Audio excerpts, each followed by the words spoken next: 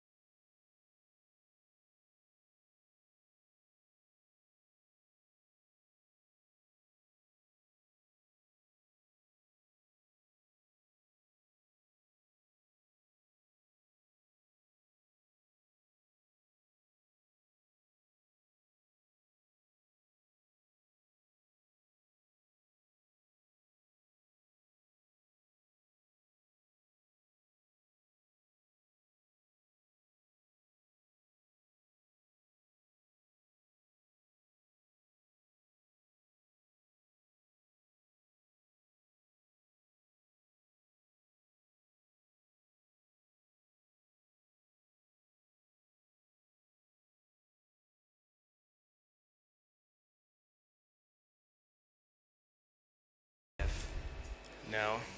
Hello? No. Hello?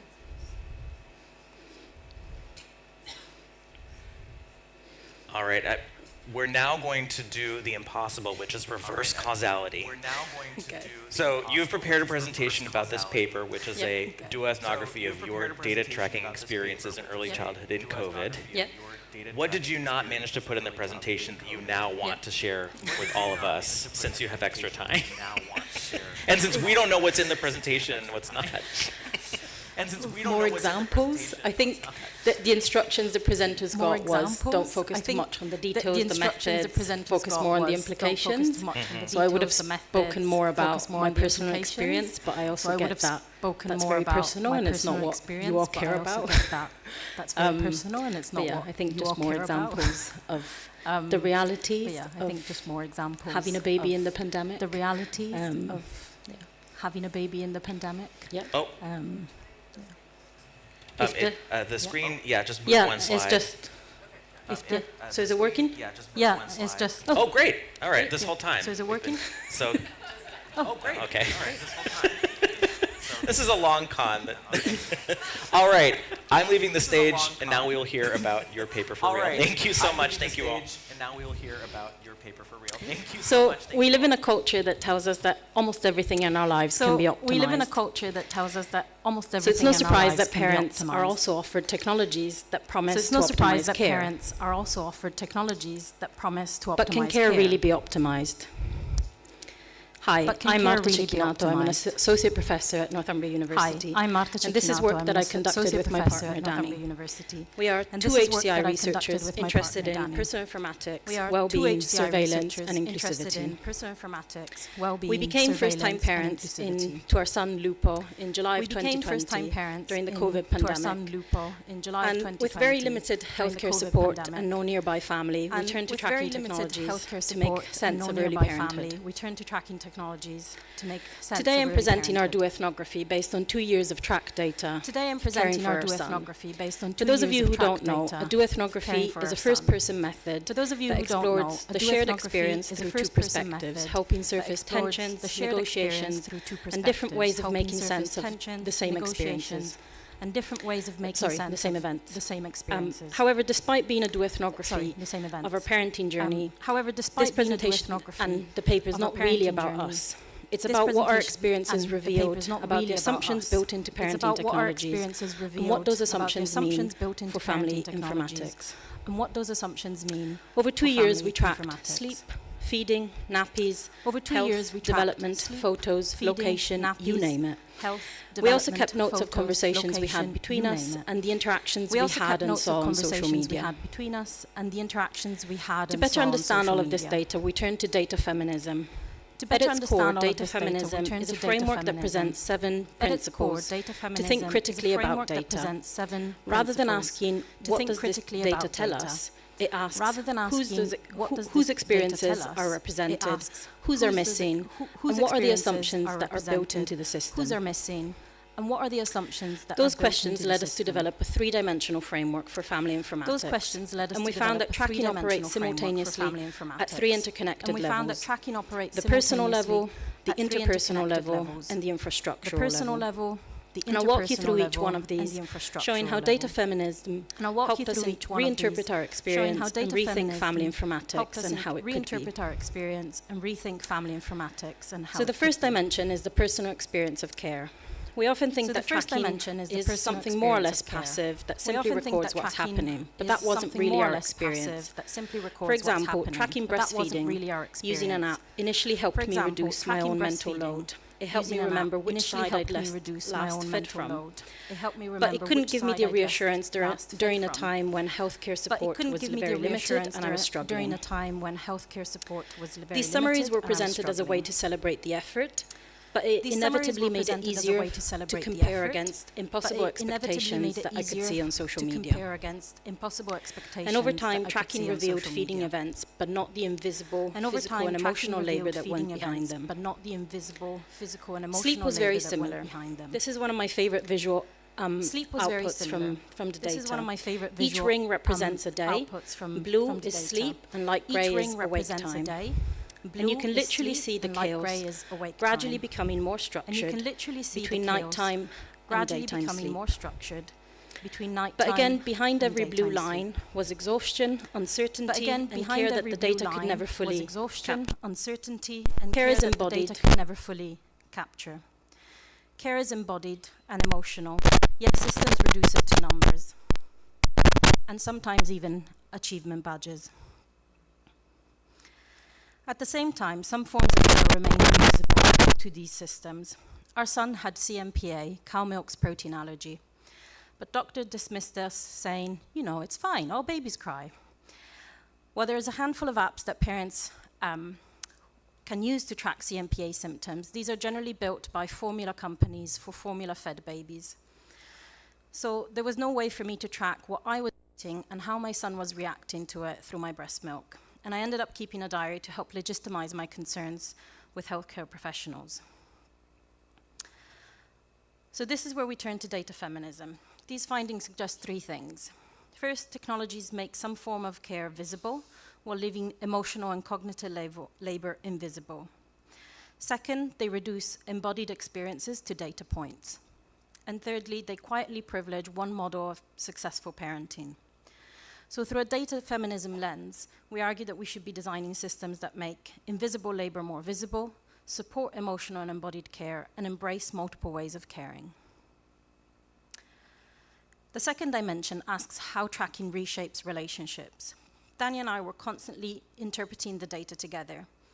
One of our biggest realizations was that what looked like our son's data for 2 years here was actually data about at least two of us. Take sleep. At a first glance, this looks like our son's sleep. Again, light blue is sleep, orange is feeding. But every wake time represented someone responding to him, and every uninterrupted stretch represented someone finally getting some rest. In some apps, what happened every night was more obvious than in others. Here, the baby monitor Nanette shows us there was 9 visits in one night and terrible sleep efficiency for a baby. But the baby tracking app Huckleberry showed us that our son was actually poorly that same night. I was giving him medicine and taking his temperature, and I was awake between 1 and 4 a.m. So the data wasn't just about our son, it was telling a story about 2 people. Or, in some cases, even 3. That night, Danny woke up at 3 a.m. to give him a bottle. Different apps made different assumptions about who the main user was. Some assumed multiple owners, like Family Album. Others distinguished between administrators and viewers, like Nanette, while some required us to share a single login credential in order to track, like Huckleberry. These aren't just technical decisions, they shape who can contribute to care and how. So data feminism reminds us that caregiving data only has meaning in context. A sleep graph only becomes meaningful when interpreted alongside exhausted parents, feeding practices, and everyday family life.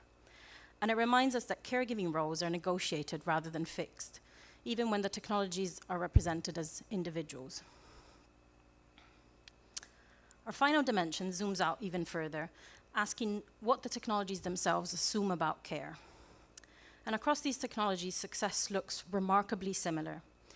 Babies should sleep at set times, thanks to the AI sweet spot that optimizes routines.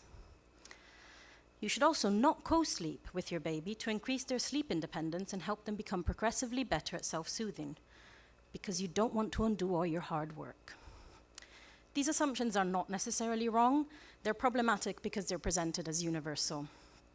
Indeed, anthropological studies and the previous papers have shown that bed sharing is the norm in up to 2/3 of human cultures around the world, yet technologies reward one ideal and judge you or shame you if you deviate. And the assumptions also shaped privacy. Sharing our son's photo wasn't an individual decision. It was something we continually negotiated with wider family, all of whom had different expectations and different digital literacies.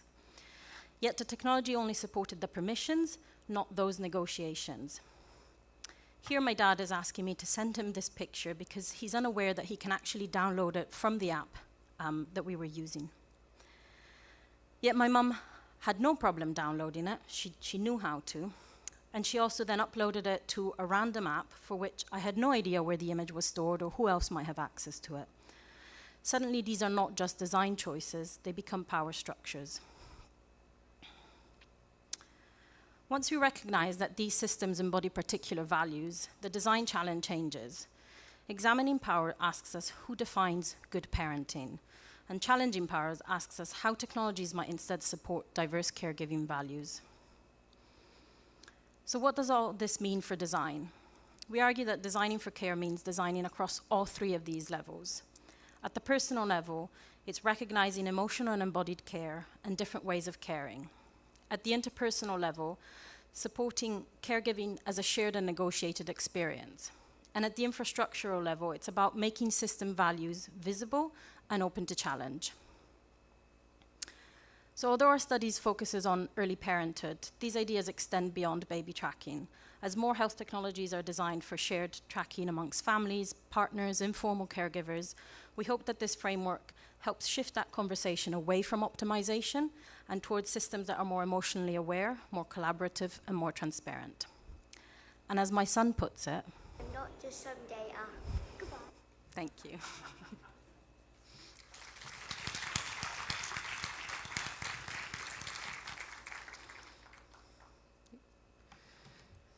Thank you so much. You probably also are earning awards for flexibility under stress, so thank you for that.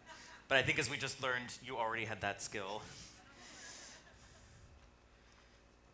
All right, our next presenter, Gabby Marco, is going to present adolescent perspectives on social connectedness in their local communities, implications for the design of technologies to promote individual and collective well-being.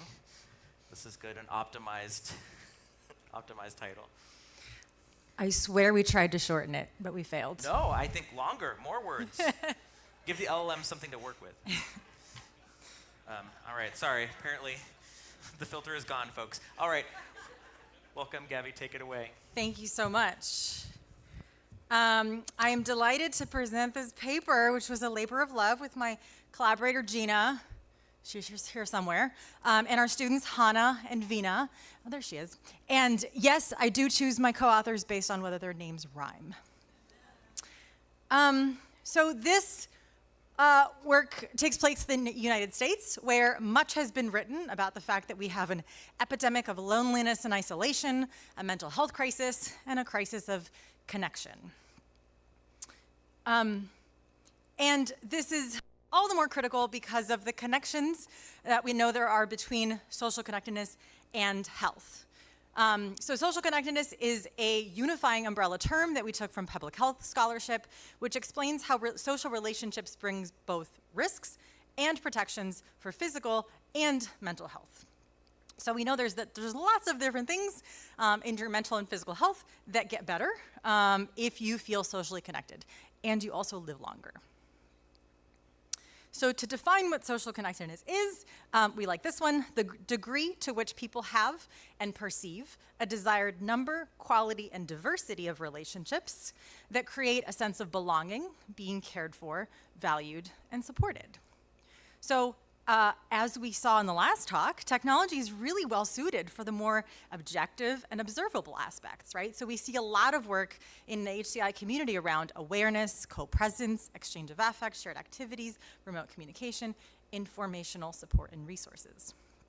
And so in our study, we complement this prior work through a focus on the perceived subjective experience of social connectedness. So a lot of what we saw in the last talk around actual relationships between a parent and child, between co-parents, and with a family. And those things are a lot harder to capture in technology. And our focus was on adolescence because we know how important social connectedness is at that stage of development. So it supports positive development. We know it prevents violence, protects them against depression, substance use, and just overall sets them up to be healthier adults. And on top of that, as hard as it is already to grow up in the United States, we have many adolescents dealing with external stressors like poverty, systemic racism, and gun violence. And so we know that having a sense of social connection within their surrounding community is associated with improved mental health outcomes to help them cope with all of those things better. So our guiding research questions were, 1, how do social practices within their local community help adolescents feel a sense of connection? And then how do those social practices inform novel technologies that help them feel more of a sense of connection with their community? So what we did was focus groups with 19 adolescents aged 10 to 16. They're all in an economically disadvantaged community and all self-identified as Black or African American. And to get them thinking and talking in the focus groups, we gave them a set of 6 cards. So you're seeing the front side and the back side. On the front side, it would say something like, describe a time when you felt like you could trust someone in your community. So the describe a time part of that statement is us drawing from social practice theory to get them to think about concrete moments in their lives and what people were doing. And the trust part is us using social connectedness theory because we know that trust is one of those things. If you feel, we know you feel socially connected with people around you if you feel like you have people you can trust. So there were 6 different cards with 6 different of those indicators of social connectedness. And then on the back of those cards, it would say something like, I feel like I can trust people in my community when blank, so there should be more blank. So what we were doing is turning those things into problem statements that could reveal opportunities for technology design. So we were nudging the focus group conversations into like, okay, what are potential opportunities of things we could improve or design for in the community based on what is already working for you. So, what did we learn about those social practices? Well, we created this beautiful pillar illustrated by Gina. And the bottom of it starts with building rapport. So adolescents felt connected when, at the most basic, you get to know people, right? And they get to know you, you build rapport, you broaden your social circle, and you feel like people know who you are. So we have lots of beautiful quotes throughout this paper to show how youth were making that connection between concrete things that were happening in their community. When they get to know people and people know them, they feel like they belong, they have a role within their community. And then conversely, they also saw the connection to violence, like shootings and stabbings that were happening in other neighborhoods were not happening in theirs because they saw that people know each other and respect each other. And then we know that prevents violence. So as we then build on basic rapport, people start showing respect for each other, they take care of one another, you begin to trust people and build relationships with people. Once you have established relationships, then naturally conflicts will happen. So then they have to learn to navigate conflict when they get into trouble, to learn from that, and to learn to maintain relationships over time. And then finally, the pinnacle of social connection for all of us is authenticity, right? We all want to be understood, we want to be accepted for who we really are, and we want to be celebrated. So they had examples of wanting to share accomplishments and achievements with people who cared about them and could really help them celebrate. So what does this all mean? First of all, a lot of times when we're designing technology, we're looking for a problem to solve, right? Or an unmet need. So we instead encourage a focus on understanding what is working well for a community, because that ultimately might have a more lasting impact. And we think focusing on how social and emotional needs have been met can help us design social technical infrastructures that are going to fit better within those contexts and facilitate connection while also preventing isolation. And overall, we aim to promote social connectedness as an important design goal in and of itself for the HCI community focused on health, which is us. So what we did to facilitate more work in the area is highlight the need to maintain a holistic view of this concept through the pillar that we created. So while all of the practices that we discuss in the paper are really critical components, and some of those have been studied separately with HCI, what we advocate for is understanding social connectedness as enacted by a set of these varied practices that build on one another over time. So looking at that process and how it's enacted over time can really help us understand understand meaningful sense of connection and how people build relations and relationships and community in a way that really bolsters their mental health. Thank you.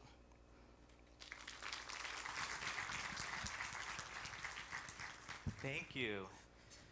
All right, last but not least, our final presentation of the session,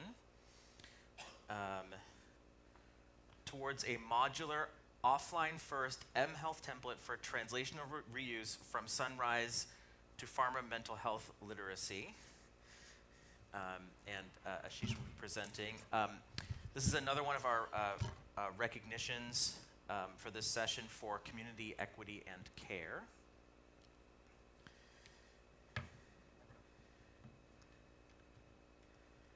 You must connect your projector before you can get an award. It's not an award. Has to be.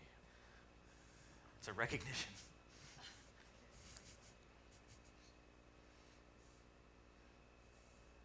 Okay. All right. That didn't take long. Congratulations. Okay, I shortened the title so that it's more readable.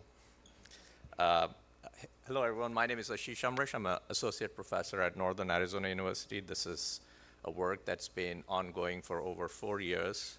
We're in our last year of this funded project by the National Science Foundation of the United States through a program called Smarter Connected Communities.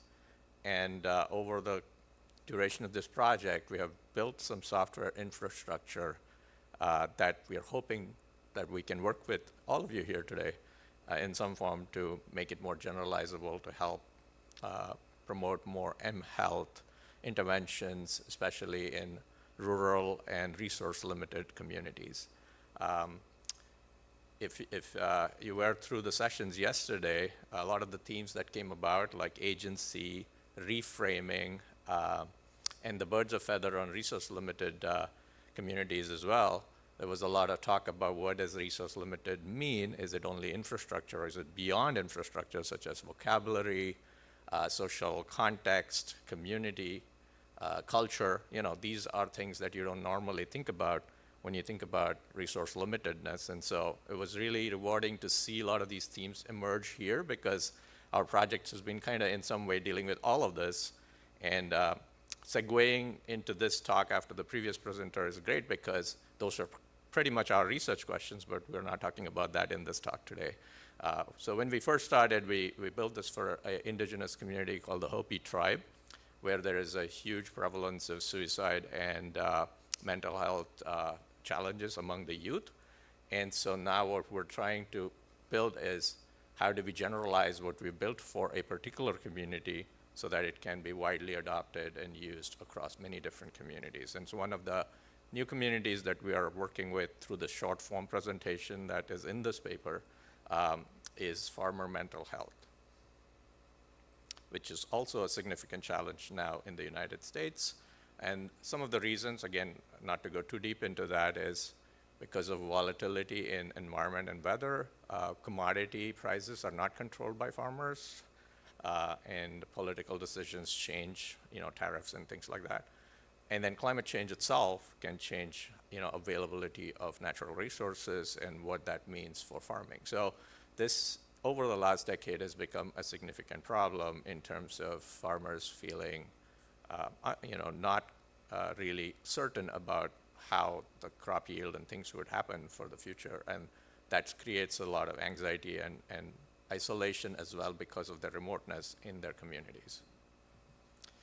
So the framework on which we looked at the farmer use case for our template, as we call the Sunrise template, I'll tell you in a minute why we call it the Sunrise template, is called this growing resilience in tough times. So how do you take some way to connect and build resilience among communities when they're facing tougher times? And so this is coming from our socio-technical system. Like, this is why I'm saying I'm really operationalizing a lot of the work we've been talking about in this session today. So this was called Sunrise because it's translated from a Hopi word called Koina Gupta, which means sunrise, and provides hope to the community and the people that are using this app to try and build some kind of connectedness among themselves and gain supports from each other. And the reason for the socio-technical system to build this community support and connectedness is that the isolation is a challenge because of many factors that we've spoken already about in this session, including isolation and the remoteness of people and infrastructure are not available to even go to a clinic and seek help. And so how do we use a socio-technical system to kind of build that connectedness? So our system was built around a few things on the community side, again, through years of participatory community-based research. So you had a mentor that's always supervising the group that is seeking help, in this case, young adolescents. And then you have ways for them to communicate through the app, through chats, as well as direct mentor monitoring and providing peer support when needed. And then through the app itself, from a user standpoint, you could do many mindfulness-based stress reduction activities such as guided breathing, meditation, walking, team running, drawing, painting, and then logging your mood and stress on a daily basis. So that's kind of the overview of the technical system we had developed. And what we're doing now is trying to see how we can generalize it for other audiences that face similar situations, which is resource limitedness. And that's not just infrastructure, but everything around that we spoke today and yesterday. And so how do we take what we've developed and make it more scalable and generalizable for other folks? So one of the things that are common in such applications are, the ability to have a seamless experience even when there is no connectivity. So offline first synchronization, persistent data storage, and local caching. These are some of the things that we built in the back end of the framework to be designed for such situations. And I want to quickly play a little video that'll put a lot of the things I've been talking in context. So this is your mood and stress indicators. This happens every day in the app. When you get into the app, this is one of the first things you do. You have a lot of support systems that you can reach out to as part of the app. You have a reward system where you're earning seeds or points for doing a lot of these activities. And activities can range from things like individual activities where you're walking or running, or doing team activities where you're working together and completing tasks as a team through your group communication process. And then these are designed and developed for helping with mindfulness-based stress reduction literature or background, that people have already done this in several different ways through mobile apps. Our goal was to integrate all of these different proven techniques and build that for a specific community, which is the Hopi tribe, as part of our first part of the project. And this demo that you're seeing, the UI, the interface, the context, the color scheme, the elements, they are all kind of tailored towards the Hopi type. The dragon game, however, is not. This is a new addition that I wanted to show as a way for improving what we call the thought journaling process. This is a part of our template. One of the things that is very common in mindfulness-based stress reduction is the way in which folks can put their thoughts on a daily basis. It usually is a journal, but that usually ends up becoming very monotonous or repetitive. So we built a game where you actually put your thoughts as a way to pet and feed a dragon and see it grow and change over time. And so this is an example of what we can do in terms of creating some common elements that could just be translated to different communities through a templatized vision for this project. So quickly talking a little bit about the template. So how can Sunrise, this project we've developed for the Hopi tribe, can be meaningfully adapted to a new community? So a lot of these elements can easily be moved from what we're currently doing to any new use case, like support systems, specific usernames, reward systems, and then aesthetics. Like these are easily changeable as part of the templatization process. So that's on the front side, and even on the back end side, we can really look at how do you want to store your data, how do you want to cache that, what is your rural situation or resource limited situation look like, and how do you want to navigate that process. And so then you can adapt all of the behavioral health modules like breathing and meditation into your context. And this was just one example how you can easily change your color scheme through a scripting process so you don't have to redo the whole application from scratch.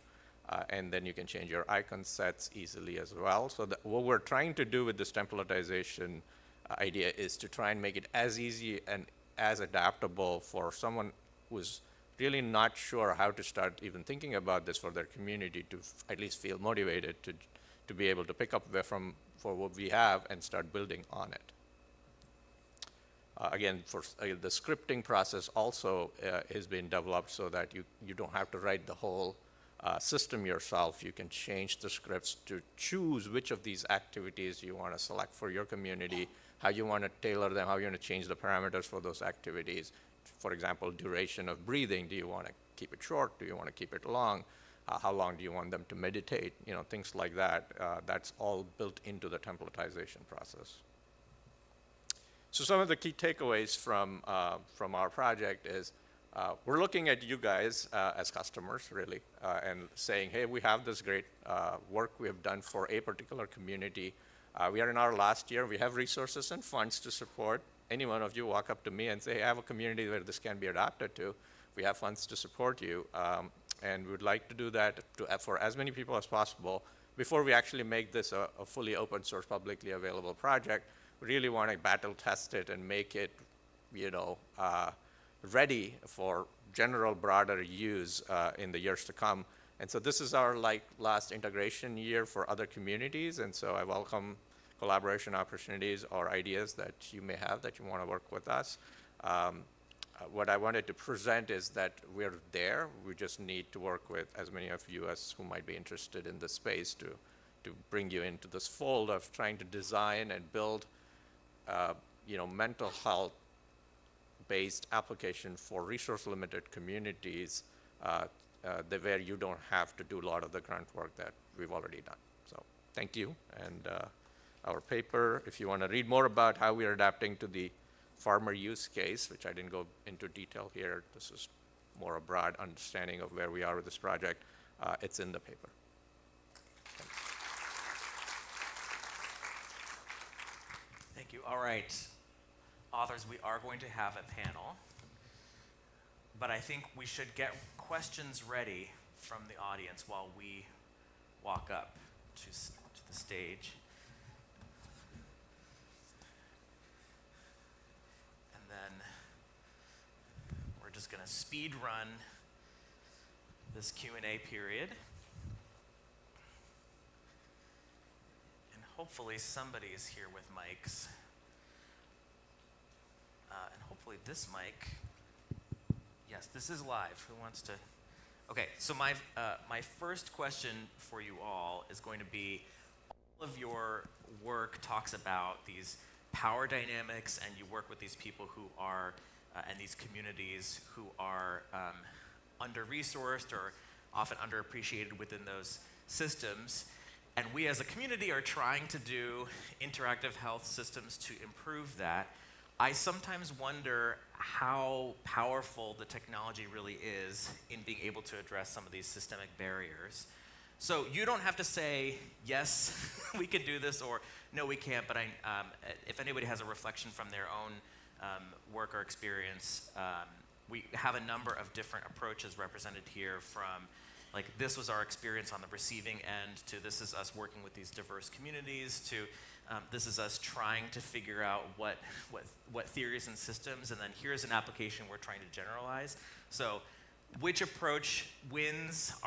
Is there hope for us, or where should we be more cautious? And who wants to tackle that easy question?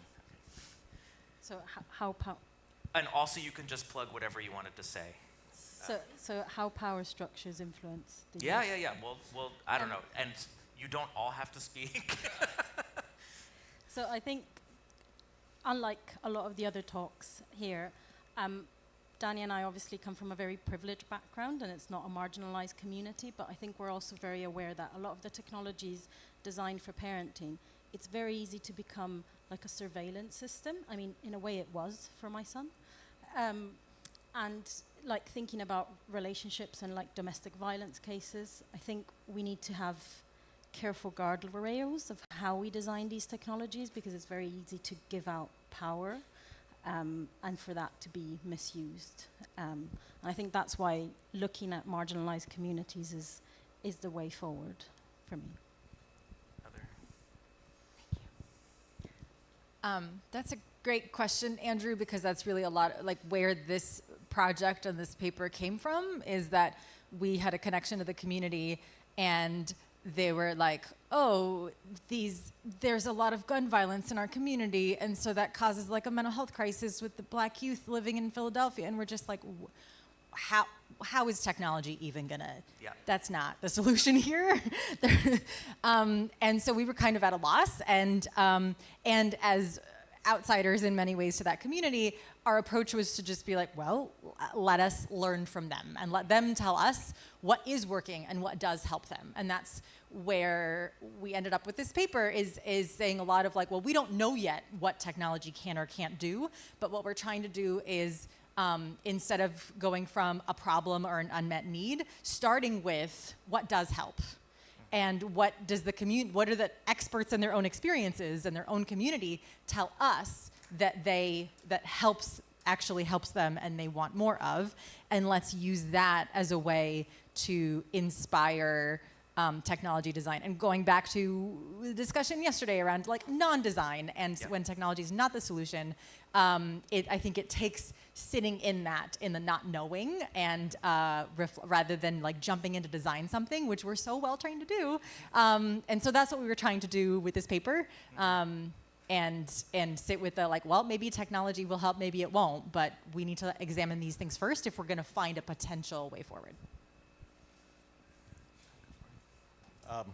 I'm no expert in indigenous inequities and power structures, but over the 4 years, I've had a chance, at least as an outsider, to look at what I'm able to see, what I'm able to see in these communities. And what I've seen, there is an inherent power structures everywhere. Like, I'm a PI of a National Science Foundation grant, so there is a power structure right there. But how do you dissolve this for meaningful outcomes? That's what really we want. And the thing to do for me was to not be the PI and make everyone a PI, right? But that's easy in that setting because it's an internal, community-focused, collaborative project. It's easy to dissolve a power structure. But when you look outside of that, you have the tribal community boards, you have the elder systems, you have so many other power systems that you don't have direct influence on or any way to move your project ahead. I'm very project specific here. And that's a challenge in these situations because years of mistrust leads to a lot of distance. And so these tribal councils have that, we don't know what you are bringing to the table kind of approach. And so it takes more than a normal project in these situations to be able to help dissolve those power structures, because at the end of the day, the community responds to a hierarchy. At least in the tribal communities in the US, it's a very hierarchical system. And so you cannot go in saying, I don't care about the hierarchy, because that hierarchy is there whether you like it or not. And so you have to work through that system, and you have to find ways to build the trust and build that confidence that what you're doing is actually beneficial. And the way we approached that was very quick piloting and iteration to show improved and rapid change in the community and their participants, and not take too long to provide that evidence. And so I think quick iterative prototyping and design is very critical, at least in the situation that we were in. Very cool. Just going to add that I think it's also baby steps.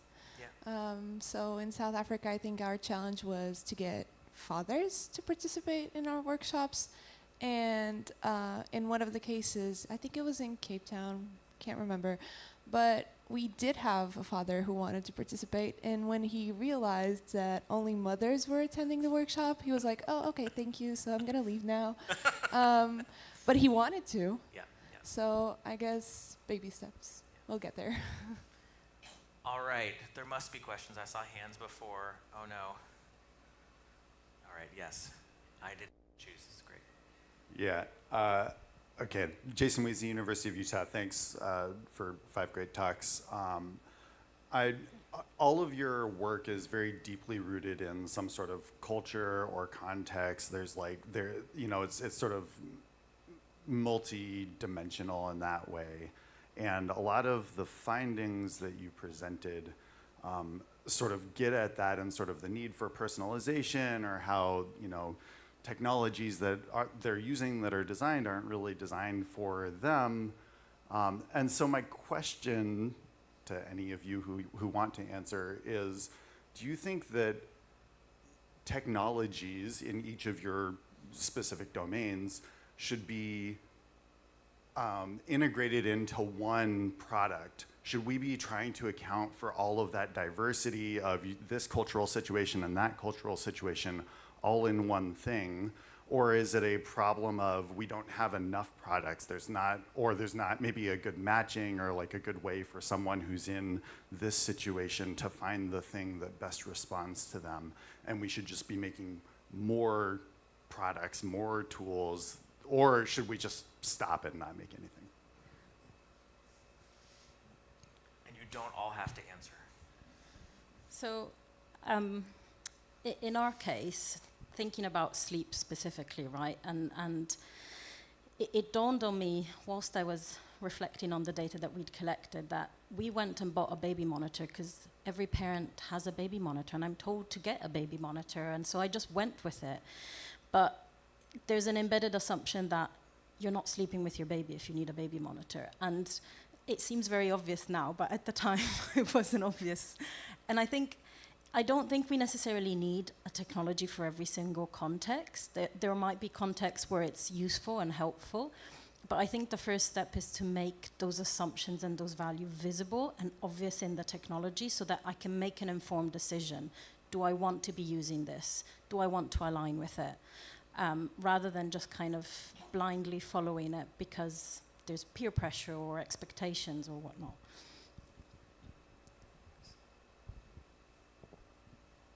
Thank you. I was thinking, and also in the project that we did, in the end, we created this chatbot who was actually offline. And we also had a poster about a not so shady chatbot because of that. And I think one of the impacts it had on South Africa was actually digitalizing the PDF they already have to take care of their children. So in a way, I also think it's not one size fits all and create all these products and build even more. It's more also a way of so putting the resources there and actually having people reach them in an easy way. Because sometimes you can think, yeah, I haven't. It's probably there's an app for this or that, but you don't know. Or you are too tired to look for it or something like that. So, yeah, I think that's a tough question. I think in our case, we went from a very specific context and a group of people, but I think through the theoretical lens that we used, we ended up with something quite universal. We all need connection, right? We all need to feel like we belong and we're loved and cared for. How we get there might differ, right? So I think, but our goal is to use something like that to guide design so that we're meeting a real need and not just I mean, sometimes there's just too many products just for the sake of having another product, for the sake of making more money or having another publication or whatever it is. So I think if we're truly guided on like what is the need we're trying to meet, how are we, whether it's social connectedness or something else, what are we actually trying to do for people? And that will help guide us toward, well, can that fit into something that exists already, or does there need to be something new for this? All right, we're going to add a few more minutes and then you will get your coffee break, which means we have time for one more question, fighting it out. The SV will decide. I have a microphone. Oh, yes. All right. Oh, there you are. Sorry. Yeah, sorry, over here in the wing. It's a sea of faces. Yeah, Patty Derbyshire, Simon Fraser University, Vancouver, Canada. Thank you all for your presentations. Two things first to share and then a question. Because we're in Canada, and we are deeply involved in reconciliation with Indigenous peoples, we have data governance expectations for this work. So there's a framework called OCAP.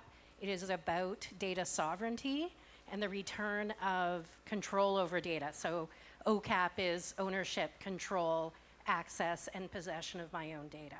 And I'm wondering if anybody is working with those ideas. My more specific question is, and it carries over from yesterday, each of you in some way, shape, or form are also dealing with trauma. And so in Indigenous communities in the US, there's been a genocide similar to what's happened in Canada with young people around gun violence and the persistence of violence writ large. South Africa, apartheid, and the intergenerational effects of apartheid. And you mentioned shame around parenting, around many and multiple ways that women are positioned and still problematics around that. So any thinking about trauma wisdom in the design, the programming, and bringing this into our collective work. Really interested to hear more about that. I'm holding the microphone, so I guess I can start. First question doesn't apply to me. The second question, we think a lot about trauma-informed research, trauma-informed design. Absolutely, we were very intentional. Obviously, we were not going to go ask a bunch of adolescents to talk to us about their trauma and re-traumatize them. So we worked with the local community to recruit the right participants, to host them within their own context, and we were guests as outsiders. And then our whole approach to designing the study was joy and positivity. So again, what is helping you? What makes you feel like someone cares about you? When have you felt like you can trust someone? So focusing on the positives, and then things still slid in where they chose to share with us, some of the negative aspects. But it was all about looking at connection in a positive way. So I think that's a way of, and so using like peer support and community support as healing, and then using positivity to sort of process their experiences. So that's how we thought about it in our work. Yeah, so our work was very similar for the trauma part. We gave a lot of agency to the peers and the mentors to work through that, and also had positive messaging as well as thought journaling that kind of helped them overcome such traumatic situations, and they can happen anytime in these audiences, especially in the indigenous settings in the U.S. with isolation and depression, depression caused by isolation. The trauma is prevalent quite universally in those areas with youth, and so our design process was to see how we can help them through that, in ways that they feel comfortable rather than us, initiating the topic. So it was kind of like an indirect way approach where we try to push that subtly. For data sovereignty, we do a lot of safeguarding. So all of our projects' data actually sits in the tribe servers. We don't own any, and we don't have access to it. All of the participants are fully anonymized. So when they actually when they join the app, and right now our clinical partner, the Hopi Behavioral Services, is integrating this into their clinical practice. Even their counselors will not reveal who the real youth are to each other. The counselors will know who the youth are, but the youth themselves won't know who they are. And even through the app, it's all aliases. And all of that data is then privately secured and kept within the purview of the tribal organization. So we do pay a lot of attention to tribal sovereignty. It is extremely important to build trust. Without that, I don't think we could have gone as far as we are currently in this process. This is one of the reasons most of the projects actually fail in the United States, is because they cannot achieve that level of trust, and typically it's because of not providing sovereignty of the data. So our project, the focus was not on trauma. However, we always end up there. And I think one interesting thing that we found was during the sessions we shared with parents, I think the sharing experiences felt like a therapy session. So they got out of there lighter with their trauma. Like, okay, so I'm having trouble putting my child to sleep, and another parent would have the same issue. And even not believing in the same practices, I would say, they would feel lighter getting out of there. And so I think our implications also touch a little bit on that, like not being judgmental, but yeah, I think the methods are also a way of dealing with the trauma from participants. So I can't remember all the acronym you had, but one of the acronym was ownership. And it took us 2 years to publish this paper because I had a strong ethical dilemma that we had to discuss of, like, is it okay to publish data about our son? And all of these technologies have all of this data. And I had discussions with my 5-year-old as well about it. He can't really give consent, but he is very excited I'm here to talk about it. And I think in the end, we kind of settled on, no, I think there's not going to be research that can give you this kind of depth research for 2 years. So there is value in it. But obviously, there's also a tension between trauma and the fact that there is this data. So we tracked for 2 years and we ended up stopping because I wanted to stop when I could see a whole night of uninterrupted sleep. And this wasn't just my experience. There was Facebook groups of people just sharing like screenshots and screenshots of the same app, being like, look at that beautiful data, all of those blue long lines of just uninterrupted sleep. And there's clearly trauma in there, and like sleep-deprived parents, and this tension between, I'm giving away this data to help me support my parenting journey. I think there's value in thinking about, like I said, embodied and emotional data that's not just kind of self-optimization, and rethinking what this means over time. I don't need that data anymore. I'm emotionally attached to it, but I need to find a way to like get rid of it, and so that it doesn't sit in the internet and has an impact on my son's life as well. Well, thank you to all of the presenters for this session. You thrived through technical difficulties, so let's give them all a round of applause. And my last question is, when are we back? Is it 11? It is 11 still. All right. 11? All right.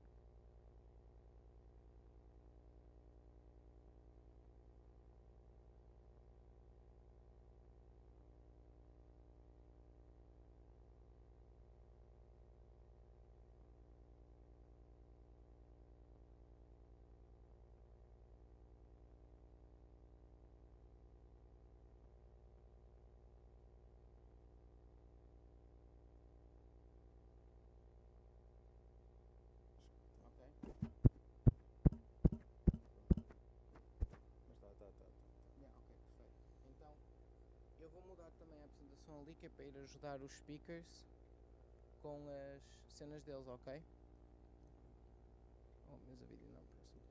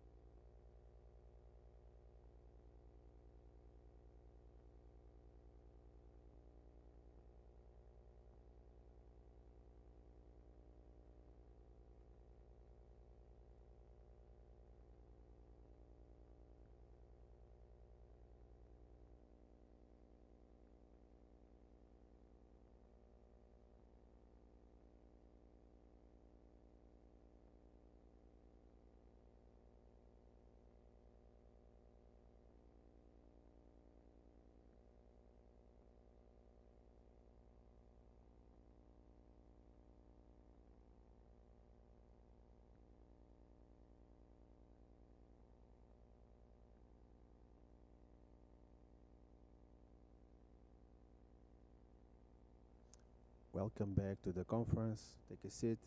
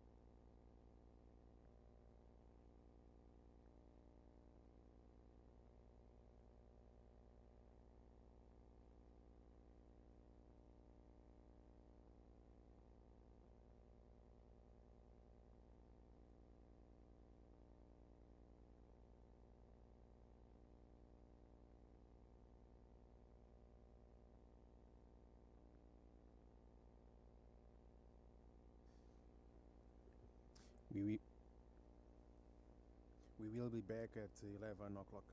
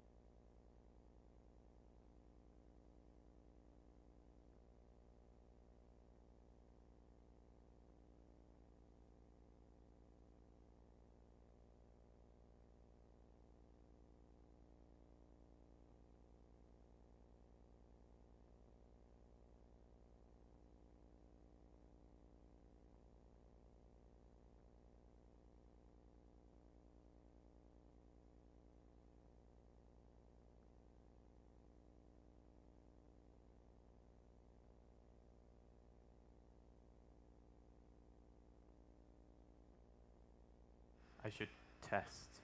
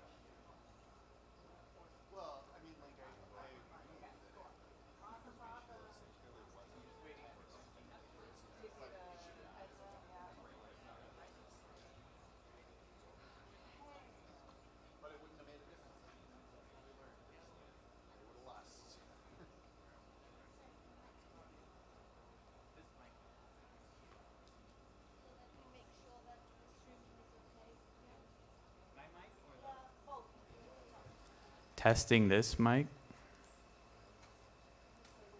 Yes, it works. Yes. Testing this mic. They're still not smiling, so I don't know if everything's okay. They don't smile much. Yeah, we're not still okay. Exactly.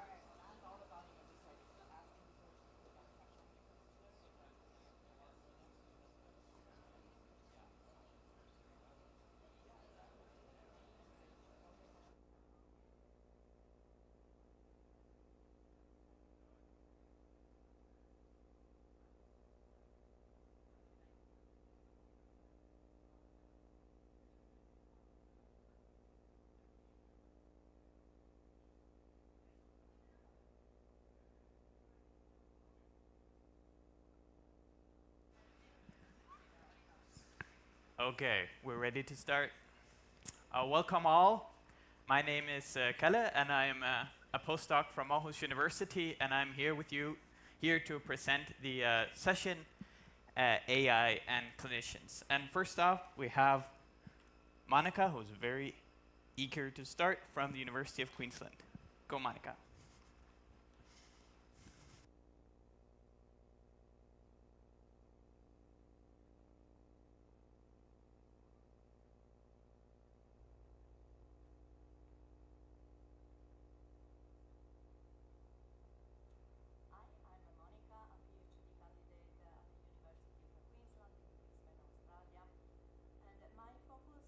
Research focus is on understanding how to present artificial intelligence output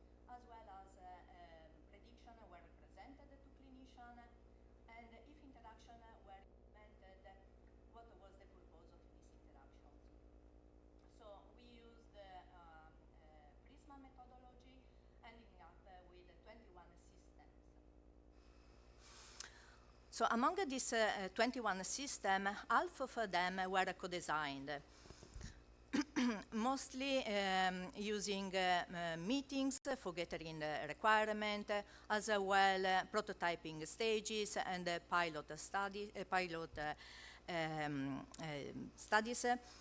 The fact is there were not only these three, so there was a variety of methodologies used for co-design. And we also find that these co-design systems were presenting explainability technique, as well they were mostly interactive, and they were user interface evaluated. The fact is only 3 were high quality user interface evaluated. What I mean by this is that we conduct a quality check. So basically, we gave a low score to systems that were evaluated with the same clinician, by the same clinician that were involved in the design of the system. And we found that only 6 of these systems were high quality user interface evaluated. And this is the first gap between software developer and clinicians. As well, we found that the system were evaluated in outcome and algorithm performance, and this underlined again this gap, because we are evaluating, yes, the mathematics behind the system, the algorithm, but we are not evaluating the human-computer interaction that actually deliver this mathematics to clinicians. So in terms of how predictions were presented, we found that there were different methods: single value, trends, numbers, categories. In this table, you can see a comparison between the high quality evaluated system to the co-design system. And we noticed that all the high quality evaluated system were presenting numbers, while the co-design system were presenting categories, and only 3 presented both. So some of the system presented explanation. Most of them use Shapley value as a standard techniques, but others use, for example, patient similarity or metrics to explain the prediction. Interaction were used for exploring the data, analyzing the data, as well to make a clinician be able to provide feedback, and as well to accept or reject the predictions. So interaction are really powerful because makes a clinician to think about the information that they are provided, and as well they can go in depth if they needed. And the system looks more supportive instead of replacing their making decision. And for these reasons, clinicians are more keen to adopt and trust the system. But at the same time, we need to be really careful because in time-constrained settings, we don't want a clinician to be overwhelmed, to lose themselves in this interaction. And as well, we don't want to give too much information to them, to burden them. And at the same time, we don't want to de-skill them, incurring in automation bias or tunneling. So this is just a quick presentation of some of the findings that we got from our study. If you want to learn more, please just read the paper. But those are enough for you to understand that there are many implications for researchers, developers, and healthcare organizations.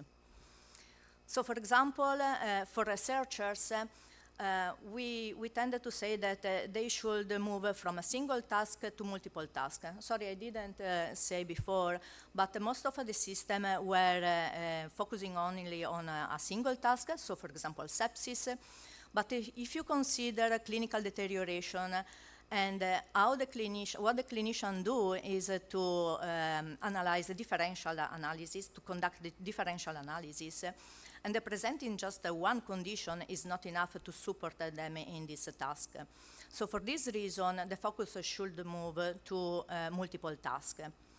Similarly, explainability is not enough again. So we should move from explainability alone to the evaluative approach. What is the evaluative approach? Is a paradigm that make a clinician to be able to create their own hypotheses within the system and test them within the system, so that we can avoid automation bias and tunneling. Interactivity is a trade-off between what it can bring as a benefits and the limitation, the barriers that can arise. Also, from this study, there was not one single co-design methodology that was best compared to the others. So research on understanding what is the best methodology to co-design a system in healthcare is also an area of research. And again, evaluation is a big gap. We need to evaluate our system in situ with the real data, possibly, and as well as the end users. Regarding developers, we suggested them to build the system based on research findings, as well as we asked them to understand if the system should be integrated in the hospital system or should be implemented as a standalone, like a dashboard. And this is important to avoid future new billing, as well usability issues, fragmentation of information, and data access problems. Developers should be aware that working in collaboration with a few clinicians may bring subjectivity in the system. So again, evaluation is important with a broad number of clinicians. Since we had in our finding, we found that the information was presented in a very different way, probably customization is also a requirement. And developers should also incorporate functionality that allowed clinicians to give feedback to the backend, but not only for improving the algorithm itself, but for improving the user interface as well. So for healthcare organizations, they must ask for rigorous system evaluation, facilitated clinician involvement in the design, and provide training for assuring that safety is adopting in these systems. I think I stop here because I'm running out of time. Just saying that there is a lot of work to do on the user interface from all the sides, from researchers, developers, as well as healthcare organizations. And thank you. Thank you, Monica. And next up, we have Celia from the University of Copenhagen, who will present I Cannot Teach It Anything, Human in the Loop AI after development in clinical documentation. Thank you, Kalle. Let's see if we can get this to work. Presentation mode, please. Come on. Here we go. All right. Hi. I would like to start by asking a few questions for the audience. I would like to start by asking you to raise your hand if you've ever worked with building AI. I was not surprised by that, so that was a lot of you. How many have worked with evaluating AI? Great. And how many have worked on evaluating AI after employment, so maybe 5 years after employment? So that is the question we want to explore, because I saw no hands. So before talking about human in the loop, which the paper surrounds, I want to go back to where it all starts. It starts with data. So data can't just be harvested. You cannot just find it. It needs to be It needs to be labeled, it needs to be conducted. It has a lot of different contexts whenever you produce data. So the integration of AI into clinical work depends on large volumes of data, but we also need to decide what should this data do, how can we implement it so it fits into context, right? So these activities increasingly understood as data work. It's a small branch of work that we've built on. It's built from research in CSCW and HCI, and it has shown that data is not simply exist, like it doesn't really just exist, like we need to actively produce, organize, and maintain it, and prepare it in context. So, so we kind of built from this data work concept in a way that we divided into two types of forms of data work. So the first one is data work in healthcare, the one that's been developed from CSCW and ACI. So it kind of focused on the documentation and coordination of information management that clinicians and mainly administrative staff performed in everyday care. But the second type of data work we distinguish from is this distributed data work, which we often see when producing data from AI. We refer to the work involved in developing AI systems, such as assembling data sets, annotating, labeling, cleaning, and traditionally these kind of work largely has been studied as separated to the domains that these data support. So that's why we call it distributed data work and distinguish between these two kinds of data work. But since clinicians increasingly interact with AI-generated documentation, so how do these two forms of data work begin to intersect? And that's where we see human in a loop as a way to look into this. So much of the literature describes human in a loop AI as at a conceptual level. It tells us what happens when it tells us what humans should do, and much less how this work actually unfolds in everyday clinical context and in practice. So this raises an important question. What does human in the loop AI actually look like after deployment? So to answer that, we need to move beyond the conceptual models and study AI where it's actually being used. So to explore that question, I turn to speech recognition as a case that we use. It's a real-world case. In Danish hospitals, we conducted an empirical study where we observed 3 doctors over two rounds of 3 months, where we observed, we shadowed, we did interviews in situ, but also we gathered doctors to form a focus group to figure out like how has this implicated the documentation work in real life.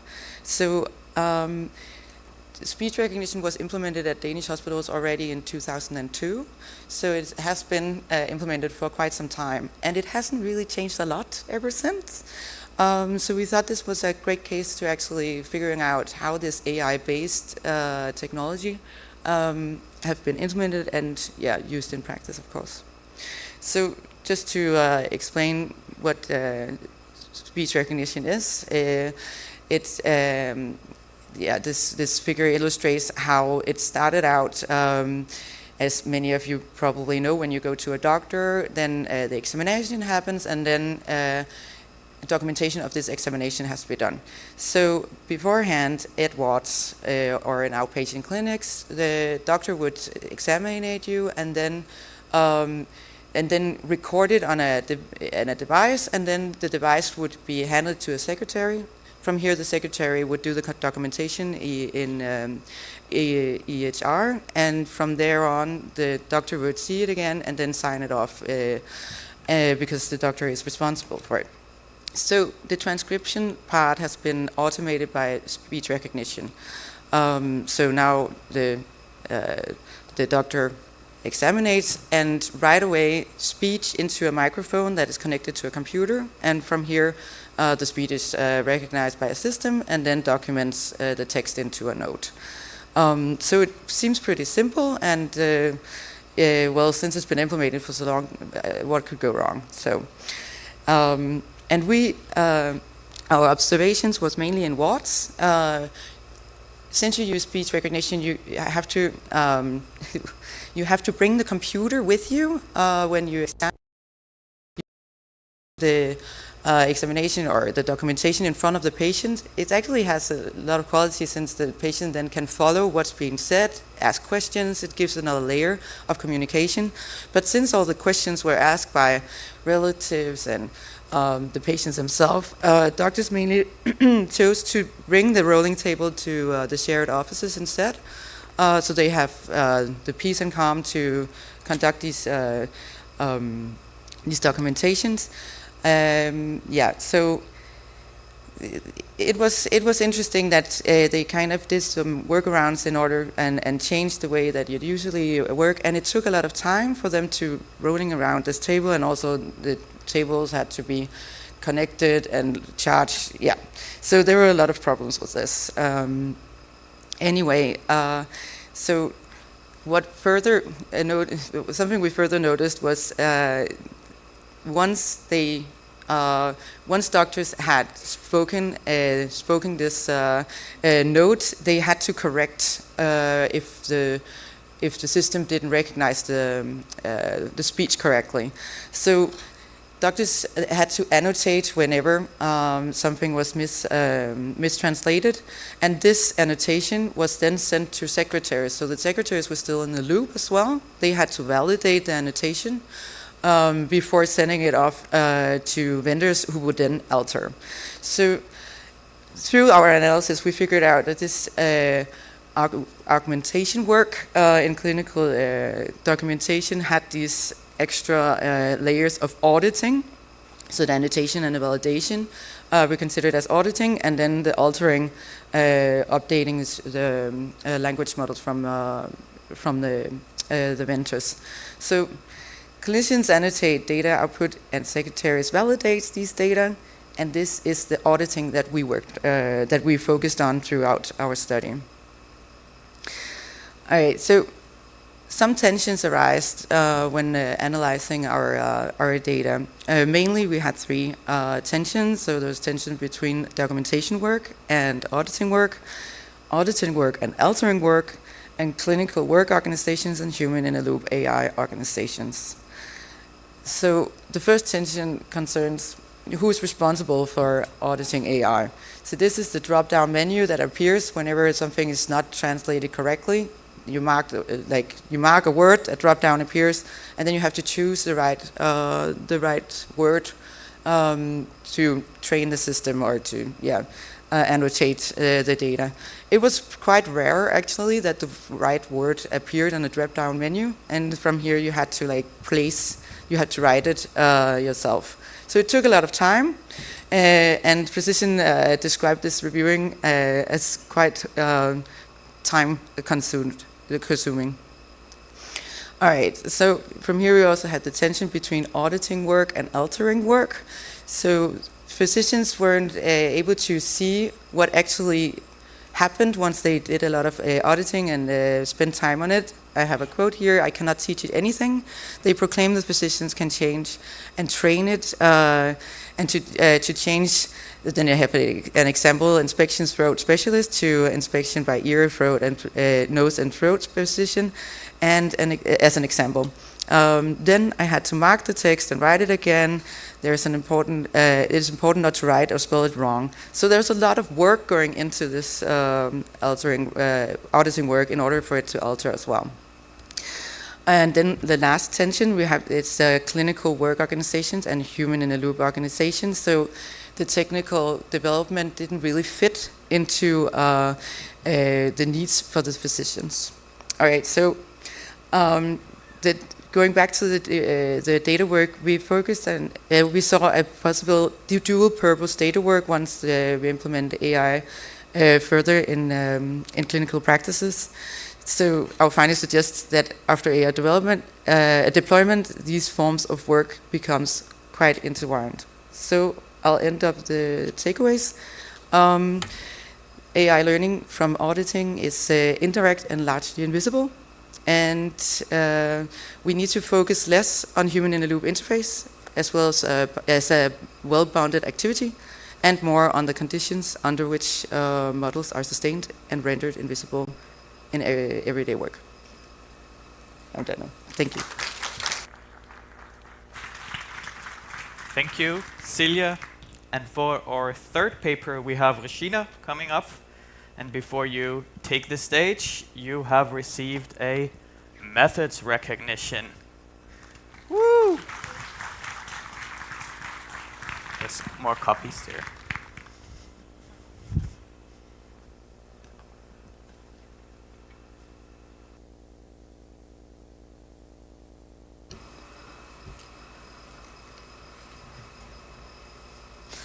Okay, perfect. So, hello everyone. I'm Regina Duarte. I'm a PhD student in University of Lisbon and in ISCID. And I will talk about AI assistance in medical decision-making, the role of recommendations and explanations in simulated clinical cases. So this work has been accepted in the special issue of ACM Transactions for Computing in Healthcare and received methods recognition, so thank you.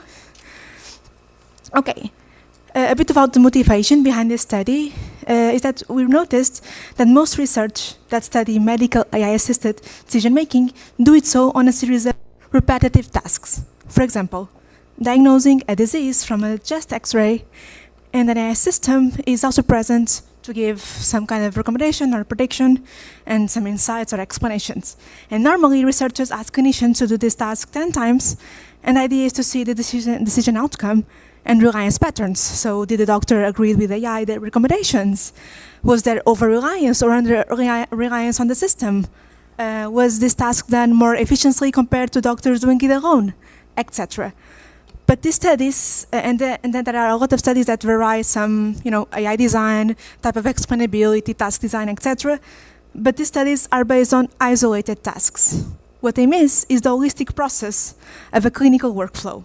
In a clinical setting, the physician has to first collect clinical information from the patient, maybe then prescribe some exams and lab tests to do a differential diagnosis, and then check the lab and exam results, then to infer a diagnosis, and finally prescribe some treatment, or do a plan of treatment. And these are decision points, like at least 3, where the clinicians has to go through in all, clinical appointments. And as you can see, in each, you can input AI prediction or recommendations. AI can predict what exams to prescribe, or what diagnosis to give, or what treatment to suggest.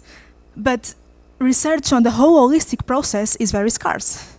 So because of this gap, we wanted to assess the effect of AI recommendations and explanations in medical decision-making, taking a holistic view of the clinical setting. So we first had to research 2 research questions. The first one is, how do AI recommendations and explanations influence diagnostic decision-making accuracy and the appropriateness of exam prescriptions? And the second one, how do AI recommendations and explanations influence decision-making efficiency in terms of time and resource use? And resource, I mean, how many exams do they prescribe? And we also add up a third and last research question, which was how clinical case complexity could vary the results of these 2 research questions. So we collaborated with a startup, and the startup already had a Portuguese startup, and they already had a simulator of clinical assessment. So we already have a platform where we could simulate a clinical appointment where each clinic could see the patient information, prescribe some exams or lab tests, then see some results, do some diagnosis, and finally do a treatment. So this was our decision task for the study. And so what we did was to design 2 clinical cases in that platform, one more complex and one more simple. So the first one was a patient with pulmonary embolism, where the most common route was to prescribe an electrocardiogram and a CT, but you could also prescribe a chest X-ray to discard some options, and then eventually diagnose pulmonary embolism. And this case was very straightforward. Most of the clinics could, it's an easy case to resolve based on the patient information. And then the second case, a more complex one, was the case of sepsis, an acute infection generalized to the whole body, and was already talked about yesterday. In this case, you should prescribe an arterial blood gas to have a very strong evidence of severe sepsis, but if you didn't, it was quite conclusive it was a pneumonia. But the diagnosis of sepsis could pass unnoticed, and that's what made this case more complex to resolve. So for more young clinicians, it was easy to check pneumonia, but not as easy to check sepsis. So we did a between subject experimental design. Participants were randomly put into one of three conditions. So they did these two clinical assessments. In these cases, sepsis and pulmonary embolia. Without any AI, this was the control condition, and then he had two conditions with AI, one with just recommendations, and then another with recommendations and explanations. So where the AI was in, it was first in exam prescription, so it recommended some options of exam to pass and to understand more the case, and then whenever they had the results of the exams, the AI was there also to recommend or predict some diagnosis. So we recruited senior medical students to simulate the reasoning of young clinicians, and because it's very difficult to find physicians to run these studies, each student did the two clinical assessments that were randomly ordered. Okay. So we tracked a lot of metrics, mostly behavior. So metrics about exam prescribed, how many necessary exams were prescribed, how many unnecessary exams. There was also an exam score, so that tracked the quality of exams prescribed. We also tracked if students did the correct diagnosis, of course, so pneumonia and sepsis and then pulmonary embolism. And as a reliance measure, we also tracked if they put the exact same keyword diagnosis as the AI recommendation. And this was interesting because there were several terms for the same diagnosis. For example, for pulmonary embolism, they could also say just embolism or thromboembolism, and it was fine. But we tracked if they put exactly the same keyword as the AI was mentioning. And then we also tracked overall performance measures like clinical case score, the higher, the best, and then time to solve the case for each. So for the easy case and more difficult. So let's start with the less complex case, the pulmonary embolism. Students performed better with better exam scores and clinical case scores when they had access to AI, either with or without explanations. But they were also more likely to prescribe the chest X-ray that was recommended by the AI, but not strictly necessary. So it was a valid route, okay? So it was correct. AI was giving the correct recommendation, but one of the possibilities. But they were more likely to prescribe it. And with AI, so AI and XAI conditions, students resolved the case in less time, so they were more efficient. Okay, going on the more complex case, the case of sepsis, the behavior was a bit different. Participants without any access to AI support, so the control one, prescribed fewer unnecessary exams. So with AI support, they prescribed more unnecessary exams. But overall, students with access to AI had higher clinical scores, so they could diagnose better sepsis, but understand that they didn't have better exam scores because they prescribed more unnecessary exams. Most of the students also could diagnose correctly pneumonia, which was great, but sepsis, it was diagnosed more when they had AI, because participants with AI were more likely to prescribe the arterial blood gas test, which was the hard evidence to prescribe sepsis, and this was because the AI recommended it. Otherwise, it was harder. Okay. Okay, so this was just a brief summary of the findings. A lot of more detail is presented in the paper, but just want to highlight some important findings.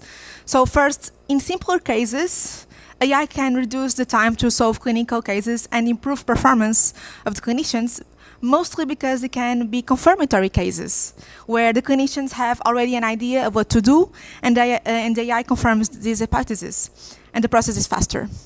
But in more complex cases, AI can improve clinicians' performance, but can also increase resource usage with unnecessary exams prescribed.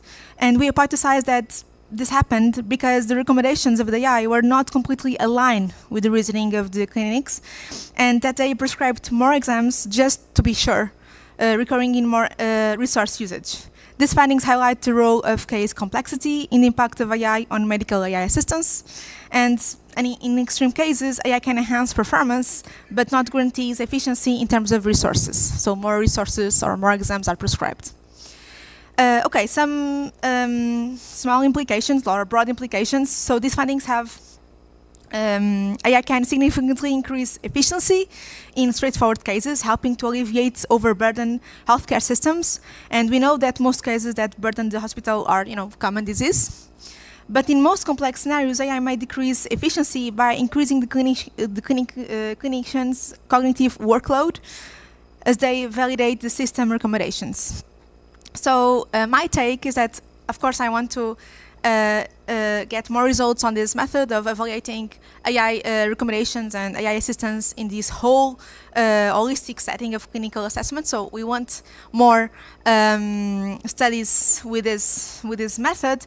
But as these findings illustrate, even for simpler cases that are supposedly super straightforward, we can try to be faster, and this could be, a great finding and improving for healthcare systems. So that is that. Thank you for listening. You can find the full paper already online for all the details, and find me on LinkedIn if you want to connect. Or, yeah, that's it. Thank you, Rashina. And next up, we have Yuhao from Lancaster University presenting When Clinical AI Hallucinates or Appears to, a reflective account of human-AI diagnostic interaction in general practice.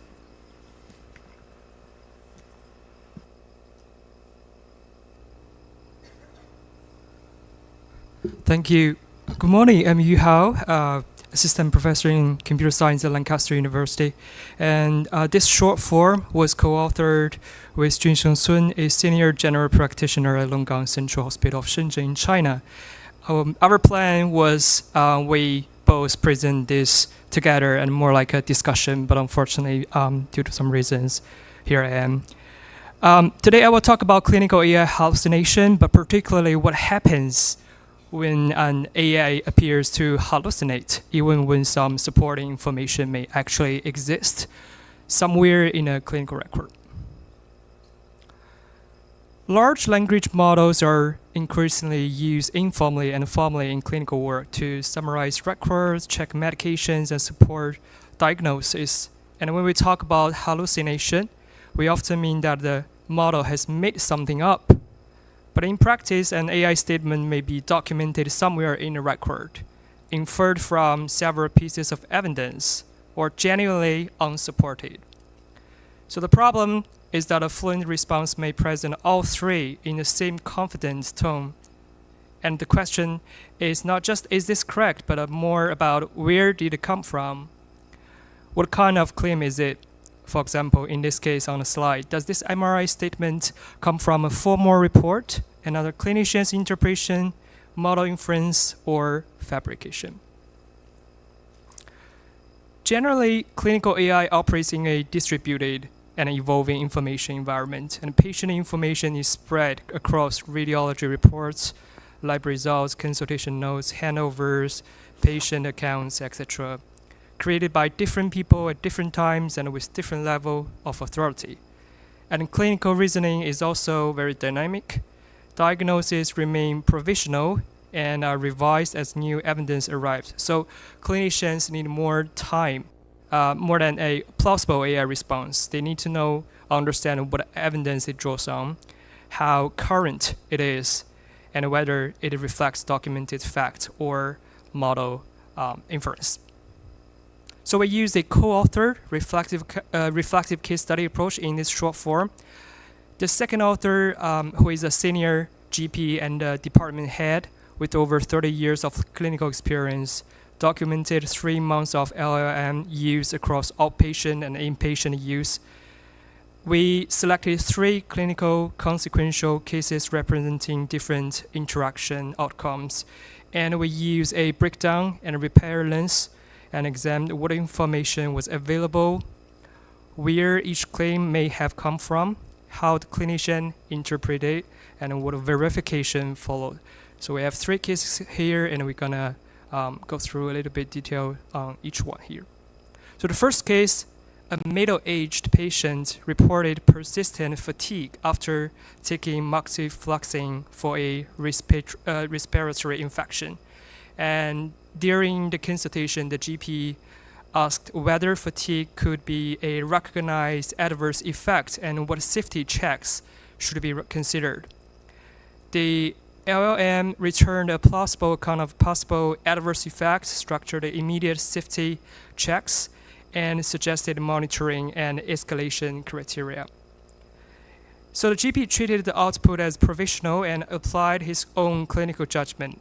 And in this case, the value was most about speed and structure because the system functioned as an external memory load, a memory that reduced search time and support cognitive offloading under time pressure. The second case concerned a teenager with G6PD deficiency who required symptomatic treatment. Medical choices in this population under this symptom condition require particular care because some drugs may trigger hemolysis. And the LM initially produced a cautious recommendation, but then later offered inconsistent statements about the same medication. It described as not recommended at beginning, while elsewhere presenting it as generally safe. And this response very confusing for the GP, even though the response remained confident, fluent, and authoritative in tone. But the contradiction was not really obvious and foregrounded by the interface. Fortunately, the GP noticed the inconsistency, returned to trusted drug references externally, and treated the assistant only as a starting point. And in this case, it demonstrated that fluent language is not really equivalent to coherent reasoning, and fluency can also conceal conflicting claims inside one apparently authoritative narrative. Our last and third case involved a complex inpatient presentation in which the diagnosis evolved across new test results, multidisciplinary discussion, and external specialist consultation. So the LLM initially ranked antiphospholipid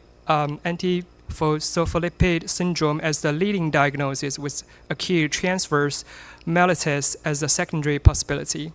But following MDT discussion and specialist input, acute transverse mellitus became the clinically supported diagnosis. And later, after additional records had been uploaded, the LLM gave a confident justification that included a specific phrase, T2 hyperintensity at T12-L1. So the GP did not recall seeing this phrase in a formal radiology report because the finding was highly specific and appeared to support the assistant's revised diagnosis. It initially looked fabricated, but the GP then searched through the distributed record. Similar wording was eventually found in a neurology consultation note, but not in a radiology report. So the content was present somewhere else in the documentation, but its provenance was not visible at the point of interaction. This is important because the formal radiology finding and a specialized interpretation do not necessarily have the same epistemic status. Yet the LLM synthesized them into one confident narrative without preserving the distinction. And in this case, we do not think we can use a simple hallucination versus non-hallucination binary, but more demonstrate a mismatch between evidential presence and evidential legibility. So here, we think clinical evidence is distributed across many records, and the LLM blends these sources into a single coherent responses. But properties such as source type, timestamp, and evidential status are not preserved or made visible. So the clinician is therefore left to determine whether each statement is documented, inferred, or fabricated.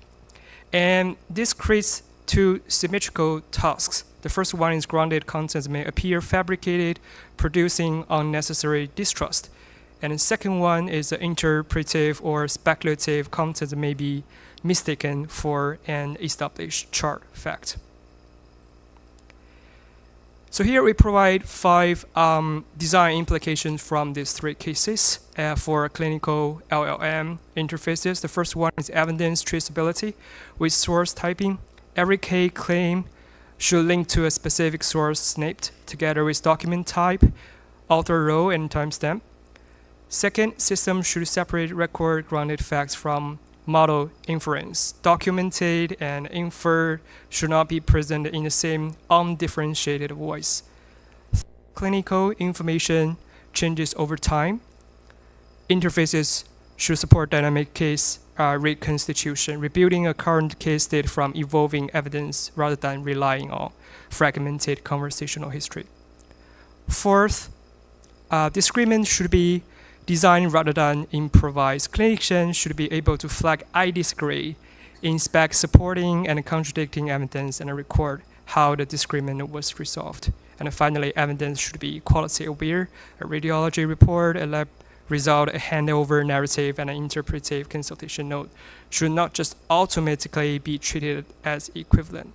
So our central takeaway is that clinical AI safety is not just about improving answer accuracy, but more about provenance, epistemic status, and temporality should be treated as prioritized interaction design requirements.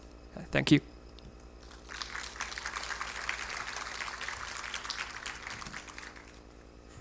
Thank you, Juho. And next up, we have Frederic, who is here with the paper, Who is in the Room? Stakeholder Perspectives on AI Recording in Pediatric Emergency Care. And before you begin, this paper has received an Honorable Mention Award. Give them a hand. Thank you. So hello everyone. Thank you for this award. I would like to first acknowledge the huge work that has been done by the first author, Alexandre Mazy, which is not here today because he's in parental leave, but he was really at the cornerstone of his reflection around the integration of AI into routine clinical care. And so I would like to start with this question. Who is in the room when pediatric resuscitation is going on? And it seems a simple question at first, but you will see that it's maybe more complicated than that. So imagine you are, there is a clinical resuscitation. The clinicians are making their things. They are fighting to give the best care as they can.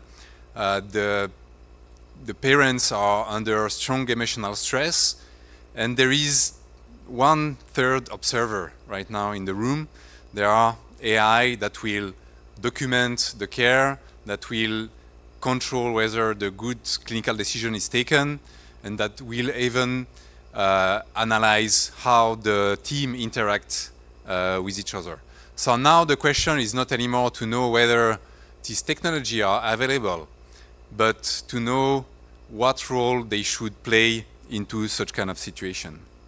So as I said, these technologies are more and more present into different care settings. They will, as we saw before, record, document the interaction between the clinician and the patient.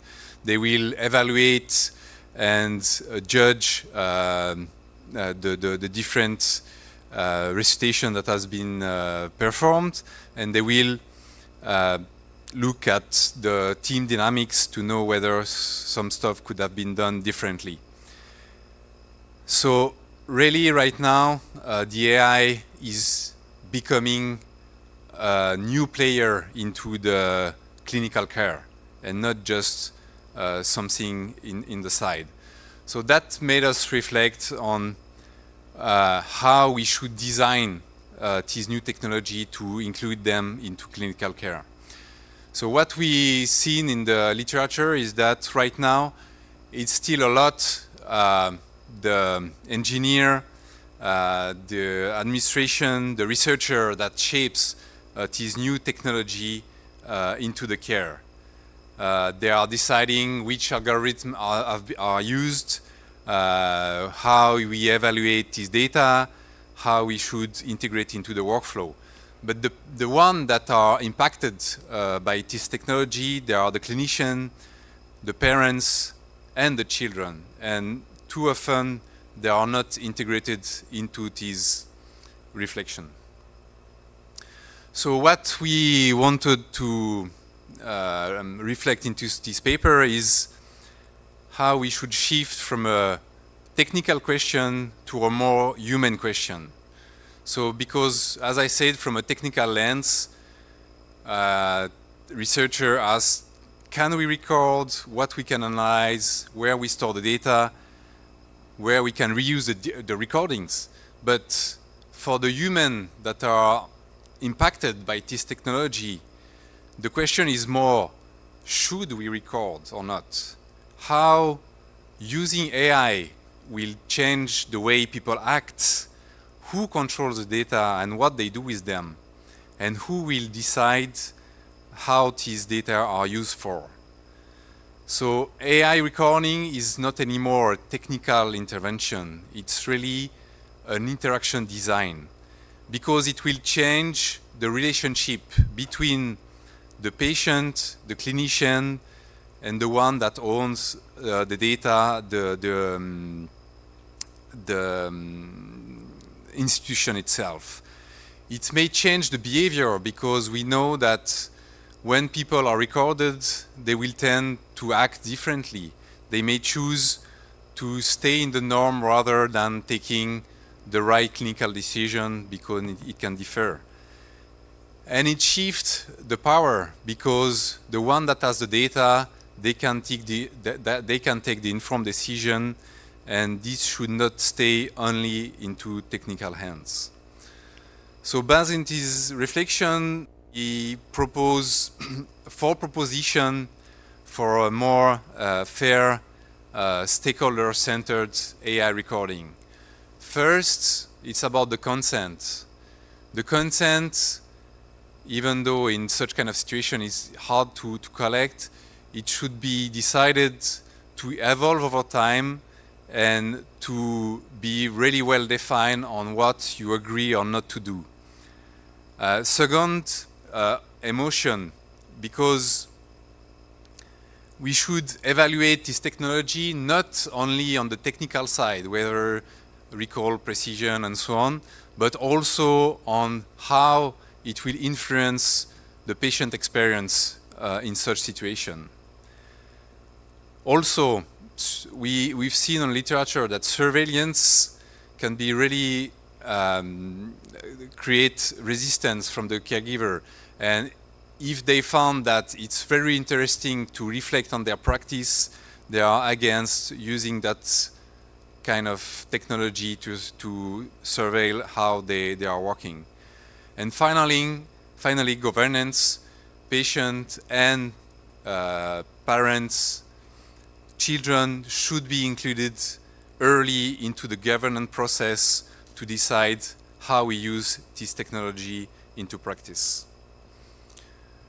So that's a study that we did into pediatric emergency, but that goes much larger, because we've seen there are a lot of technology right now that use AI, and they will be influenced by the way we include the patient, the end user, into the design.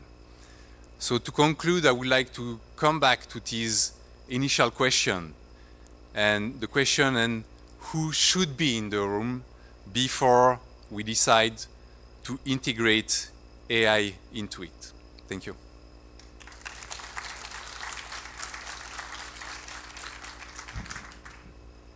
Thank you, Frederic. I would like to invite all of our speakers onto the stage. Maybe give them another hand. Woo.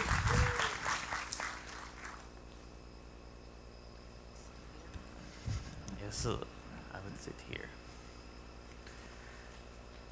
Yes, and before we turn to the audience, I have prepared a question that I thought all of you could chip in on. So one of the things that I took note of was that you were relating quite differently to clinical practice and also in different clinical domains. So building on that, I wanted to hear in which ways the findings from your study relates to the other papers that you've just seen. Yeah? Thank you, Kalle. That's a great question. I realized that more of you noted that this can cause extra work for the clinician. And I think that is a theme that was repeatedly going around, and that's what our study shows, that the physicians, once AI hits their clinical workflows, they have these extra data work focused. It interferes with their clinical workload, and it's not officially grounded in the organizations often. So it's something that the clinicians have to figure out how to find that extra time it takes. It's not officially gained extra time in practice, and I think that's what is missing, because where does the time come from then, if it's not officially acknowledged by the organization? Yeah, I want to comment on a different perspective.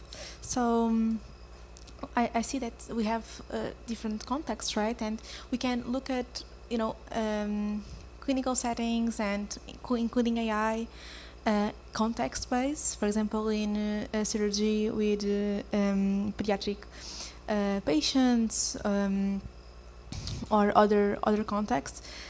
And so we have like these two perspectives. One where we have we focus on each context, or another one where we focus not on the context but the underlying behavior of the clinics regardless of the context. So for example, on your paper you were doing a systematic review on like the interfaces, and some of the findings might be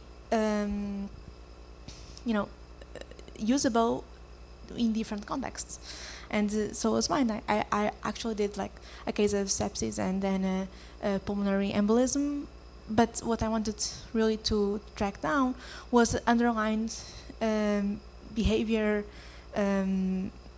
metrics that clinicians do towards AI systems. And so we have these two different perspectives of, okay, what is very important in this context, or what is the underlying behavior and underlying mechanisms toward this synergy between clinicians and AI. And I guess we should, of course, research both. But they are quite different, and the two can have different insights. Yeah.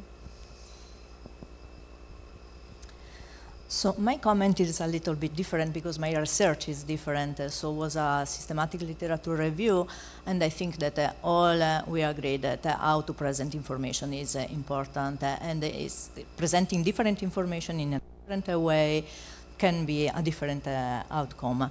So I agree that some of the finding can be transferable. My research is mainly done on hospitals and understanding how to support a clinician in hospitals. But I think that a similar finding can be done in primary care as well on mobile phone for customers.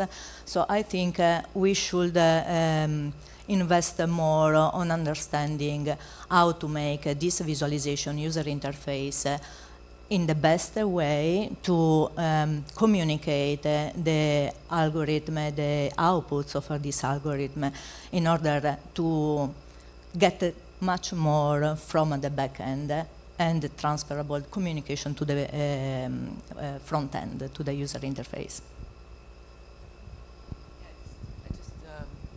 I just have a comment on that.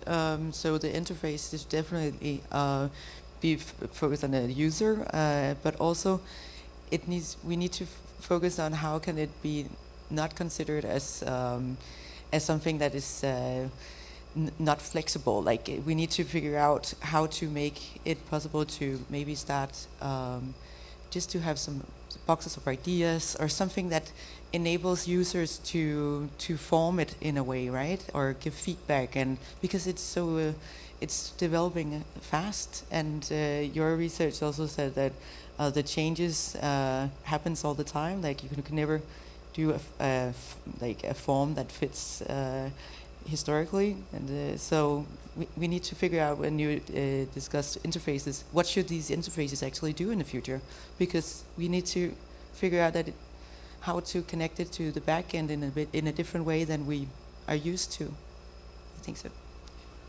Sorry, if I just can answer this. So for this, actually, collaboration is very important. We need to understand what the clinicians want in this case, and in general, and the users. And we need them to work with us, not us work with them, you know what I mean? It's their input that must be involved in the design and development of the systems. Maybe just to bring a bit of larger perspective on what AI is impacting right now into most of the hospital and clinical care is that this is a pretty new technology, even though it's going fast, and bringing this technology into the care, it's something pretty complex, but not only obviously from human-computer interaction perspective, but also from technical infrastructure, juridic, and so on. And right now, I think there is a big pressure on hospital to integrate this technology because they are kind of game-changing in the way care is done, and we all see that there are different perspectives, but this technology is still pretty young, and unfortunately, often we first try to solve maybe not the easiest, but the problem that blocks the deployment of such kind of solution. And right now, I think in the hospital, we are still fighting on having the right infrastructure, having the authorization, juridical authorization, the data protection stuff. And we keep on the side a bit what are the real impact. And I think we've seen that bringing this technology, it opens a lot of questions. And I think it's our role as human-computer interaction community to show our hand and say, yeah, be careful, because no technology is like neutral. If it's not well integrated, it can have many side effects that we have to be careful for.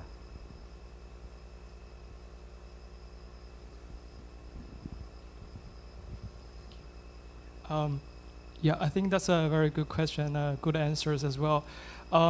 If I'm being honest, I think there are many of my work, I think the results kind of, that from the sharing, that overlapping, for example, you said there are some, the LLM can be valuable, and also, but at the same time, the clinician need to verify the results, and also the distributed data work. And I think that is something the findings can be shared in the different fields under the clinical AI context. But at the same time, like the ChatGPT, when you use ChatGPT, there is a warning saying that we can make mistakes. You need to check your results. But when we do for our own purposes, we are responsible for ourselves. And when clinicians do it, clinicians need to be responsible for themselves and patients and hospital and society and the trust. So I think that's also a interesting part for a lot of regions and countries, I think there are also lack of clinical AI regulation, that clinicians do not have something to refer to. So they have to do their own research, but not everyone is an expert in using AI in clinical. So I think that's something sharing and something difficulty challenges that current AI clinical face to. Yeah. Quick follow-up before we the audience. Yeah, just a quick follow-up. I just had a physician when I did my observations that turned around furious saying, I can go to jail if I prescribe something that wrong. And I was like, okay, so it really puts a lot of pressure upon the clinicians. And I had a colleague saying, yeah, but you can't put a dog on trial. So the technology cannot be like responsible in this way. But I'm like, yeah, but you can put the owner of the dog on trial. So why doesn't the vendors take more responsibilities? Yeah, in the healthcare, I think that's odd. Yeah, I think this tension between who is responsible, like the vendor or the doctor, is really the thing of who is the final decider. And in this clinical setting, the final decider, the final one that makes the call on what is the diagnosis or what is the treatment or so on, is always the doctor. Regardless if there is an AI system saying something, even if it's wrong, yes, we could like try to talk with the vendor, of course. And there is some debate on if this AI system should be like automatic systems. My take is like, please no. And if we do this hybrid approach where the doctor is the final decider, it's still, I think it has to be the final owner and the final responsible one. But then again, there is this huge cognitive load, huge new, like he has to check again, okay, this AI is saying something to me, I kind of agree, but should I check more? Should I run more analysis? Should I confirm with other things? So it's tricky, yeah. I agree with you with this. Sorry, just a follow-up. So we needed to design and develop the system that are supporting clinicians, not replacing them. And this is the big changing, in my opinion, from presenting just explainable AI to this evaluative paradigm, which make a clinician, to use the system, but in a way that they are leading the workflow of the system itself. We have a question down here.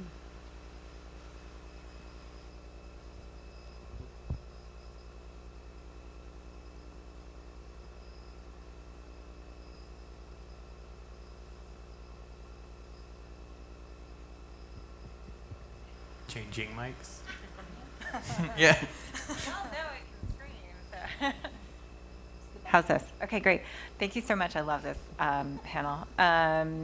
Yeah, so you were talking about responsibility and everything, and I've been doing some work in this, and one of the things that I wanted to hear reflection on from the panel is, so we've been finding that the design of the AI actually makes a difference as to ownership and responsibility. So for instance, when it's automatic, they don't realize, they take full ownership of the work because they're not realizing how much of the AI did the work and was guiding final decisions and writing or whatever it is.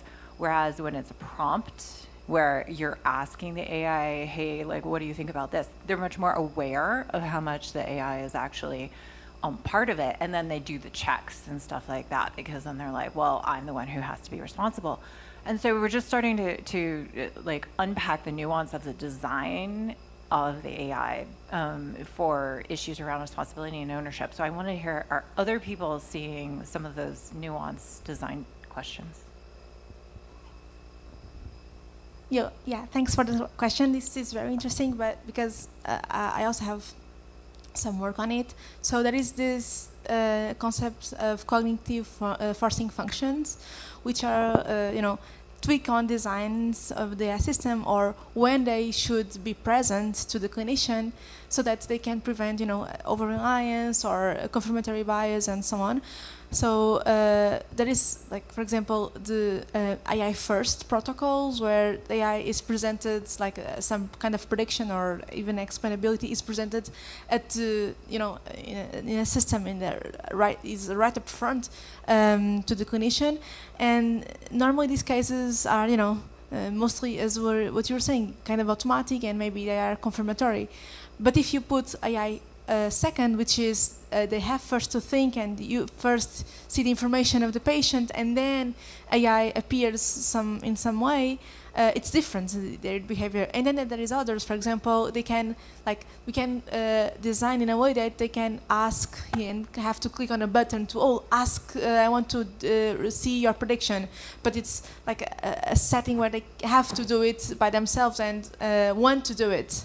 Or even like designing systems, as you were mentioning, like the system is still can be a critical thinking system, where it's really not having the right option, not really recommending something, but giving some tips or what's So there is different designs of the AI that for sure make difference on over-reliance patterns checking or not, and I think we should do a lot of research on this in holistical domains, contextual domains, simple domains, everything, and of course not only prototypes but also in real domains, right? In hospitals, it's very difficult, but yeah. So I think we should, in this particular field in healthcare, we should step back from a recommendation and support the clinician on understanding the situation, the context of the patient, and not providing prediction as they are, but give prediction with, yes, explanation. But in clinical context, you know better than me that there are many different conditions that can be subjective to the patient. So we need to understand and try to design a system that are supporting, I know it is rare, it's research, that are supporting similar behavior of mental model of a clinician. So as I said before, they are doing differential diagnosis. They are ruling in, ruling out. I don't know how many clinicians are in the room, but you know better than me that they are doing this evaluation of a different condition. So the system should be not recommending just one prediction, just one condition, but analyze the whole situation, the context of the patient.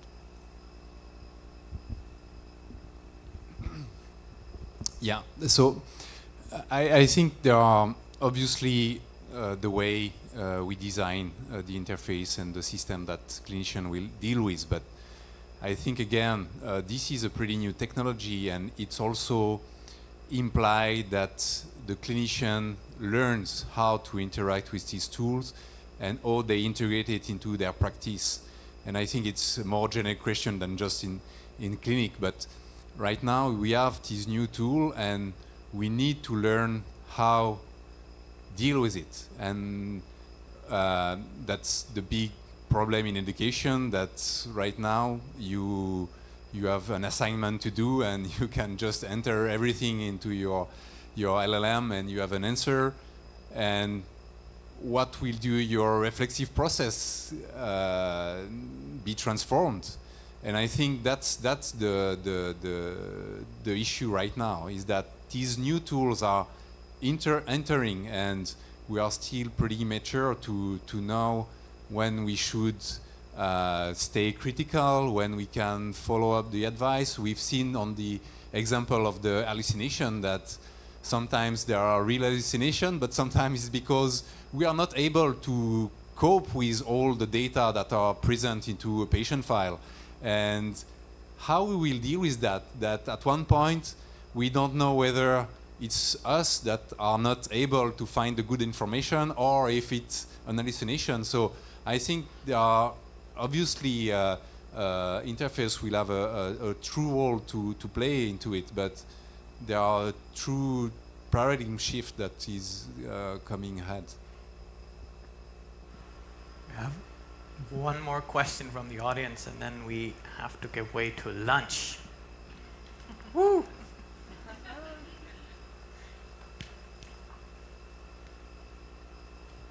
Hi, thank you so much for your presentations.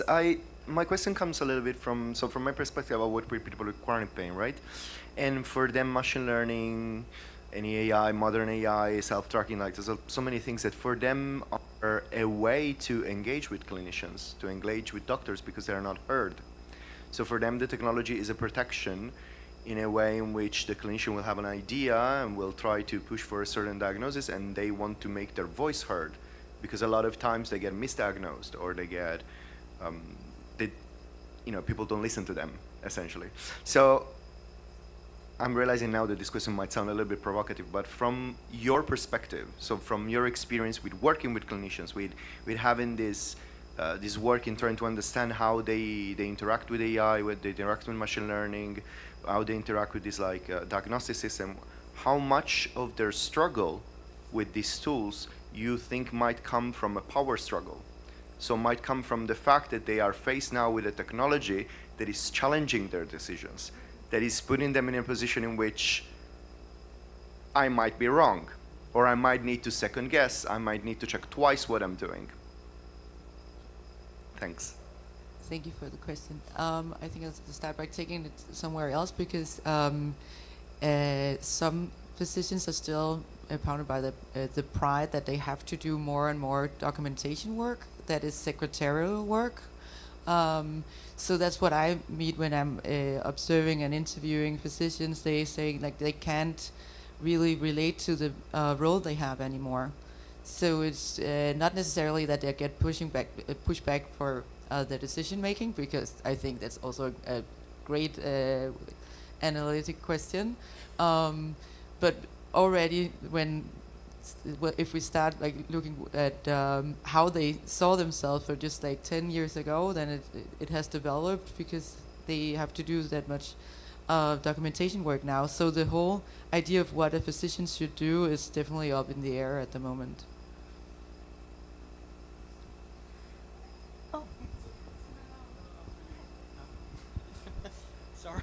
Sorry. Well, I think that's a very interesting question. I'm not a clinician, but from my perspective, so the focus of some of the clinicians that I have collaborated with, they will focus on the result first.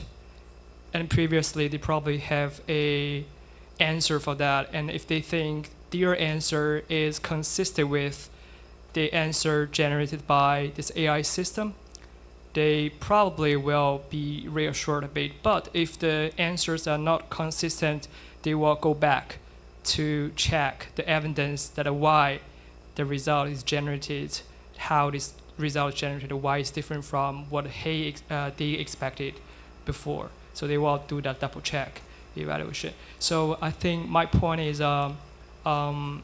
in clinical perspective, machine learning, AI, those terms probably not that important as the result. Will the results be really helpful for patients, and how the results, to what extent are trustworthy, and is it consistent or inconsistent with the clinician's expectations before, and what is a further verification after this comparison, after the clinician received the result. A final comment? Sorry, for lunch. Very brief. I totally agree with what you were saying. This is exactly what I find in my user study, which was in simpler cases where they recognize immediately the result or diagnosis, and the AI was kind of giving the same clues. It was right away, it's fast, and that's fine. And whenever this was not the case, they checked, they prescribed more unnecessary exams, and kind of have to check in. And so this is one of the things, but the other is that I think that is So I worked with a clinician that is very open and early adopter of AI, and so he's very, very strong and willing to learn and fascinated with this, AI technology and the possibilities. But if this is not the case, and most clinicians are very, very skeptic with AI tools, it's the opposite. They don't want you to use it. They don't want to, they prefer their own pride and they think they are best. So it's not really on human behavior, which is, very similar what he was saying and what I found. But is behind that is the willingness of clinicians to work with these tools, which can vary.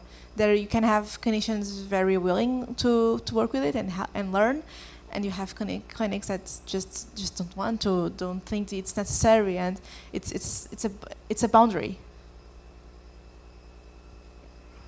Thank you.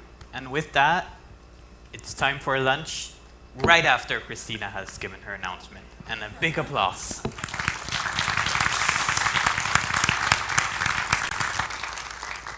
I hope everyone has been enjoying these conversations like I do.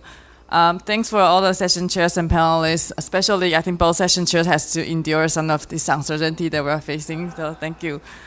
So lunch, we're going to push back everything by 10 minutes. So lunch will be starting now till 1 p.m. That's when town hall starts. And the afternoon session, people with uteruses will start at 2:20. So if you want to hang out outside, and that's when you come back for a session, and we hope you will join our town hall at 1. And because we have so many people, we want to make sure that not everyone just queuing outside. So can we start with like people from the back corner, like the top right corner, and like getting lunch, and then other people wait for a little bit, just because you're going to stay in the line anyway, and it's giving a lot of stress for the catering staff if we are all like waiting around there. But you feel free to walk around, talk to other people, just not pushing them too much.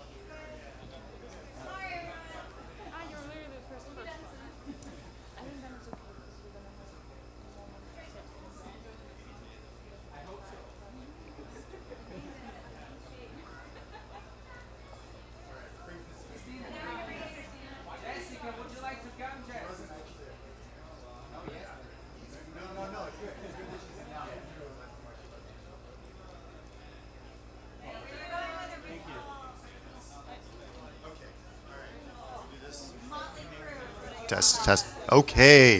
Thank you, everyone. Apologies that we are starting this a little bit late, but okay, one sec. We are going to start it soon.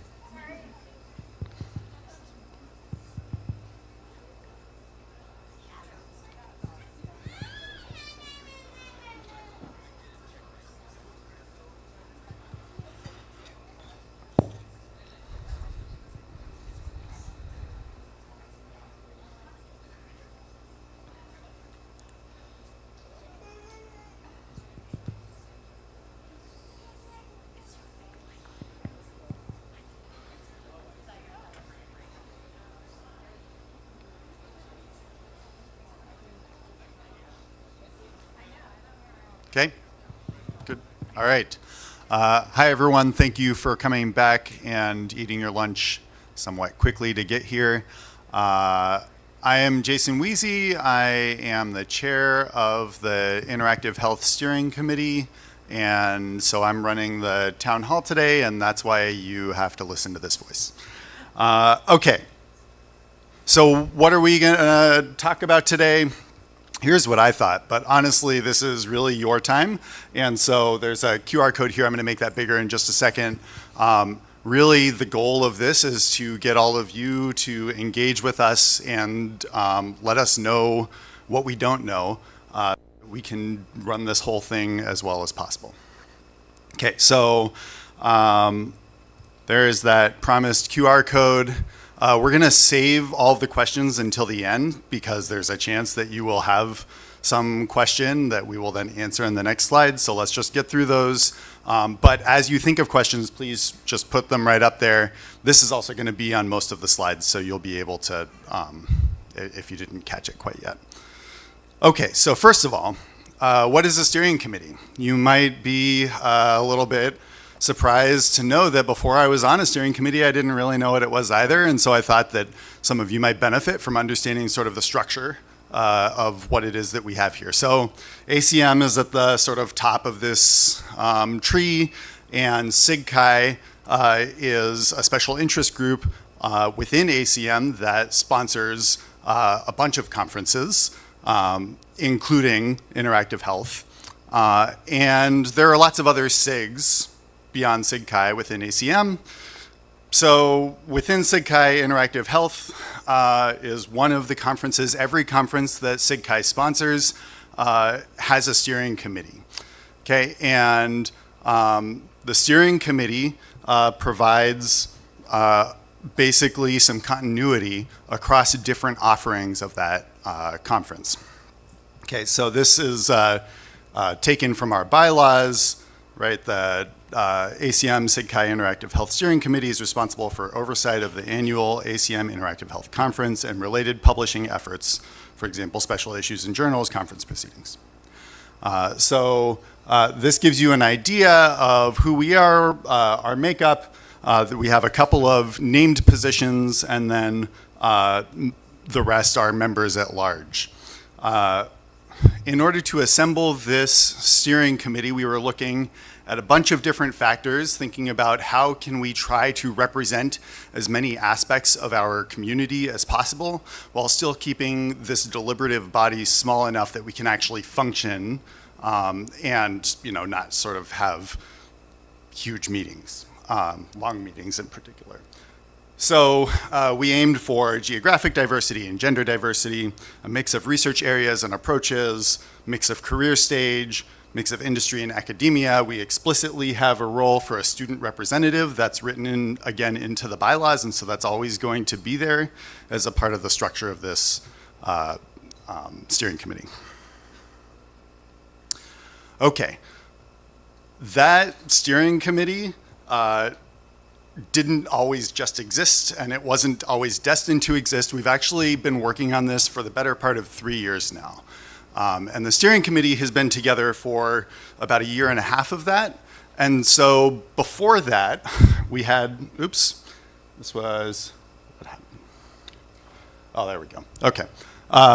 Right, so all these conversations sort of started, you heard in the opening plenary, these conversations were starting at WISH, at CHI, and CHI was sort of saying, all right, WISH, has happened enough here, and maybe we should not keep having this workshop here every year. And so a group of us got together, the conveners we called ourselves, because we explicitly did not want this to be, by definition, who is going to be running the conference. This was sort of the catalysts. These were the people who wanted to get things started. And it ends up being like kind of a thankless job because it's not a formal entity. There's no conference, there's no organization. So I just want to take a moment here and explicitly draw your attention to all of those wonderful people who came together to make that happen. And actually, we have a whole bunch of conveners here. That was that photo that you maybe saw us take just a minute ago. And these people poured a ton of work in. There is absolutely overlap with the steering committee and other things involved here. But the work of the conveners was really significant. I want to draw attention to that.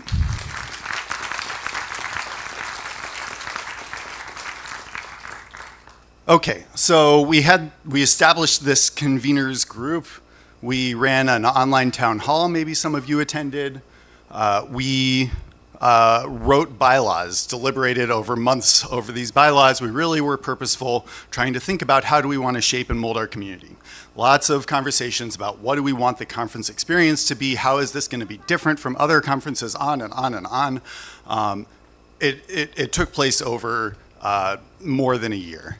So the bylaws were a result of that. We submitted them to SIGCHI for approval and basically asked if we could be a conference, and we got that approval. We had a workshop at CHI 2025 that sort of was helping us to think a little bit more about what should this experience be and envisioning the future of what we wanted our community to sort of value. And then we started to think about the conference. So what was this conference going to look like? How is it going to run? What were the publications going to look like? So probably you are all familiar now with the special issue that we ran in ACM Transactions on Healthcare. And so we got that up and running. We did the site selection for Porto about a year ago. And then we started the process of actually planning the conference. They started the process of actually planning the conference. Okay, we had this mentorship meet up at CHI just a couple months ago. And we also had our online pre-event before this conference. So there's a whole bunch of stuff that's been sort of building up over a long period of time. A lot of thought and effort from so many people went into this. Okay, so we have some guiding principles or goals, initiatives that we are trying to push from the steering committee. We want to make sure that we're building this meaningful conference experience and that the conference series lasts for a long time, right? So we're making decisions in service of trying to have this be a sustained event and not a one or few off. We want to work to grow our community, to engage lots of people across underrepresented groups and outside of traditional HCI who might be interested in this community. We want to ensure that we're maintaining the highest scientific quality. I would say, judging by what we've seen in the first day and a half, mission accomplished so far, but we are constantly creating and recreating that, and that's an important goal for us. And then, of course, we want to provide continuity. Our mission, our job is to provide continuity so that the organizers of the next Interactive Health are informed by what happened in these previous iterations and all of this work that went into what we've done leading up to it. So a question for you is there anything in here that you think we should be focusing on that we're not really covering in that list? That's maybe something you can think about. Okay, I'm going to invite Francisco and Christina to come up and talk a little bit about the budget from this year.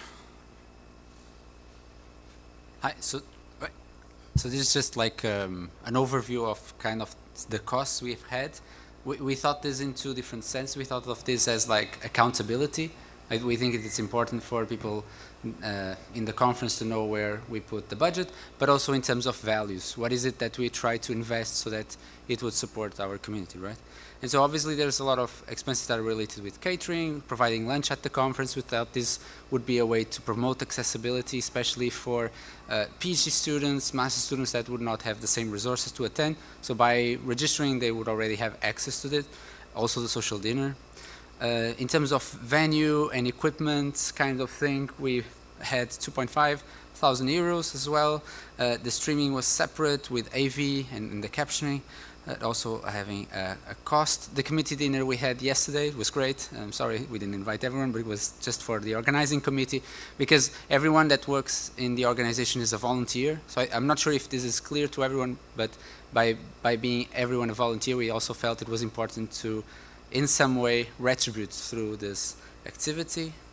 Then we had a lot of printing stuff that we had to do, the materials, all the badges, and this was around 3,000 euros of cost. The traveling for the keynotes, the compensations for both, it has also some cost. Travel awards, so we did invest a lot into travel awards because we wanted to promote the participation from, I don't know, people in Asia or people in Africa, so that it would be possible for people without a lot of funding to come. And we also funded other people, so we also funded some people in Portugal that would not be able to pay for their train tickets, or from other countries in Europe, or from the US. So this was used and was revised by the Visa and Accessibility? Visa and Inclusion chairs, so that were looking at these requests that we have and trying to promote as much participation as it would possible. And we can only assign this because we had a lot of sponsorship, we will say. And there's also like a 16% contribution that the conference makes to the SIGCAI. This is used then, and others can explain this much better than me, but basically not all the conferences make even, and so some conferences then end up compensating for the others. It's also to compensate for all the support that we receive. Then the registrations were around 54,000. We received some support from my institute, and then which was also useful in terms of not having a cost for the conference. Part of the cost of this venue, or almost all the cost of the venue itself, is paid by a project from the institute. And then the SIGCAI Development Fund also supported us a lot, in part to support the participation, or to avoid registration for DC student volunteers, and on the other hand also to have workshop participation.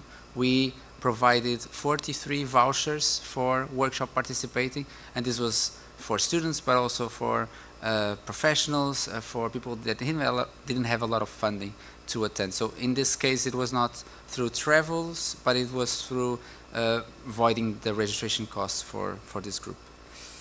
And then, yeah, we talked also about having received a lot of funding from industry sponsors, and we have to thank our sponsorship shares, which were amazing in getting this. So the sponsorship from Microsoft or from Google, or yeah, it was great in ensuring that we were able to provide these grants that we then could.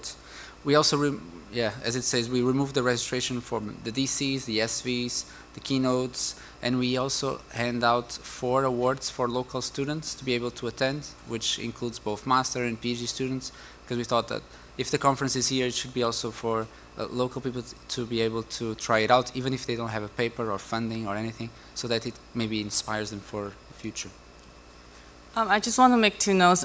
First, I want to thank SIGCAI has been very supportive. I think this workshop, for example, funding is the first they were trying out because it's the first conference and we're really trying to include a lot of people. And then because, so DC, as some of you might have known in the past that a lot of conferences, including CAI and CSW, were able to get some funding from NSF in the US for US students to participate. This year, we weren't able to get any of that.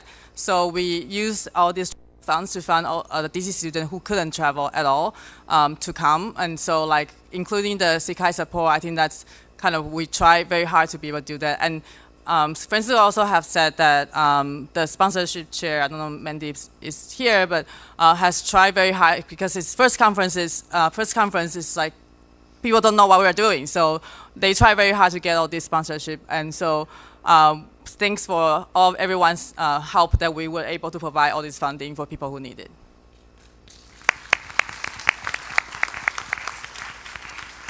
And just a small note, and in finishing the thing of the sponsors, because, for example, Google came to us when we announced the conference, right? Laura Vardolakis really wanted to push for this. And it's really a lot about these individual people that then see the value or see the potential that then we are able to make it. So I thought we should mention her as well. Thank you.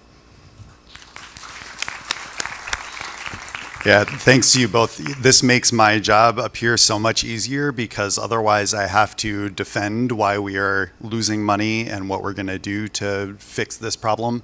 That's not something we have to worry about this year, and it's really, really wonderful. Thank you.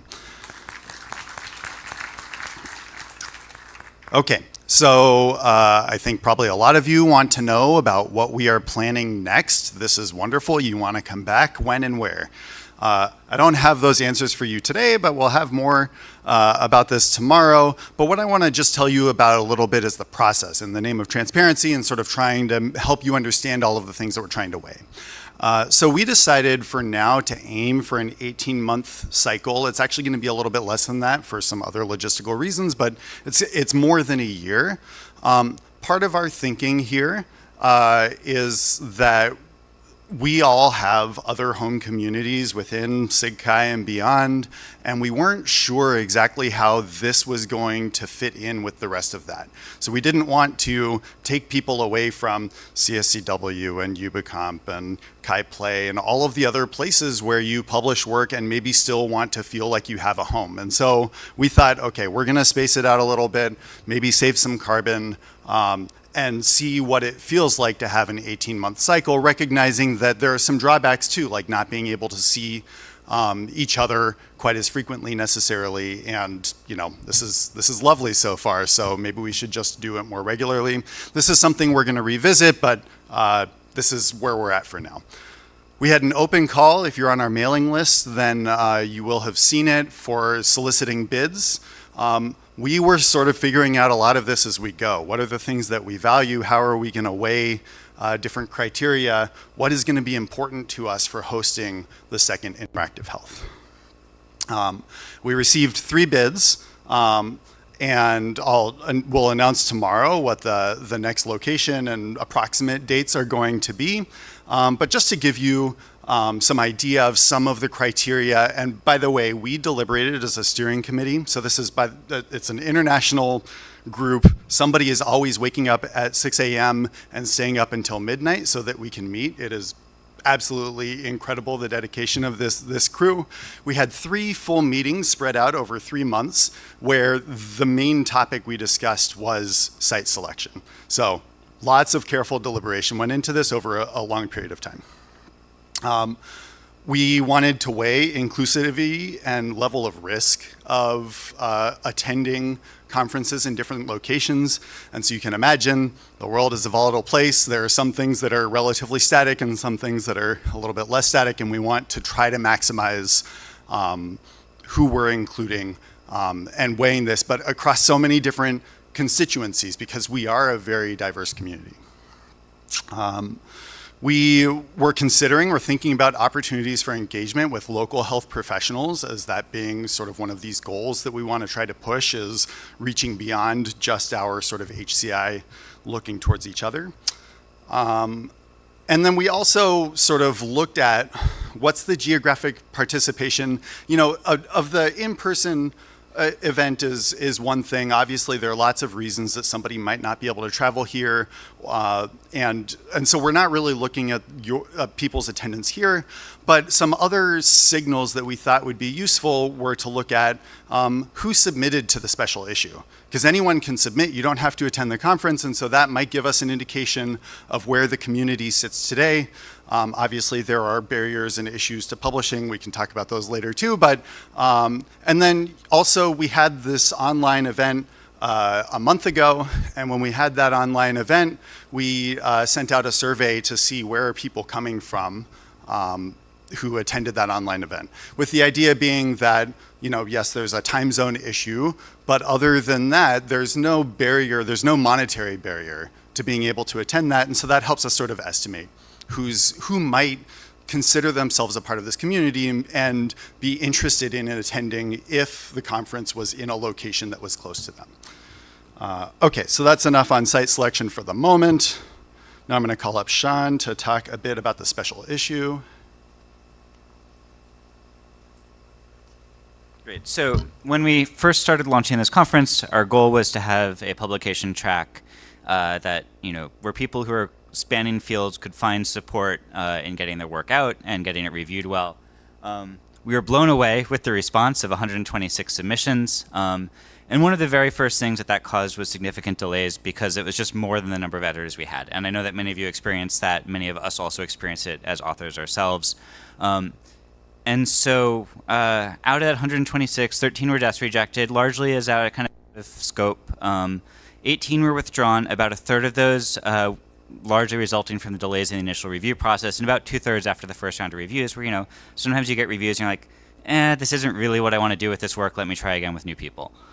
7 are still in major revisions, 2 are in minor revisions.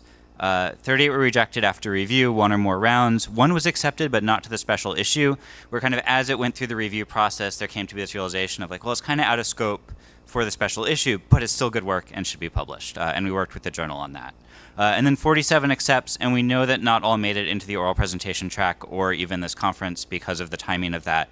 And so we'll have some conversations with the next conference about, is there a space for that, or does it go through the related contributions track? But, we want to see that work out there. Some lessons learned. I think that the semi-flexible timeline that comes with the journal process supported getting well-matched reviewers and high-quality reviews.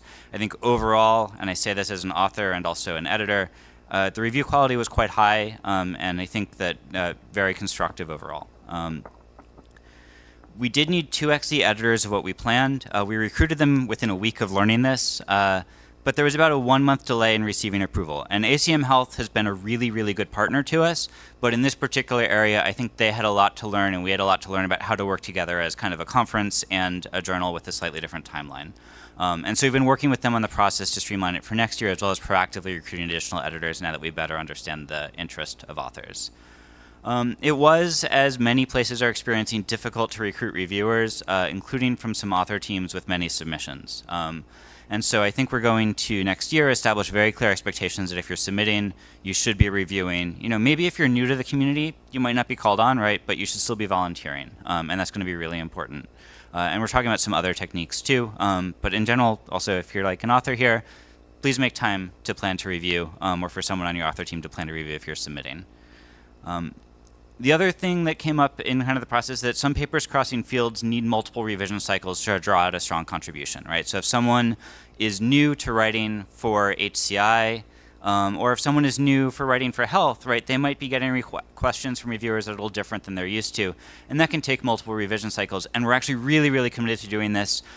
Someone kind of talked about it as almost like a distributed shepherding process, where it's not formal shepherding, but the editors and the reviewers see a lot of potential and just or want to spend the cycles to get it out there. But this does mean that it is hard to say that if you submit by a certain date, we guarantee you'll be in the conference, right? There's too many moving pieces.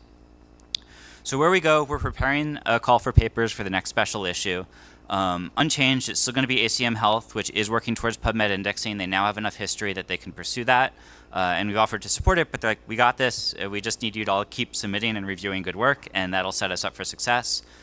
Same topics and scope. We're making some minor tweaks and clarity, and if you have questions or thoughts on that, we welcome them. Changed, we're going to go to a rolling deadline, and then just to avoid this being an open-ended or forever commitment, we might have a last submit date, but we think that a rolling deadline is kind of more practical with the way things are working. And we're not going to have any implication, intentional or otherwise, that submitting by a certain date guarantees an outcome in time for the next conference, right? We want to get the work reviewed as well as possible, and sometimes that's not compatible with meeting a conference schedule. And then an open question for the future is that given that there's an increasing number of HCI-focused associate editors for ACM Health, and as we've seen across the conference so far, some really, really wonderful work coming in through the related contributions track, it's an open question of whether we still need to have a special issue in future years. We think so for now, but kind of long term we might think about, like, as we further separate publications from conferring, does this stay sustained or does it change? Cool, I'll turn it back over to Jason. Great. Because we started late and we were already running late from there, I want to just sort of go through this quickly because I want to make sure that we have time for questions. So feel free to ask more about this, but I'm just going to kind of go through it quickly. Thinking about growing our community and inclusivity, as I mentioned before, is very important to us. And we realized, when we were doing the site selection, no matter where on the planet we have the next IH, we are going to, by definition, include some people and exclude some other people. And there's no option on this planet that makes us all suddenly just magically be close. And it's hard to travel far, harder for some than others, and there are lots of other factors. So how do we grow our community and be inclusive in the face of that? I don't have all the answers, but just to share with you some of what we're thinking about, we held this pre-conference event 1 month ago, so people were online, able to present if they were not going to be able to be here. It was reasonably well attended, not quite as well as the conference, I think, but it was still a great event. We're live streaming the conference, so we have some people attending remotely here now. And so our goals are to kind of remove travel as a barrier and provide opportunities to grow our community and sort of low effort opportunities for people to say, hey, I'm kind of interested in that. Can I learn more and sort of experience it? And also this can help us to sort of bridge between this 18-month cycle, right? If we have an event at 9 months, then it sort of helps us to bridge that longer time that we're not together in person. Okay, I know that we have some folks here who are not sort of traditional HCI researchers or maybe wouldn't primarily identify with HCI as their main sort of area of focus. I think that's wonderful, and I think that there's a lot more that we can do here, but I'm not exactly sure how, right? I think we have this vision that we want what we say not to just be facing inward to other HCI folks, but we also want it to go out into the world and to disseminate what we're learning so that other people can make use of it beyond HCI. So, this is difficult because medical professionals often are very sort of focused on a particular specialty. And so the diffuse nature of this conference, which is something that I really love, I think may be difficult for some sort of more clinical folks to wrap their head around. So this is something that we've been thinking about. We don't, again, have great answers here, but we'd love to know, do you think we should be trying to do this? Do you have any ideas on how we might do this? How can we draw people in?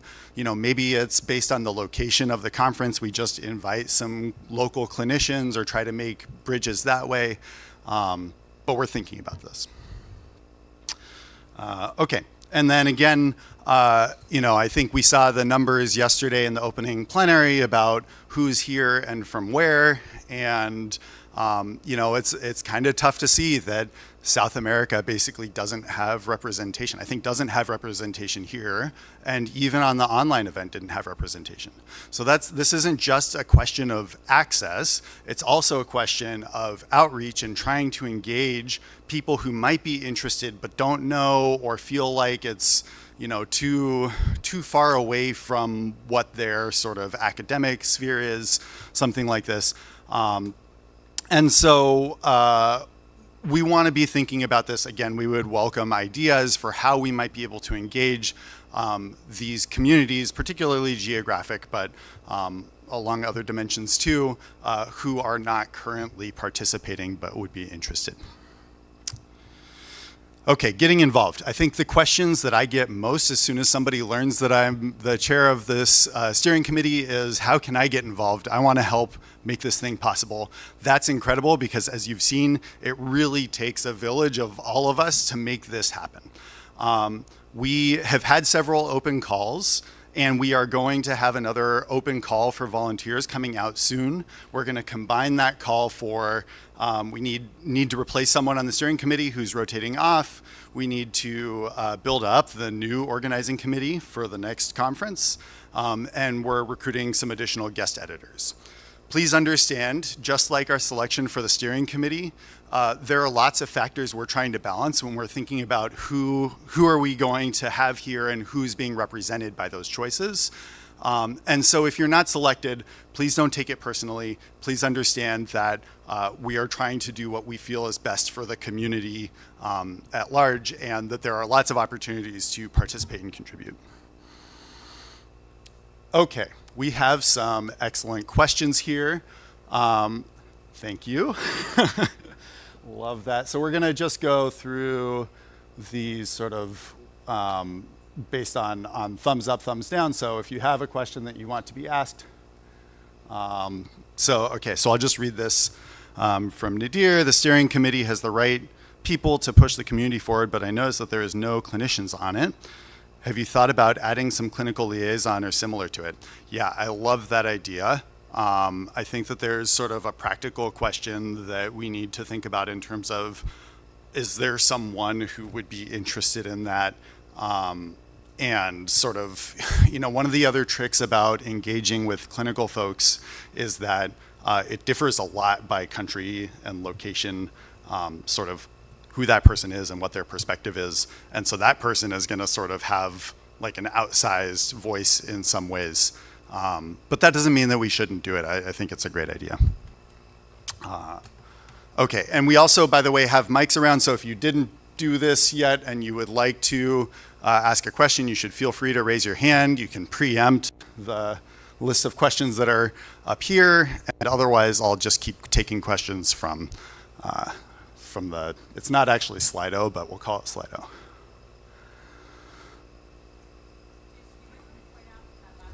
Yep.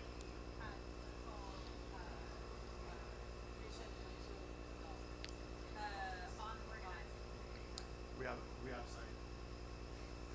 Yeah.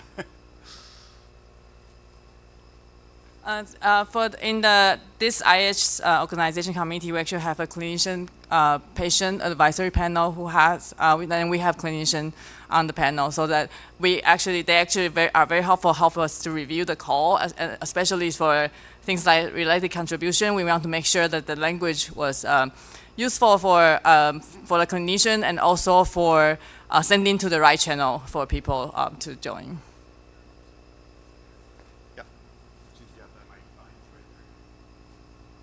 Thank you. It's great that you did it for this conference. My comment there was really about the steering committee, because I think that what you did, what we tried to do before in the community, kind of worked, but never really worked. And I think it is because we don't have somebody that is staying along. So having somebody on the steering committee that takes on that role, I think will allow us to really kind of keep working on it year over year over year, instead of doing a one-off depending where the conference is. So I feel like this will actually help us create this continuous connection. And again, as you said, clinicians have different networks, have different interests, and having somebody there can allow us to reach out, in those communities, again, in a continuous way. So yeah, that's great. I appreciate that. We've got a steering committee meeting tomorrow, and we'll absolutely bring this up. Okay, so yeah, the no guarantee of outcome in time for the conference might turn down some authors. While I think that prioritizing quality of reviews is important, I feel like the draw of presenting at the conference is still important. Is there a way to place the last submit so that this can be accomplished? Yeah, I think honestly no. And if I look at most of the papers that are still in the review process, they're in many cases, their third round of revision. And if we were committed to making a decision by a certain date, I think what would have happened is we would have done what IMWAT and CSCW do and just rejected them, right? And so I think that in the interest of getting the work out there, the multiple review rounds is necessary. I do think that there's a couple in second round still that, that delay in getting editors affected their chances of making a conference, and so we will be working on closing that gap. But for the others, I think the alternative would have been rejecting them and starting over with new reviewers, and it would have been a loss for the community.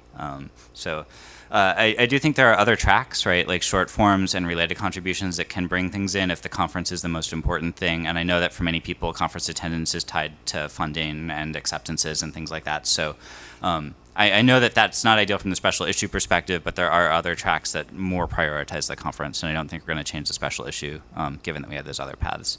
For the call for papers, I would say by the end of July. It could be as early as next week. There's a draft. We've been back and forth on a couple logistics with the journal, and we're just trying to round out some of the editors. So if you answer that volunteer call very quickly when it comes out tomorrow, that will help us close that gap too, but probably within the next few weeks.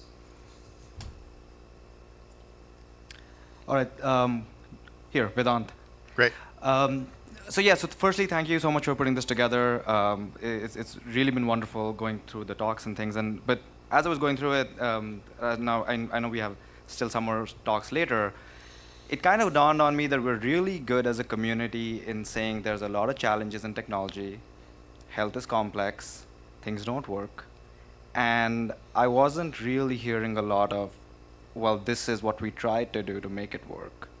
And I know we are doing that kind of work. I know that kind of work is being done by people like us. And I'm thinking, how should we sort of surface that a little bit more next time, whether that's different tracks, different calls, vision papers, recognition, other stakeholders, just thoughts on that.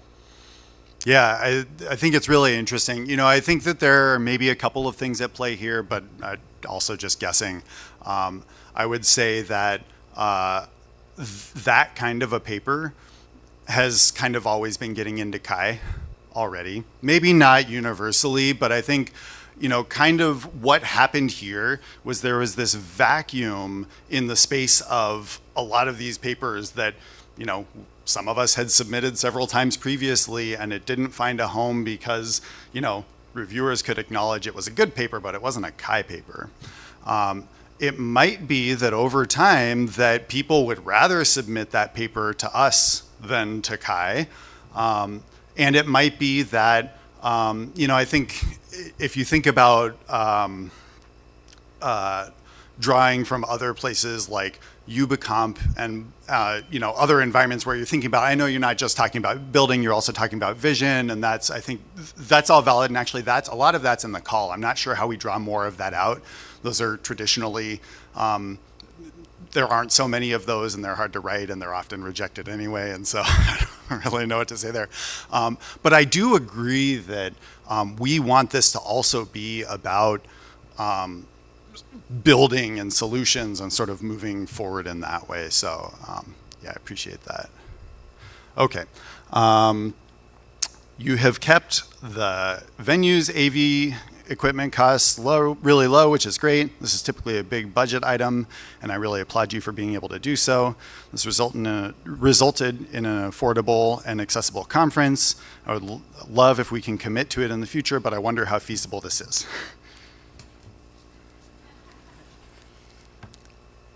Making choices is a political move. And I think this also has implications here. I have attended a conference in Italy that cost 50 euros the registration, with meals included in excellent places. I think it's all about, can we make this design to support this? I think it's extremely challenging. As you saw, it was challenging, even the birds of a feather, who for some people were not to the standard that they have imagined.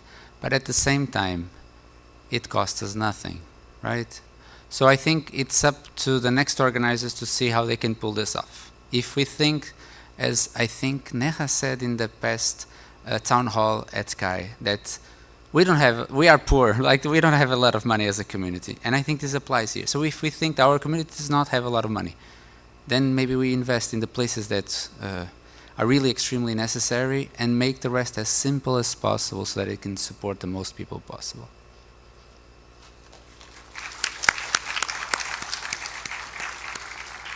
You know, and the other thing I'll say, as I mentioned on the, you know, one of the previous slides, we had 3 bids, which is like both a lot and also like not really that many to choose from.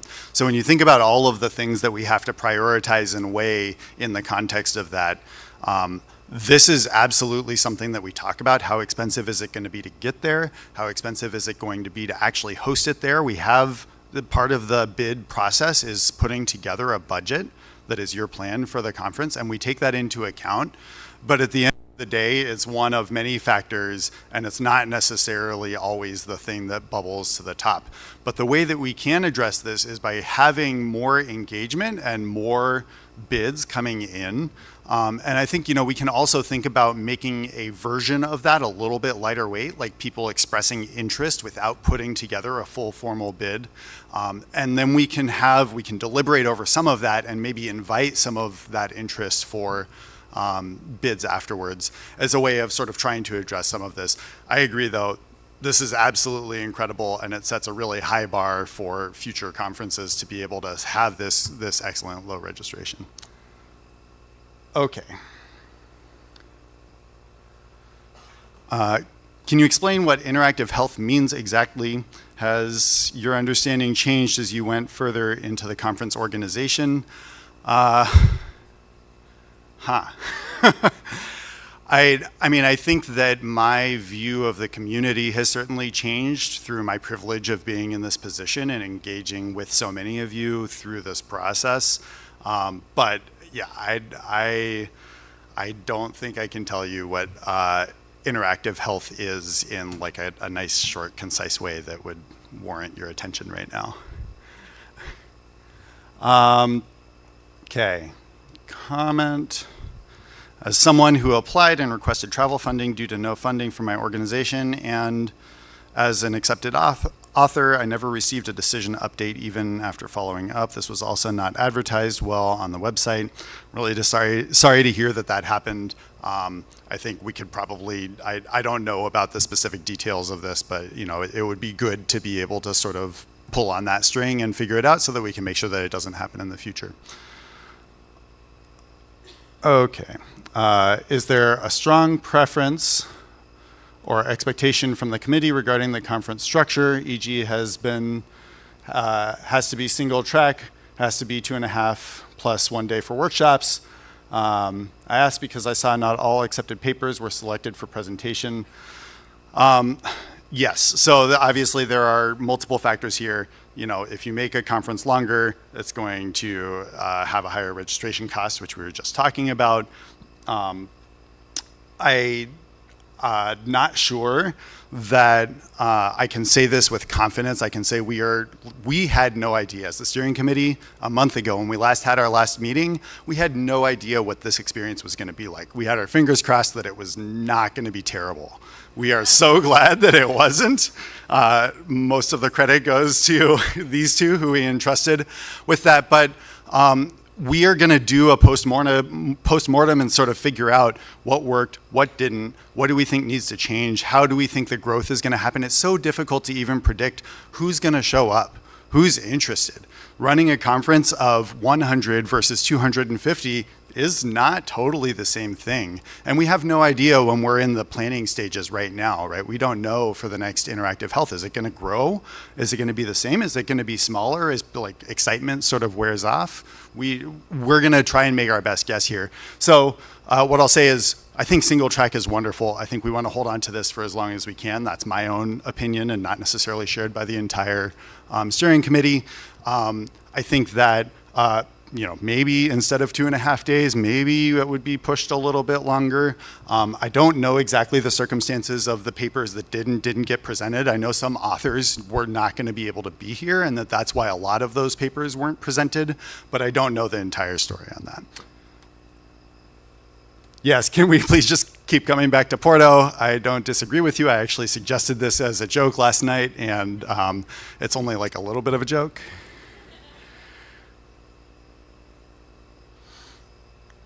Right, okay, so aside from engaging clinical, medical practitioners and researchers, how can we also consider other relevant non-HCI fields or sectors like public health, global health, social work, nursing, etc.?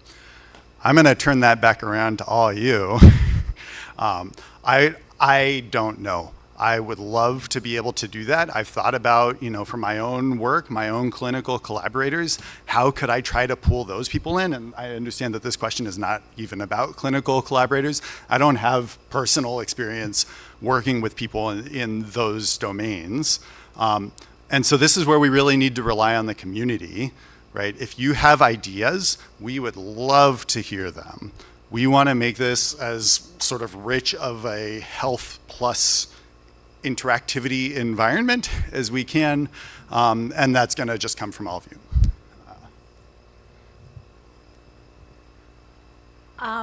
I can't remember the call that I responded to, but as you're working on the call that's about to go out, I would suggest just being really explicit. Maybe you're already doing this, but being really explicit about how you're defining health.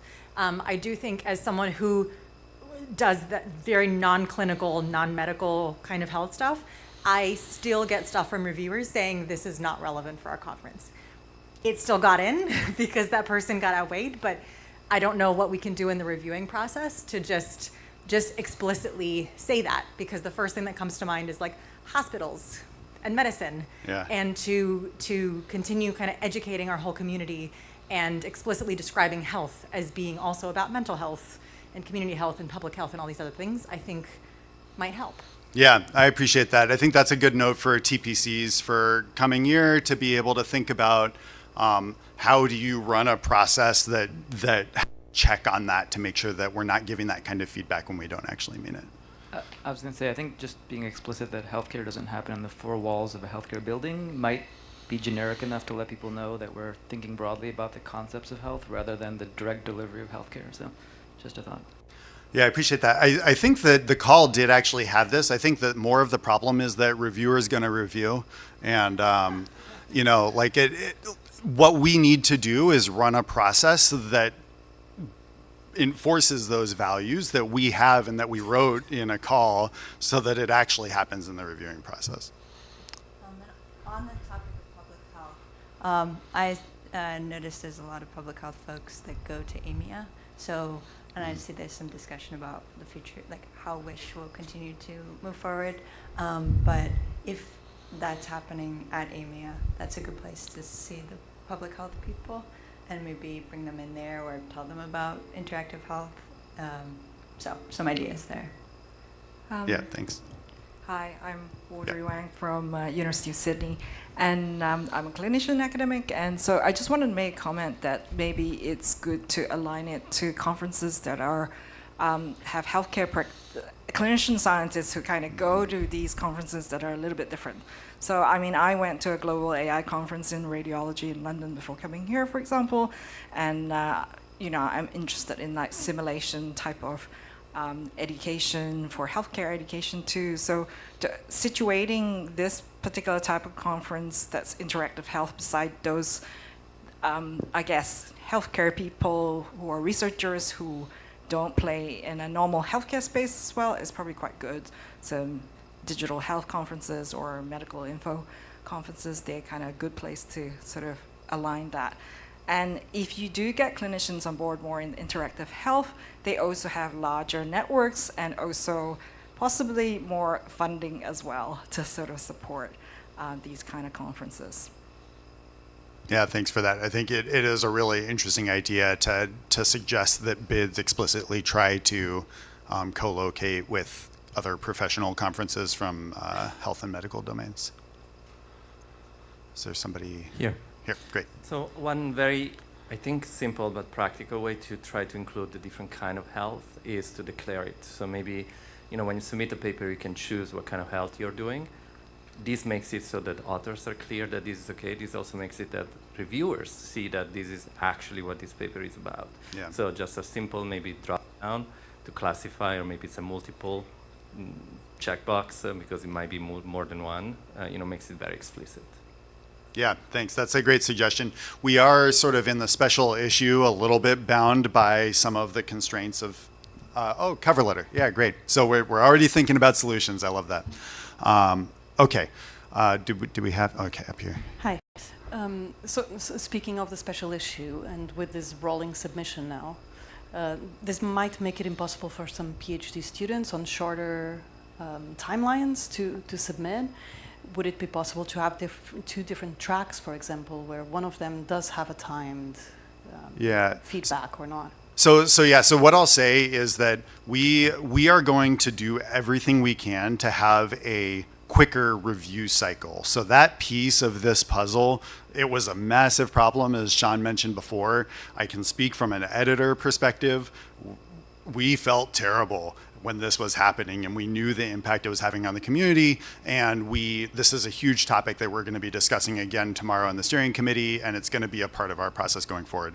In terms of the rolling deadline, one thing that is very nice with health in particular, with the journal, is that as soon as a paper is accepted, a draft of that is posted online. Now, the final paper appears later, but it's up on the web now and citable. And so in some ways, it's better than submitting, to something that's going to all be published at the same moment. So we get a little bit of benefit from that. Okay. I normally go to ACM conferences myself, and I understand how the format works. And having also done some dementia research, I've gone to a medical conference on Alzheimer's. And one thing that is very noticeably different, and maybe others who are more in clinical and other types of healthcare can let me know, but the influence of big pharma, for example, is something that I never really had to contend with. And I wanted to know your opinion on how you might face that kind of potential bias, and what kind of conversation we should have before that might enter the picture, or if we're going to completely reject that sort of connection. Yeah, that's a great question. And I don't have a solid answer for you. I think this is where I really rely on the steering committee, who has, we have representatives from industry, not necessarily clinicians, which is a great suggestion, but other representatives from industry who have some experience with these kinds of situations. And what I can say is that we would be very careful, and we would be very purposeful, and that we would think hard about a company and what it does before it in a situation like that where we were going to, for example, take money from them, and also sort of understanding what they would be asking or expecting, in return, because that's like, yeah, you're right. We don't really do that here, but we also didn't have that opportunity to even think about it this first time, and and we will deal with it carefully. Yeah. We're going to have, I don't know how soon you guys want to start. We're like, obviously time is like way off, but wrap it up now. Okay. Okay. All right. We've got one final quick question. If you posted something here that we didn't get to, we have all of this saved. We are going to read this and try to sort of post like a blog post or something that covers stuff that was discussed in the town hall, and also things that we weren't able to get to today. So yeah, last one. Yeah. Hi, my name is Samson, and I work in global health. And what I wanted to say about including global health, public health folks into this conference is typically most global health conferences are aligned to the Sustainable Development Goals. If there's a way we could ensure that somehow we include the goals either in the calls for applications that go out, that would be great to include more global health folks. Excellent. Yeah, I really appreciate that pointer. We will consider that before this call goes out. Okay, with that. Thank you all for your wonderful questions. Thank you for being here and making this the event that it is. It really would not be possible without all of you in these seats. And I'm looking forward to the rest of this very engaging conference. Thanks.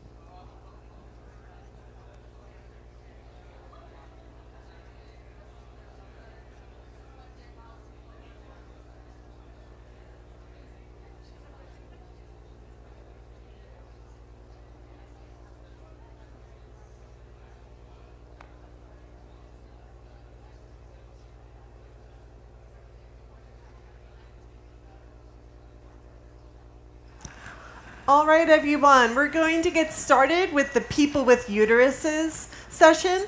Our first speaker is Xenia. She's going to talk to us about what to expect when you're self-tracking. She's a PhD student in the Department of Informatics at the University of Zurich, and she investigates how we can improve support during high-risk pregnancy. So please welcome our first speaker. Okay. Hello, everyone. I'm Xenia, and I will present to you today our paper, What to Expect When You Are Self-Tracking. And this paper explores the lived experience of expectant individuals and the perspectives of healthcare providers on self-tracking data during pregnancy. Yes. Okay. So today, pregnant individuals are surrounded by devices and applications that promise to help them to track their pregnancy. From the heart rate to fetal growth, almost everything can be measured. But if we look closer, like most of these devices share a common assumption that tracking is individual and it's mostly about physiological data. But pregnancy, it's not just a set of numbers that we can measure. It's a complex experience that involves emotions, relationships, and support systems. Tracking also does not happen in isolation. It's deeply intertwined with the healthcare systems. But the perspectives of healthcare providers are often missing in the design of these technologies. So in our paper, we look at what expectant individuals actually track, how they track it, and why they do it in the first place. We also look at the outcomes and the emotional impact of tracking, and we also explore how clinicians and midwives perceive this growing culture of self-tracking and how they respond to it. To understand the lived experience surrounding pregnancy tracking, we conducted semi-structured interviews with 16 pregnant individuals, or those who have recently been pregnant, with 12 midwives and 3 obstetricians. So what does pregnancy tracking look like? We found that pregnancy tracking is highly diverse, and expectant parents build their practices around what matters to them the most. Most of participants, for example, follow the milestones and baby development stages via the pregnancy application, but at the same time, they did not input their own data into these apps. Some participants were keeping journals and wrote down the symptoms, the important moments, or their mood changes there. Some listen to the baby's kicks or movements, or even use a fetal Doppler device at home to listen to the baby's heart rate. They often share these moments with their partners.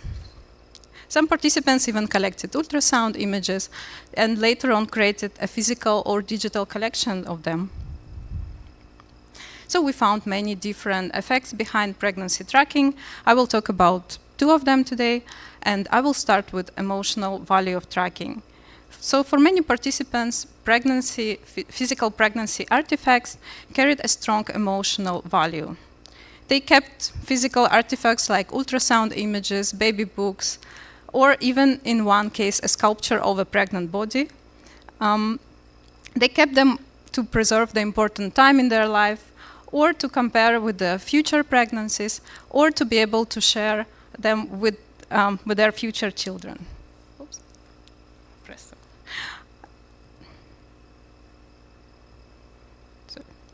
So tracking also supported emotional stability. It helped participants to navigate the uncertainty of pregnancy, making their experiences feel more real. For example, tracking body changes over time often brought moments of joy. Like one participant shared, every few weeks I will get my husband to take a picture of me. And I put it on the wall. I like to look back from week 12 until now and see the bump grow. And it makes me happy. Tracking also reduced feeling of isolations for some participants and helped them to feel more connected with their body and the future baby. Some participants mentioned that tracking provides reassurance, especially for those who had experience with the baby loss or had certain medical concerns. There were also implications of tracking. Healthcare providers highlighted the importance of the context when it comes to tracking. Most obstetricians and midwives we talked to actually did not actively encourage tracking data at home, unless there was a certain medical reason for this, like, for example, a high-risk pregnancy conditions. In some cases, healthcare providers also advise against self-tracking, particularly when they felt that this could lead to anxiety or other physical risk for the patients. Like one midwife said, some women struggle with the weight gain during pregnancy. In that case, I say I wouldn't track because weight gain is necessary. I wouldn't want them to eat less just because they saw the number goes up. We also learn about several risks associated with the sensing devices. Some participants describe feeling stressed or anxious while using these devices. This often happens when they track many parameters or when they saw a value that they interpret as a negative one, or when they were not fully confident about how to interpret the device readings correctly. These concerns were strongly supported by healthcare providers who emphasized that the interpretation of measurements should be done by medical professionals. Some participants who used fetal Doppler device at home to listen to the baby's heart rate also had the fear of false sense of security it can create. For instance, when they accidentally pick up their own heartbeat instead of the baby's heartbeat. Healthcare providers also warn that relying too heavily on sensing devices may reduce body awareness over time. As one midwife explained, our philosophy is to trust the sign from your own body and the baby, to sense, am I okay? Is my baby okay? And not always to rely on external reassurance from a device. So based on our findings, we propose a set of design directions for supporting pregnancy tracking with technology. First of all, prioritizing gentle engagement and reassurance. For example, instead of delivering raw numbers, devices could contextualize readings within the safe range and link to professional clinical guidelines in case of concerns. Also to treat artifacts as an outcome rather than a side effect, or to incorporate expertise and reassurance of care providers. For example, technology could aim to foster collaboration between expectant individuals and parents, and this could provide reassurance for the patients, while at the same time allowing clinicians to contextualize and interpret data. Also supporting holistic and situating tracking, as well as supporting intuition and body awareness is important. For example, designs could provide reassurance in early pregnancy, when uncertainty is highest, and gradually shift reliance from the metrics to reflective prompts and movement awareness in the later stages. So, to wrap up, pregnancy is not just about health data, and it's a lived emotional and relational practice. And our findings show that current application and sensing devices don't recognize the full range of motivation, practices, and values that the real world tracking practices entail. And a better understanding of these complexities can lead to design of technologies that better meet the needs of expectant individuals. Thank you for your attention. That's the end. Perfect timing. Thank you very much. And next we're going to have Maria. Maria is a first-year PhD student in the nutrition lab at the Faculty of Medicine at the University of Lisbon and the Fraunhofer in Portugal. She's going to be talking to us today about gestational diabetes and the systematic development and refinement of a user-centered, evidence-based system.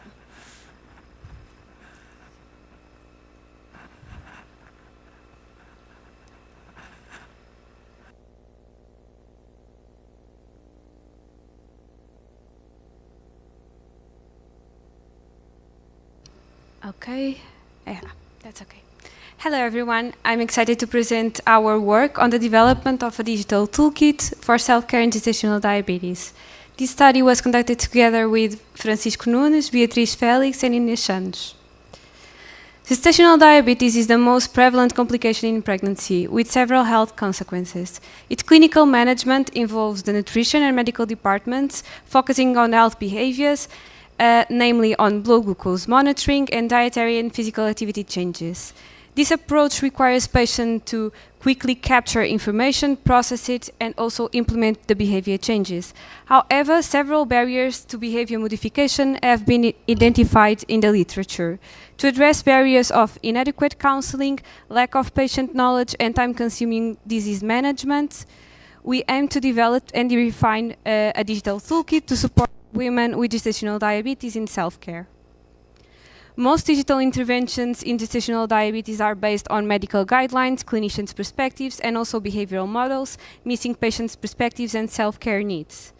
These interventions are mostly implemented on mobile apps with key tools of blood glucose monitoring, reminders for measurements, recipes, education about gestational diabetes in general, and communication with healthcare providers. However, these tools are not tailored to individual preferences, cultural habits, health behaviors, and health literacy. And even though current interventions showed positive results on blood glucose control, they had no effect on health behaviors and literacy. To better support patient self-care practices, we developed and refined our toolkit comprising tailored educational materials, notifications, and interactive quizzes designed to build knowledge and promote behavior change. Regarding methods, we opted for a mixed method approach with 3 phases: user research, co-design, and validation, each resulting in a toolkit version. In the user research phase, we gathered data from observations and interviews. During observations of nutrition appointments and nurses' teachings, we recorded measured teams discussed, information exchanges during counseling, and also patient-provider interactions. Then, in interviews with patients, we explored self-care routines, and daily life with gestational diabetes, as well as the healthcare provider and learning processes. While interviews with dietitians focus on their experience with patients with gestational diabetes, patients' learning process, and also variations in nutritional counseling based on patient characteristics. Observation notes and interview transcripts were analyzed using deductive thematic analysis. In the co-design phase, we refined the toolkit with 2 dietitians in 2 co-design sessions. In the first session, we worked with dietitians on the organization and format of the toolkit content. In the second session, the focus was on tailoring the toolkit information depending on patient characteristics. Audio recordings were qualitatively analyzed, and findings were triangulated with the phase 1 user research phase. Finally, in the validation phase, we validated the second version of the toolkit with a broader range of healthcare professionals by assessing their agreement with descriptions of the toolkit content. Healthcare providers could also leave suggestions or comments. Ratings were quantitatively analyzed, and suggestions and comments were qualitatively analyzed. Additionally, ratings were used to define low, medium, and high agreement descriptions, shaping the final version of the toolkit. In the interest of time, I will only highlight the most relevant findings from each phase. So from observations and interviews with patients, here are some examples of how findings informed the toolkit content development. Here we can see that patient 4's quote shows her concerns regarding the impact of gestational diabetes in pregnancy, and this followed a discussion about the importance of managing it to minimize health consequences. In this case, the requirement created was that the toolkit should outline the potential consequences of gestational diabetes for the mother and child. And here you can see the resulting screen and information. Okay. This is another example where data from observations and interviews were triangulated. In a nurse teaching, she explained that women must follow the schedule for measuring blood glucose. Also, patient 5 said, "I was told that I should prick myself 4 times, which are the times agreed with the clinicians." This note and quote focus on the importance of measuring timing for ensuring its clinical interpretation. In this case, the toolkit requirement was to explain the importance of measuring blood glucose at specific times. And here you can see also the resulting screen and information. Before moving forward with phase 2 results, from observations and interviews with dietitians, I just want to emphasize that the majority of professionals' interventions were on health education, and this is precisely why the toolkit hints heavily on educational content. Moving to phase 2 results, co-design with dietitians shaped how the content is organized, delivered, and tailored. So from the first co-design session, 3 key decisions emerged. Content should be organized into learning library of thematic toolkits, each closing with a knowledge quiz to reinforce learning, and materials should be available in multiple formats, text, audio, and visual to accommodate different literacy levels and preferences. In the second co-design session, we identify content to be tailored to patients' characteristics. In terms of contextual characteristics, we identify cultural adaptations that needed to be performed, namely in language, including translation and use of sensitive terminology, and also related to food habits, such as traditional recipes adaptation. And here you can see an example of the toolkit figure translated into Portuguese, English, and Bengali. In terms of clinical characteristics, we identify that different symptoms are often associated with different pregnancy trimesters.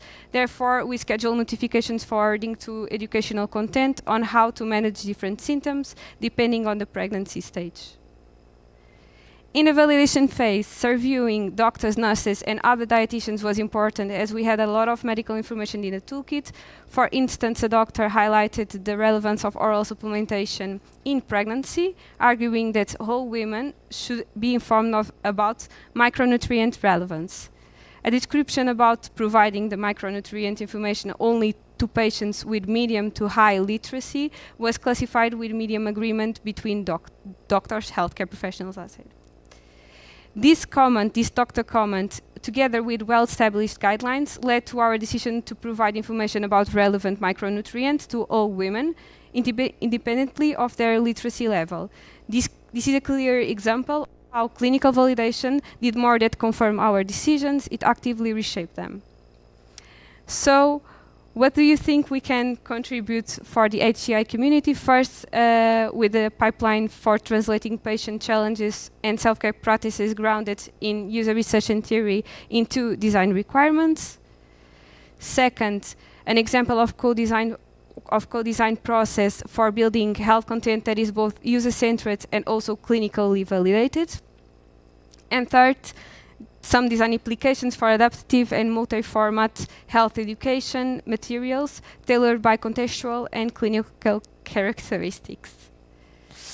In conclusion, we believe this systematic mixed method approach surrounding digital health tools in evidence theory and also users' needs offers an example process for developing self-care interventions beyond gestational diabetes.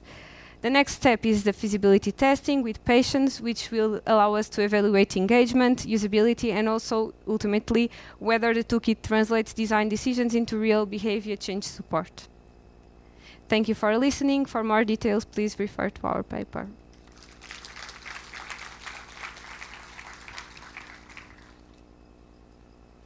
Thank you, Maria. And next we have Sarah. Sarah is a PhD candidate from IIT Delhi. She's interested in investigating sexual health and intimate care technologies. And her work, she's on the market in November. So please give your attention to Sarah. Good afternoon, everyone. I am Sarah Moin, a PhD candidate at IIT Delhi. Today I will present our work on cervical cancer care in India. Why to vaccinate her? She is just a girl. Exploring challenges and opportunities in cervical cancer care in India. Do you know this is the real line said by a male relative about whether to give a girl the HPV vaccine, one of the only vaccine on the earth that prevent cancer outright. Although cervical cancer is one of the few cancers that is both preventable and screenable, India still accounts for nearly 1/4 of the global burden. We wanted to understand why this gap persists despite the availability of vaccines and screening technologies, and what role HCI can play in addressing it. We already have an effective vaccine and reliable screening method. However, India still contributes about 23% of the global burden, 123k new cases a year, 77k deaths a year. That's roughly one Indian woman dying from cervical cancer almost every 7 minutes. This is not the story about missing medicines, or missing infrastructure. It's a story about missing information and missing priorities. That's what we went looking for. Our study was guided by these research questions. What are the key reasons and gaps that contribute to the high prevalence of cervical cancer in India? And what is the current state of cervical cancer prevention, screening, and treatments in India? To explore where technology could make a meaningful differences. To answer this question, we used mixed method approach. We have conducted surveys and followed by semi-structured interviews. From our survey, we received 177 responses, and we have conducted in-depth interviews with 29 stakeholders, including 5 doctors, 3 cervical cancer patients, 9 women who had undergone cervical cancer screening, and 12 members from the general public. Each interview lasted around 40 minutes and was conducted in Hindi or English, depending on the participants' preferred language. Finally, we analyzed both the survey and interview data using thematic analysis and triangulated the finding to identify consistent patterns across different stakeholders groups. The first and perhaps most surprising finding was not just low awareness, it was complete unfamiliarity. A third of the people we surveyed had never heard the term cervical cancer before our survey. 69% didn't know that there is a vaccine exists. And 82% didn't know the right age to get vaccine and the screening. And 98% had no idea screening method other than HPV and pap smear. And surprisingly, many participants confused cervical cancer with the cervical spine because that was the only context in which they had heard the word cervical. This lack of knowledge persisted even among highly educated participants. Awareness depended on accidental exposure through family, healthcare provider, or personal experiences. One of the strongest themes was that women's health is systematically deprioritized. This is the real quote, come from the participant. This is just a uterus, it can be easily removed. When one patient said to share to their in-laws, then a male replies this. Also, in our interview, every single doctor we spoke to said the same thing. Spousal gatekeeping, husbands and their spouse routinely refuse to let their wives get screened. This came not only from men, but also from women themselves, who often felt responsible for everyone else's well-being before their own health. Women frequently ignored symptoms, assuming they were normal hormonal changes or temporary issues. Healthcare was often sought only when symptoms become severe. This significantly reduced opportunity for early detection. We have seen that awareness is low, but if awareness were the only problem, the solution would be simply better awareness campaigns. But our findings show that this is not enough. There are multiple barriers. The first barrier is cost. A full HPV vaccine course costs around $100, and a single HPV DNA test can cost over $108. For many families, that's simply unaffordable. However, our doctor participants mentioned when free screening camps were available, women came voluntarily. The second barrier is access to care. One of our patients had to move to the capital with her family to receive treatment because there was no cancer center nearby. Other big barrier is the nature of the screening. The procedure itself creates emotional and cultural barrier. Participants frequently discussed embarrassment, bodily exposure, and discomfort, especially when examined by male doctors. These findings show that improving cervical cancer care requires more than awareness. It also requires making care affordable, accessible, and culturally comfortable. Let's come to the part while living with cervical cancer. Receiving a diagnosis affected entire families. Many patients believe cancer automatically meant death. Doctor repeatedly described having to reassure patient that cervical cancer is treatable when detected early. Beyond the barrier to care, our study also revealed that the often visible consequences of living with cervical cancer. The diagnosis affects not only physical health but also women's emotional well-being, family relationships, and sense of self. Participants describe persistence, fear of reoccurrences, uncertainty about the future, concerns about intimacy with their partners, and anxiety about how treatment might affect their relationship. These experiences often continued long after treatment had ended. One encouraging finding was that awareness had a clear behavior impact. Once people understood the seriousness of the disease, men became supportive and women actively sought the healthcare. So far, we have talked about the challenges. Now let's move to some of the potential solutions that participants told us they need. Our survey showed that 75% of participants preferred social media and other digital platforms to learn about cervical cancer, and 30% said that it could come from doctors. However, they also emphasized that digital information should come from trusted and credible sources. Participants also emphasized wanted a government-supported platform like dedicated apps for cervical cancer, similar to the apps that have been used during COVID time, that could provide reliable information, raise awareness, and support women throughout their journey. Based on our finding, we are proposing design technology ecosystem for cervical cancer care. First, awareness should be layered, not one time. Women need information progressively from body literacy to HPV vaccination, symptoms, and screening. We also see an important role for frontline workers supported with digital tools to deliver trusted information.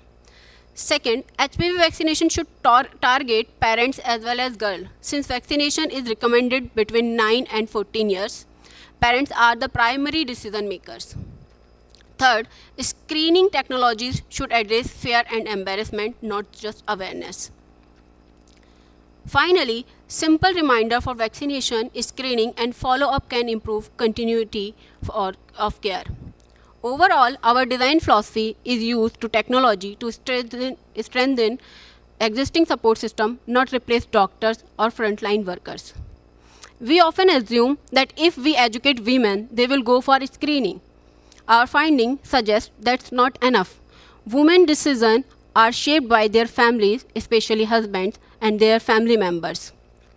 This means awareness efforts need to engage the entire family, not just women.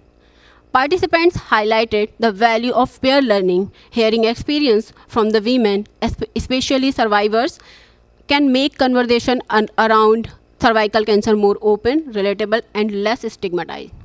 We also found that HPV should be framed as a shared health issue, not only women's issue. Increasing men's awareness can help build support for vaccination and screening rather than treating cervical cancer as someone else's responsibility. An interesting finding from our own study reinforces this. We invited men to participate in our interview. Many initially agreed, but almost none eventually took part in the interview. That absence itself reflects how cervical cancer continues to be viewed as only women's issue. Our key takeaway is that improving cervical cancer care requires shifting from women-centered awareness to family and community-centered engagement. Okay, thank you. You can read this.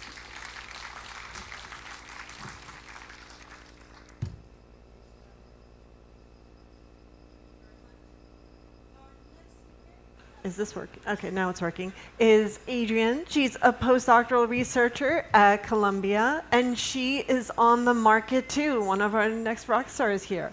She'll be talking about betrayal, the misalignment of temporal health data. So please give it up for Adrienne. Hi. Hi, everyone. I am Adrienne Pichon, and I will be presenting my paper, Betrayal, from the special issue. So to start with the problem space and motivation for this research, we are at the Interactive Health Conference, so I'm sure I don't need to do much to convince you all that care for chronic conditions is a key priority globally. Care and management are important, yet it can be complicated and challenging. And this difficulty is compounded for complex chronic illness. There are a range of reasons that care tasks are particularly hard when an illness is complex, and it could be complex medically, or it could be enigmatic and poorly understood where not enough is known.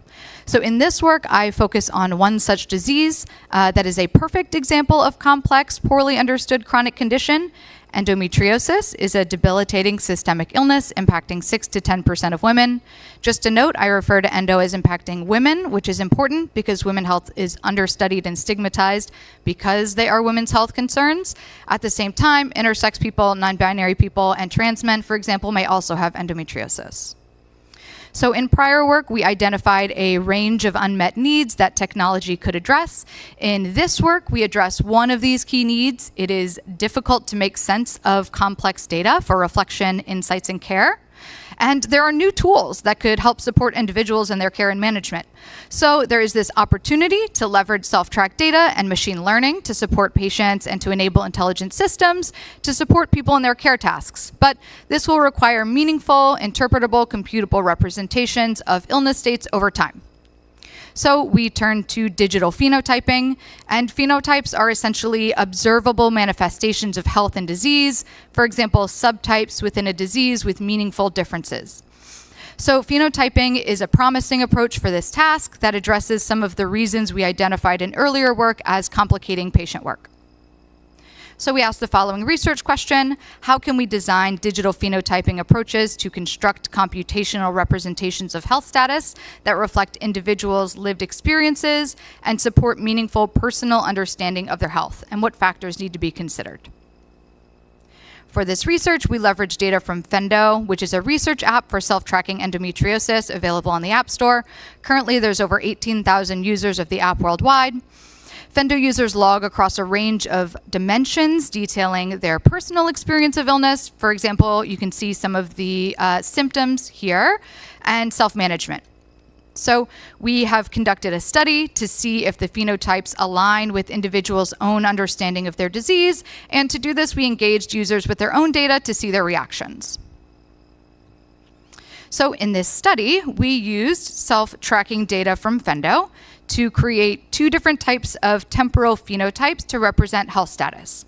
So I don't want to go into the methods too much as requested, so I'm going to try to give as brief an overview as possible. So from Fendo, we downloaded and mapped the data to meaningful domains and specific responses, then aggregated to the user week level. The final data set includes data from about 12,000 users and about 51,000 total user weeks. Some of the weeks are dense, others are sparse, but overall the data give a rich picture of each person's illness experience. If we look on the right, our goal is to compute representations that characterize health status. So we started with an existing validated mixed membership model for user-level phenotyping and adapt it to be temporal. So instead of asking, can we phenotype a person, we ask, given 1 week of self-track data, can we compute that person's health status for that week? So the model learns latent phenotypes from patterns in the data.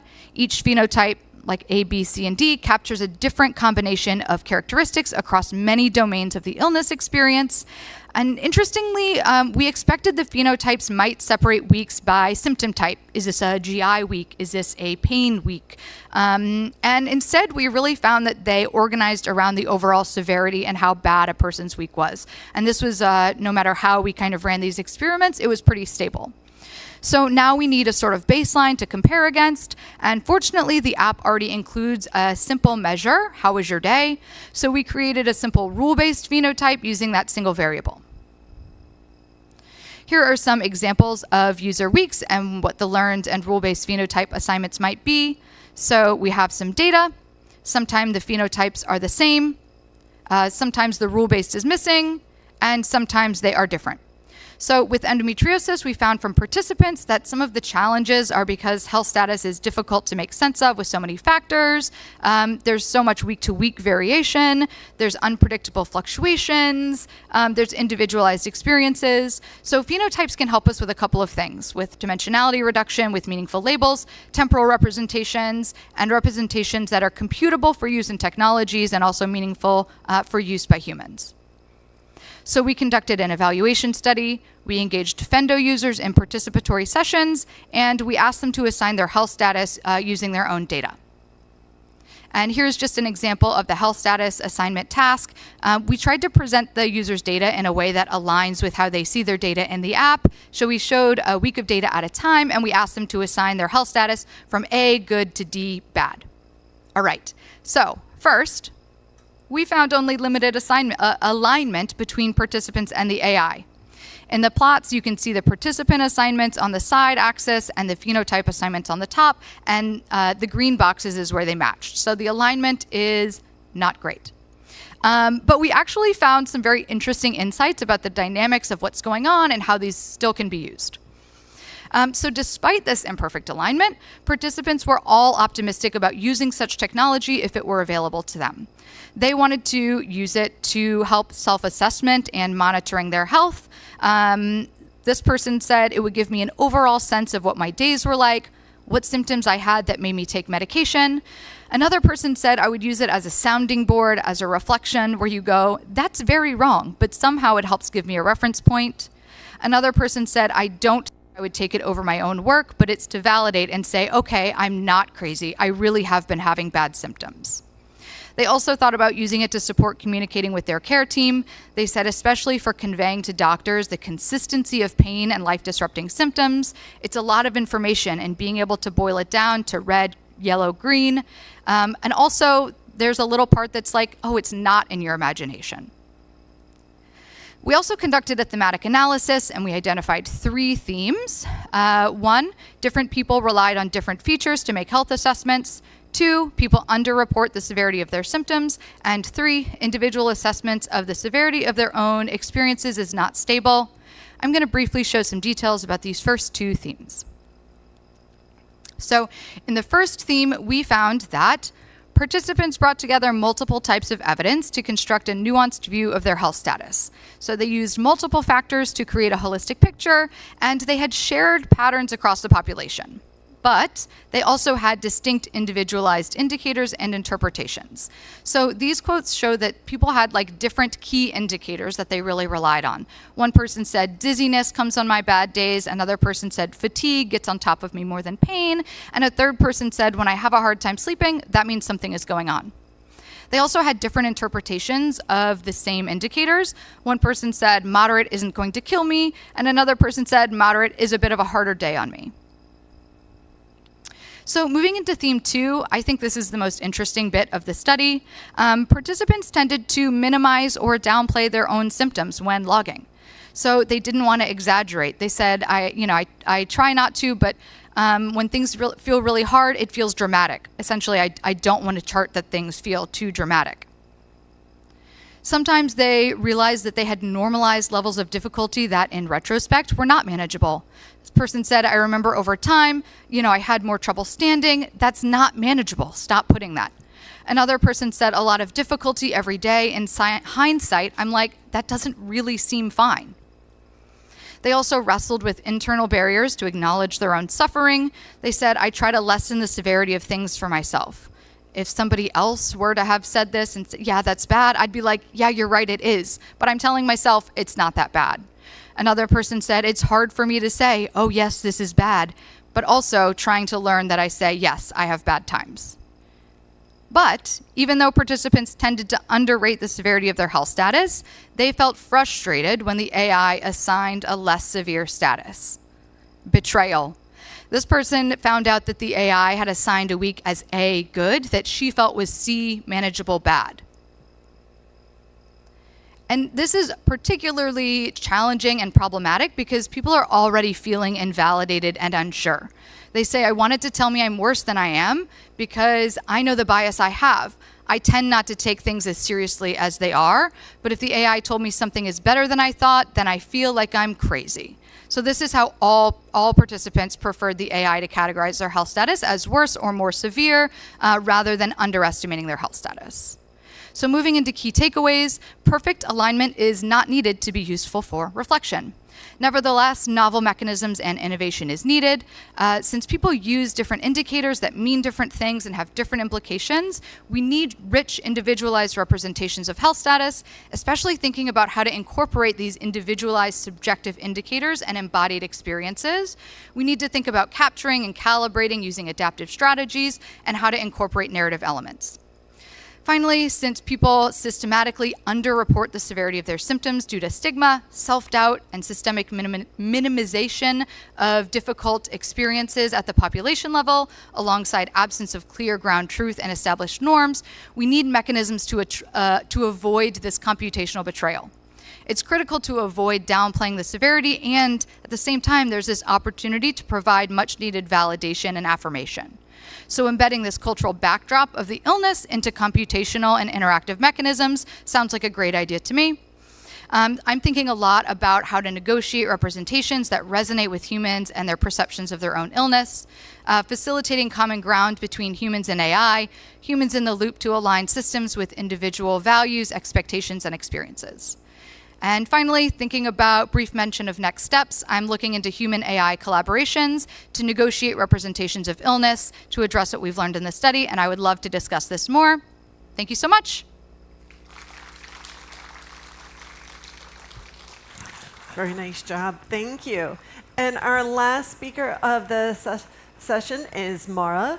She is a National Science Foundation Graduate Research Fellow from Northwestern. She has done internships in industry and in nonprofits. She's this year's David Hackens Participatory Design Grantee. For those of you who don't know, David Hacken was an amazing colleague of mine at Indiana and just a great research colleague. And she's looking for full-time work in summer 2027. So please keep her in mind, all of our great speakers as you're going through.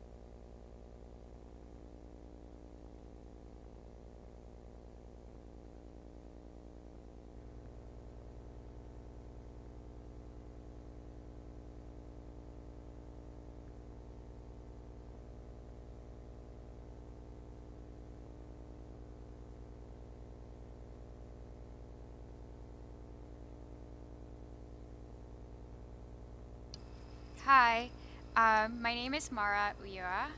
and I'm a PhD candidate in computer science at Northwestern University.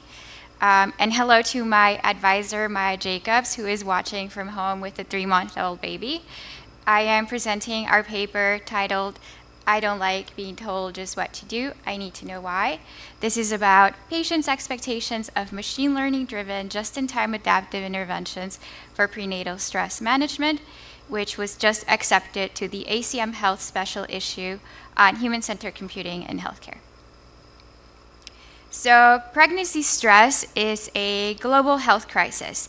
It consists of physiological stress, and that's our body's automatic response to stress, including things like increased heart rate or cortisol levels, and perceived stress, which is a person's subjective feeling of being unable to cope. Also, chronic prenatal stress is a major risk factor for things like preterm birth, low birth weight, and the impact on the parent's mental well-being. Early interventions can help mitigate these risks and improve the health of both the parent and the child. For example, the Mothers and Babies program is a leading evidence-based intervention that uses cognitive behavioral therapy and has been proving effective at reducing postpartum depression and managing stress, but this typically happens in the clinic.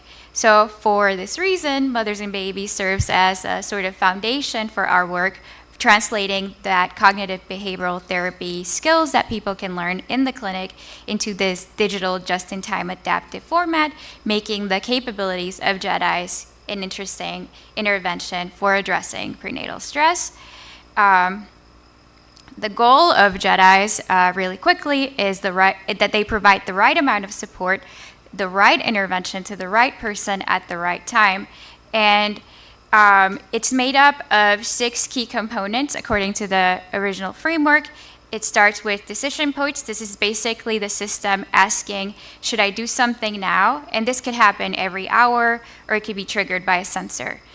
And to make that choice, the system looks at tailoring variables and their values, and that's real-time data like the user's location or their current stress level, and this is kind of like the brain of the system, the decision rules part. This follows if-then logic that connects the data to intervention options. For example, if the system determines that a person needs help or support, then it pushes a specific intervention. And finally, there are the outcomes. The proximal outcome is the immediate measurable change that could happen, and that depends on whether the person adheres to the technology. With the hope that it has some final distal outcome, does this lead to a healthier life long term? So for prenatal stress, that's what we investigated in this paper, and a JEDI for prenatal stress that is driven by machine learning could look like this. The system could decide to offer an intervention today if stress is predicted tomorrow. It could use sensor and ecological monetary assessment data, so EMA data. It could take the value from the sensor and the EMA to make a decision whether to offer an intervention based on the Mothers and Babies kind of proven areas of application to manage the stress, with the goal of mitigating prenatal stress in the short term and mitigating perinatal depression in the long term. So one of our co-authors and their team also developed models to predict who is at risk for high stress days using physiological signals from a wearable sensor that you see here on the screen, and also EMAs, basically surveys. And this can help inform a near future machine learning driven JEDI. The advantage of applying machine learning in JEDIs is that they can become more proactive rather than reactive, following that original if-then logic. And machine learning helps JEDIs anticipate moments of needs before the person is even aware of them, which is what makes them interesting for prenatal stress. Despite all of this cool work happening, machine learning, the JEDI framework that informs applications across different contexts, currently, or now, JEDIs are not informed by pregnant people's perceptions, concerns, and questions, so we actually haven't asked them before, do you actually want this, and how would you like to interact with it? So that motivated our research question of What are patients' expectations, goals, and values of an ML-driven, just-in-time adaptive intervention for prenatal stress management? We approached this question by applying participatory design principles to kind of decompose the complexity that I just talked to you about of this hypothetical Jedi with the use of storyboards. And so more specifically, we developed a tailored method containing 5 storyboards using those core PD principles. We aligned each of these storyboards with one key ML property. Really quickly, they are comfort with data input sources, the daily surveys and sensors, for example, how comfortable people are with that, ML stress predictions and how they're made, questions about that, how these predictions, importantly, could fit into daily life of the pregnant person, and people's thoughts on interventions and explanations that the tool could provide, and that inherent uncertainty of machine learning. And we used 2 characters to do that. Aria, who is like a pregnant person, to represent a pregnant individual, and Luca, a hypothetical machine learning, which stands for lowering unwanted cortisol activity. 2 scaffold design sessions that we conducted with each participant, each storyboard guided them through 3 modules. So we had an example scenario describing of how the technology could function, a reflection activity to do more engagement with participants about their expectations, a design feedback activity to further ideation. And you can reference our paper for all of the storyboards in full. Our findings were kind of surprising. We learned a lot about what people expect, questions they have. I'll cover the top 2 for the sake of time. And I'll start with this need for, or request from people to kind of get a better mental model of how the Jedis work, and especially now with machine learning being integrated into them. And mental models are just our subjective understanding of how something works. So in our design sessions, participants express interest in building this mental model of how the Jedi works. In particular, this diagram is from our paper, and I will note exactly the 4 areas that they highlighted as important. So there's this effort going into the data being collected by the survey and the sensor on their part, and they want to know how their input data is being used to then achieve some goal. And then making the connection from that data input to the stress activity that is selected to them is something that is unclear to them. They would also like evidence that what is being offered to them, so for example, from the mothers and babies, is actually proven to work or has some data backing it. Could be like personal data, could be from literature, as well as help keeping in mind that long-term goal. What is the point of doing all of this? And that's kind of like what they would like. I will share 2 quotes from that support this. So it was very clear here that participants want support understanding the Jedi. Notice how participant 8 kind of speculates. They start by assuming that Luca, the hypothetical system that we talked about, will say, here's research that supports why doing a mindfulness activity will help with your stress, or I think it will be a data-driven response. And they're guessing because we haven't told them. We know how Jedis work, we know why they're supposed to work, and we hope they have an impact, but the people who are supposed to benefit from them don't actually know because we have not communicated this.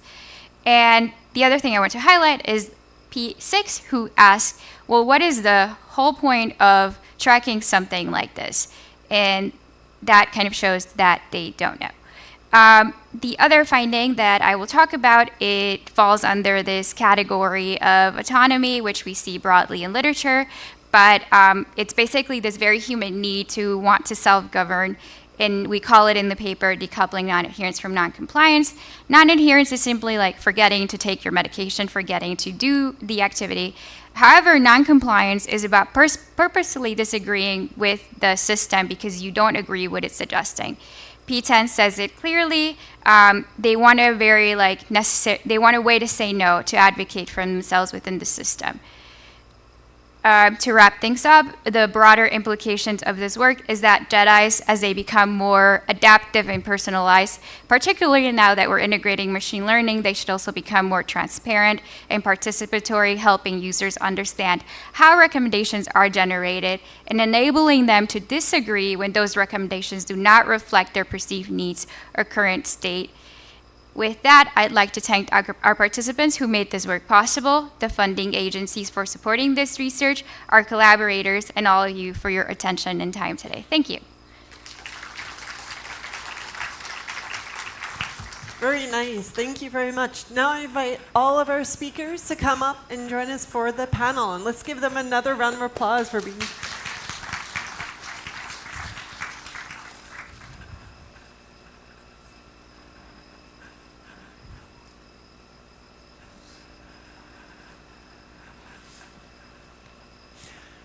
So while you are all thinking of your amazing questions for our panel today, I wanted to kick it off. We talked at our Rogue BOF yesterday during lunch about the hidden knowledge, the stuff that we couldn't necessarily fit in our papers or put in our papers. So I wanted to kick off the questions with what isn't in your papers that you'd like to kind of share with the community today? Feel free. I would love to answer this question.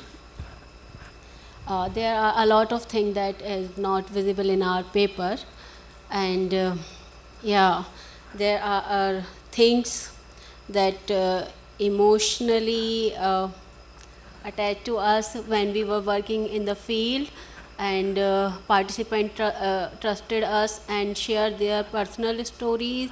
They shared about their financial constraints, their in-laws' behavior towards them, and there are a lot of things that if you will go there and you will hear from them and you will be like, okay, what they are facing. So it's take a lot of time to us to decide what should I show in our paper to answer our question and what should we not show. So I think something that's really particular to the endometriosis context is that people, obviously in chronic disease, we talk about people being experts in their own experiences, right? I think with endometriosis and maybe other enigmatic conditions and also rare conditions, people are also experts in endometriosis. So they go to providers when often they know more than their providers. They keep up with the medical literature. You know, they really read a lot about it and know a lot about it. And so I think sometimes self-tracking and these technologies and what we found as like a thread going through a lot of our research is that people can use these technologies sort of as a boundary negotiating artifact to assert themselves, to empower them, to communicate with their care teams about their perspectives rather than maybe it coming from a personal perspective. It gives a little bit more legitimacy to what they have to say. So I think that's something that comes from this work. And I also think that, you know, we talk a lot about self-management, treatment, what we can do. I think with enigmatic diseases, there's oftentimes not a lot that can be done. And so there's a lot of emotional processing, there's a lot of identity, and this has come up in talks across the whole conference. There's a lot of identity work, a lot of biographical work to rethink who they are and what their lives mean in the context of the reality that they're living. And so even if there's not something that they can do about their symptoms to mitigate, to prevent, to make it better, there's oftentimes something that can be done to help them cope. And I think that's quite valuable and comes up a lot in my work.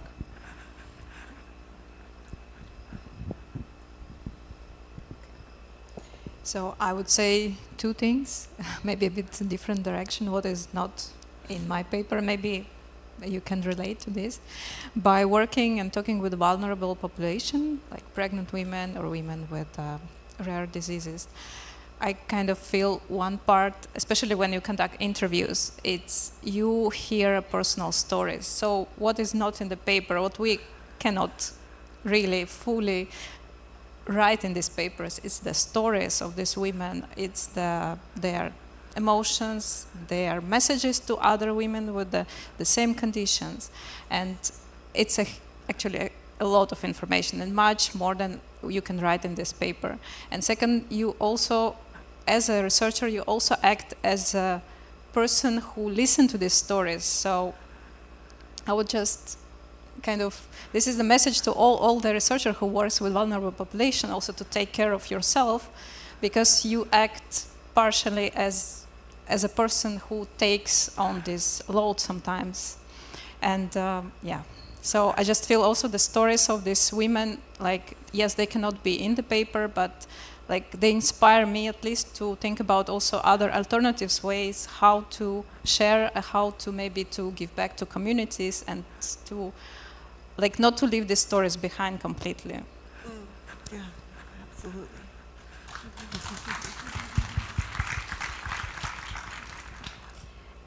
In our paper, I think one thing that we didn't share actually, maybe the interactions between the doctors and the pregnant women in the clinician's room, in clinics, because sometimes you feel a little bit the pressure in the room, especially because these women with gestational diabetes, they have to do many changes, they have a lot of consultations, and they are quite overwhelmed with all the things that they have to do at the time. So maybe these interactions, sometimes you feel this pressure, and we didn't describe it in our paper.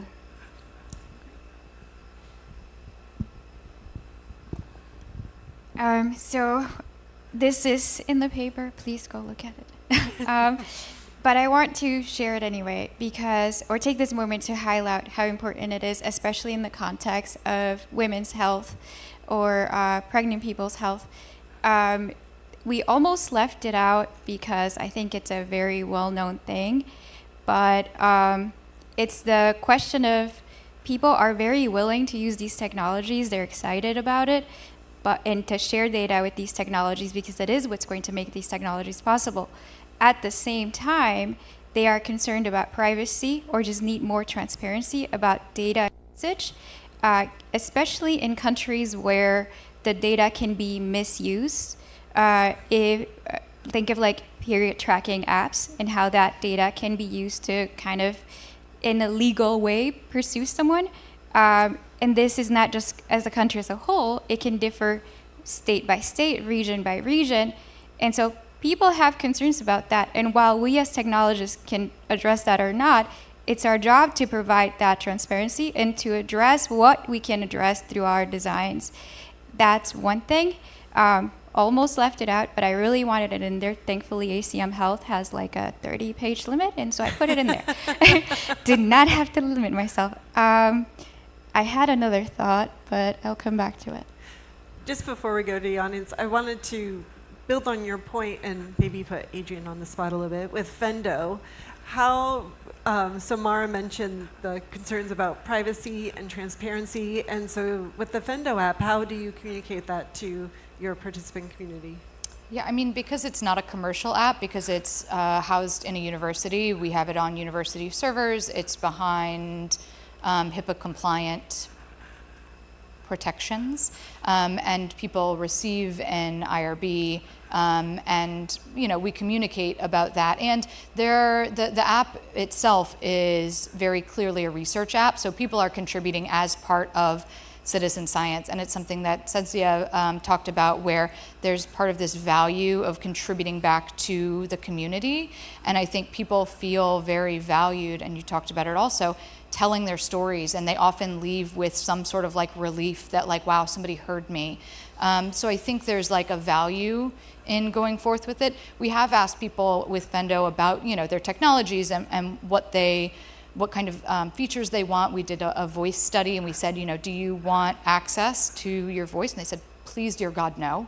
I do not want to hear my voice back, but I do want to own it. If I want to delete it, if I want to have access to it, maybe we want a transcript, we want tags to be extracted from that. But I think, there has to be some reconciliation where who's accountable, where we get the money and funding for some of these things. So with industry, you have the funding to create these large-scale, very beautiful technologies, but you cannot necessarily protect them, the data from being used, sold, etc.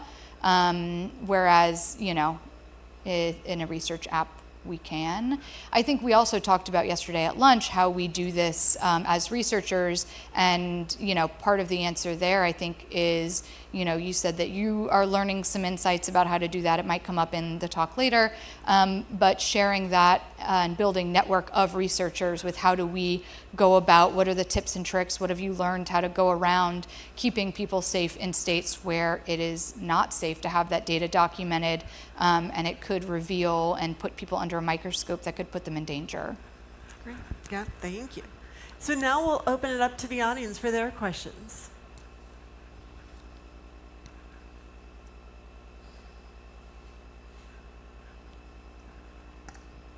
Hi, I'm Anupriya Tuli, postdoc at KTH, Stockholm, Sweden. Thank you so much for doing such critical work. And it's not a question, it's more of a suggestion and open for the community. I'm coming from a decade of experience of working on sexual and reproductive health in India. And there is, I feel, a lot of things that go behind the scenes, like Katie mentioned. And I was wondering, we have 30 pages, right? So what is stopping us? Can we have a section in the methods or in the paper which actually celebrates this behind the scene, and that behind the scene also involves researcher well-being, not just participant well-being, right? We need to take care of ourselves also so that we can do this really critical work which also impacts us. Just open suggestion for the community. We are starting. This is the first conference. We can make the change, right? Thank you so much for doing the work you have been doing. It takes a lot. Thank you. I like that. It goes to the theme about being nice and being inclusive, and yeah, we get to define it. So that's exciting. Thank you. Any responses to that suggestion? I have one concern. I think it's great, and one thing that we've heard from community partners is concerns. If I articulate, this is recorded. I'll talk to you after a coffee. We have another question. Thank you, Gabby. Hi. Several of you brought up the risk of putting listening to the device and the data and putting the truth there, and taking that away from listening to our own bodies. How do we address that? How do we, as designers, as technologists, as people who are deciding what to design and what not to design, how do we allow people to continue deepening their knowledge of their own body and listening to their actual bodies rather than listening to a device outside of their bodies?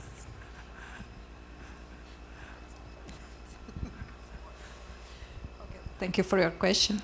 I volunteer because this is exactly what I'm doing now in the next studies, and I work closely with the midwives, so in the context of pregnancy, and how to work on how to improve support from midwives and clinicians to parents. And this was the point that brought really often by midwives, who those work is partially about this, how to enhance, how to bring back your attention to body signals versus devices. And they're not talking about we exclude devices and we just listen to our bodies. But one of the examples I have from them is at the hospital, when a woman has contractions, they have a special device that measures these contractions. And what midwives told me that they normally would talk with women and ask, but tell me when you feel a contraction, because they say that the device is good, but it's not as precise as your own feeling. So we have certain limits maybe with the devices as well. And so in certain situations, of course, it's important to measure, to track your heart rate and so on. We cannot count it all the time, but certain situations we also rely on our body awareness. So the way how can we incorporate into technologies, that's something I'm also working now, and I think we need to include those people like midwives who are actually experts in this, because I'm also curious how we can incorporate this into technology design.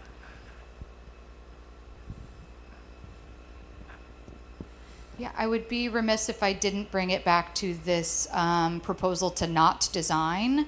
I think we always have that option, and we should always consider that option. I think if we are going to design, I think, when we're doing, there's no getting away from AI, unfortunately.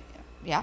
And I think, having human in the loop and ways to push back. My next steps, my future work is looking at how do we collaborate and negotiate? How do we allow humans to push back and incorporate our own language, our own feelings, our own words? What is the messy human, feelings of it? I think there's a chapter in Data Feminism about this that I'd point people to that has really cool art and knitting and embodied things. And then art, which is not something that I do, but I think would be very cool to do. I know Blaise talked about music, but I think these kind of other senses, relying on other senses, turning to other senses. But I think I challenge the rest of the community. Of course, we as people who work with uteruses and vaginas and things can think about it and probably do think about it. But I think it can extend to other work as well that does not have to do with intimate technologies, to think about ways to innovate about how do we integrate this feeling and this human part into technology. It's a challenge, and I think we should all go forward and think about it. I really like this question, and I have two thoughts about it. So we have in our adjacent area, right, when we're designing for clinicians, for example, which is another area my lab works in, we've kind of seen how when a system recommends something, they can override their own expertise because, they think the system knows more than they do, when in reality, this person has decades of training that they shouldn't feel like questioning. So I think we can borrow from that literature and that problem that's been more deeply studied in that area to design for patients, which is relatively a less understood area.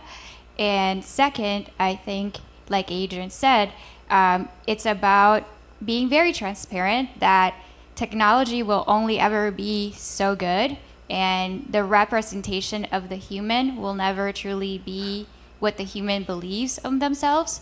And so acknowledging that, not being super sure, 100%, delivering something that says that we're 100% sure that you are going to feel or be stressed tomorrow in some way, but also allowing people to push back, to insert their own understanding of themselves. And I don't think we do a very good job at that yet, at least in this space, and I think we could do better. Just to add on to that, the uncertainty aspect I think is really key, and something somebody else talked about, the humility aspect, I think is really important as well. Great, thank you. I can't see if someone has, oh, great. Thank you very much. This was an extremely interesting session and discussion. I cannot stop reflecting on an all-women panel. And while I think that women's health has been extremely unstudied for a long period of time, and I think this is a great strand of research within HCI in the recent times. I think it will be extremely innovative and groundbreaking for the area. But I feel also sometimes that we are just continuing the same prejudice from the past, or not changing enough the barriers for the future. So I wonder whether you have any suggestions of how it's possible to include males in this as well, in the sense of how can we put people also changing the system, because this is not women's issues are not women's only, right? And as Marta Cecchinato was talking about these family aspects, I think there's stuff to do. I felt really bad on the maternity for the role people expected me as a parent to have, and I wonder how we change these systems and whether technology can also support that. Sarah, do you have thoughts from your work here? Yeah. Actually, in our research, what I see that male, not all male, but yeah, in my context, all male, this I don't know what to say. This is come from patriarchy system, or it might be possible that the financial dependency of women on the men. It comes from there, but yeah, as I suggested in my paper, that we need to include male in our studies or in our research, and actually when we will talk with men, they will reply like, okay, we don't have any issue, but yeah, sometimes they lie. So what we can do is we can also think that in cervical cancer it also affects men as well, so we can twist the thing, like just focus on, okay, if there are male participants, then we can tell them, okay, if you are doing something, or you are part of this, so you need to concern about that. If you will take vaccination for your boy or for the girl, this would help you to prevent from prostate cancer, because this is also from HPV vaccine. So yeah, I think that could be the thing. Yeah. Maria, did you find anything in your work when you work with gestational diabetes and how partners came in? Yeah, what women said in our work is that many times they need this support from the other, specifically from the husband. And if they had a supportive husband, they were able to integrate these behavior changes more easily. So I think it is important when you have like shared decision making or a shared goal in this case, because pregnancy should be shared in this case, or sometimes it's shared, sometimes it's not. But yeah, when it is, it should really be. And in this case, we found that effectively when we had the husband or the family supporting the women, it was much more easier for her to integrate behavior change. So definitely we should also interview the husbands. And the partners in the general. Partners, Yes. yeah. Just about my study. I mean, I don't have an answer to this question because it's really a big question, and I think it also more a social question about what is the role of parents and how they seen in different cultures. But I think for us as a researchers is important and good step to make small steps toward inclusion. And when we research pregnancy, we research some women-related topics, also to include men. So from my study, or from the first study experience, I actually tried to also engage partners, and from all my attempts, I had zero response. Asking also women like why their partners did not want to participate in interviews, was said that due to the work load and this kind of stuff.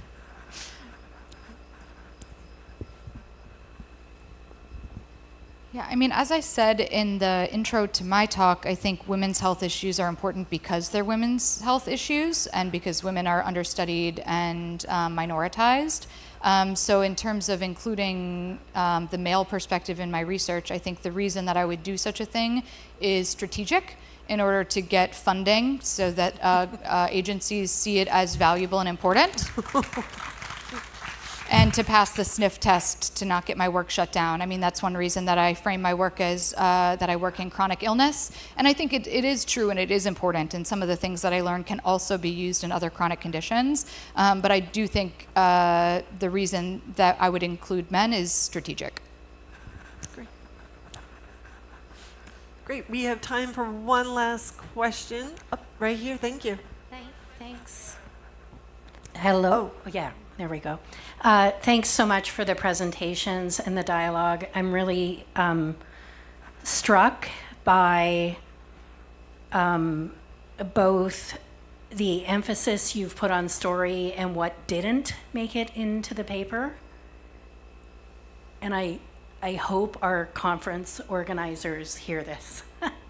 I think it's one of the best things about being at the first ever Interactive Health. is to talk about the invisibility of what is fundamentally so valuable to understand outside of what we say is rigorous, what we miss by excluding and having to make these difficult choices. I am also struck by the abundance of trauma wisdom on this stage.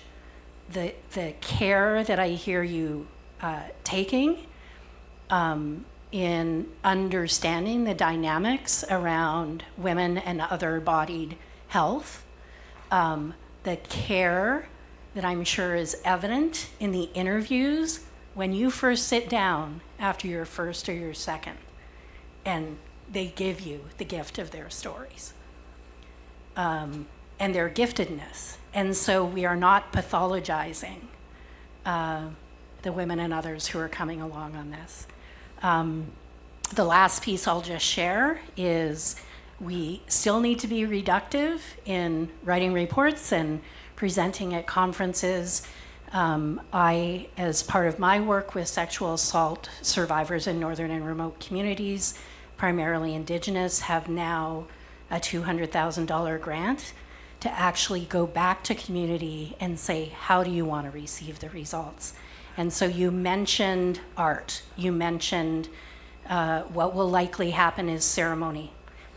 So results will come back through ceremony, through trapping, through foraging, through beadwork.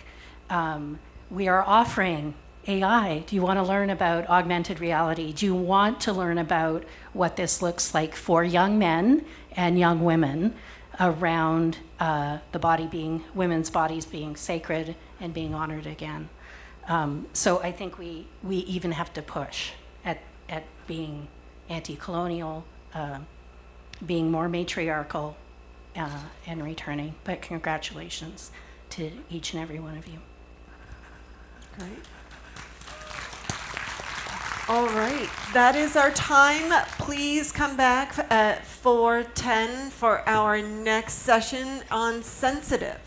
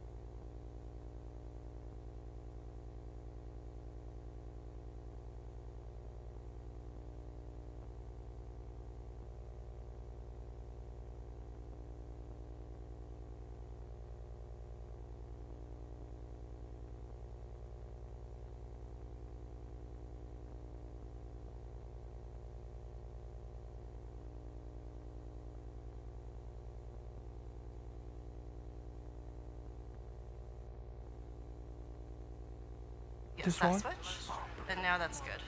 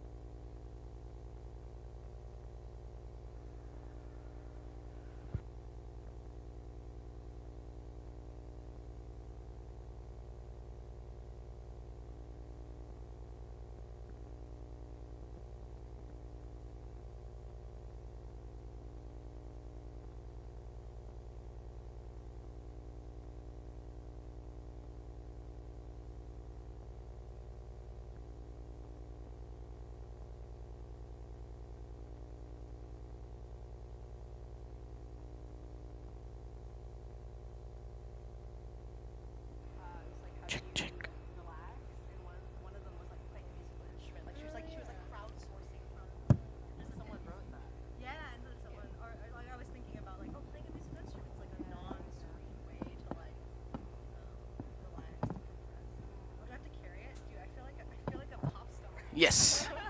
You'll have to do it. Oh, no, I want to take that. Oh, I should talk to the... Cool. I'm gonna leave it here, so you're welcome to use it whenever you want. Oh, wait, so when I take it, you want me to take it off the stand? Yes. Okay, perfect. Grab it. I don't have to press any buttons? Nope. Okay. Thank you. Jose? Jose, yes. Jose, look, thank you so much.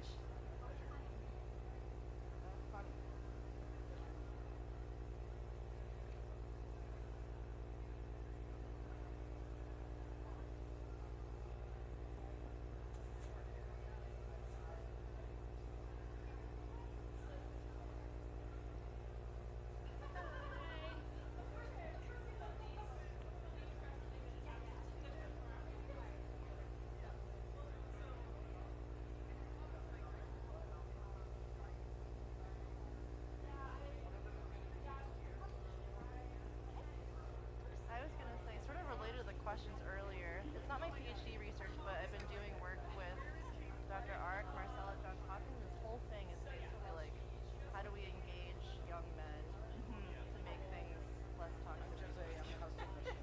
Yes. Yeah, the project I've been doing is text for fathers and very cute text to dads-to-be.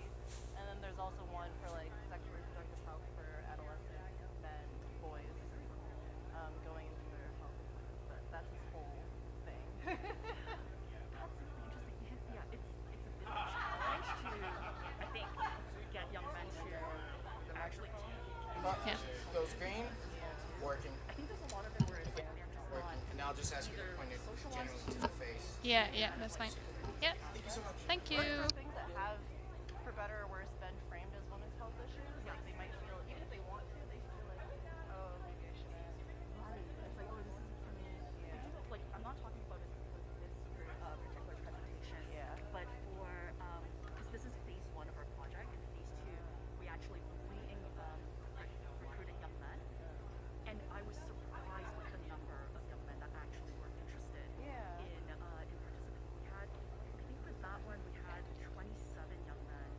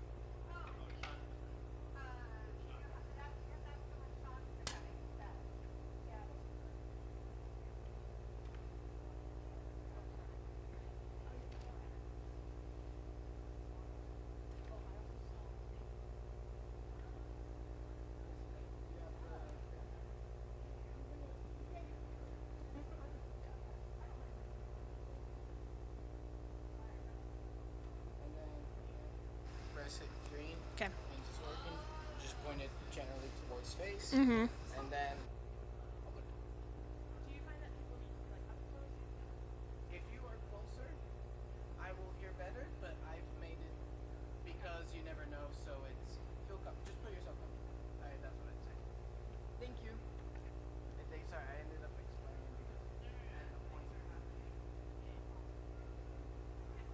You have a second mic still, right? Yes, and I was gonna ask if once the first person's done with their thing, if the mic could be brought upstairs, just so, and then both are gonna bring both down afterwards.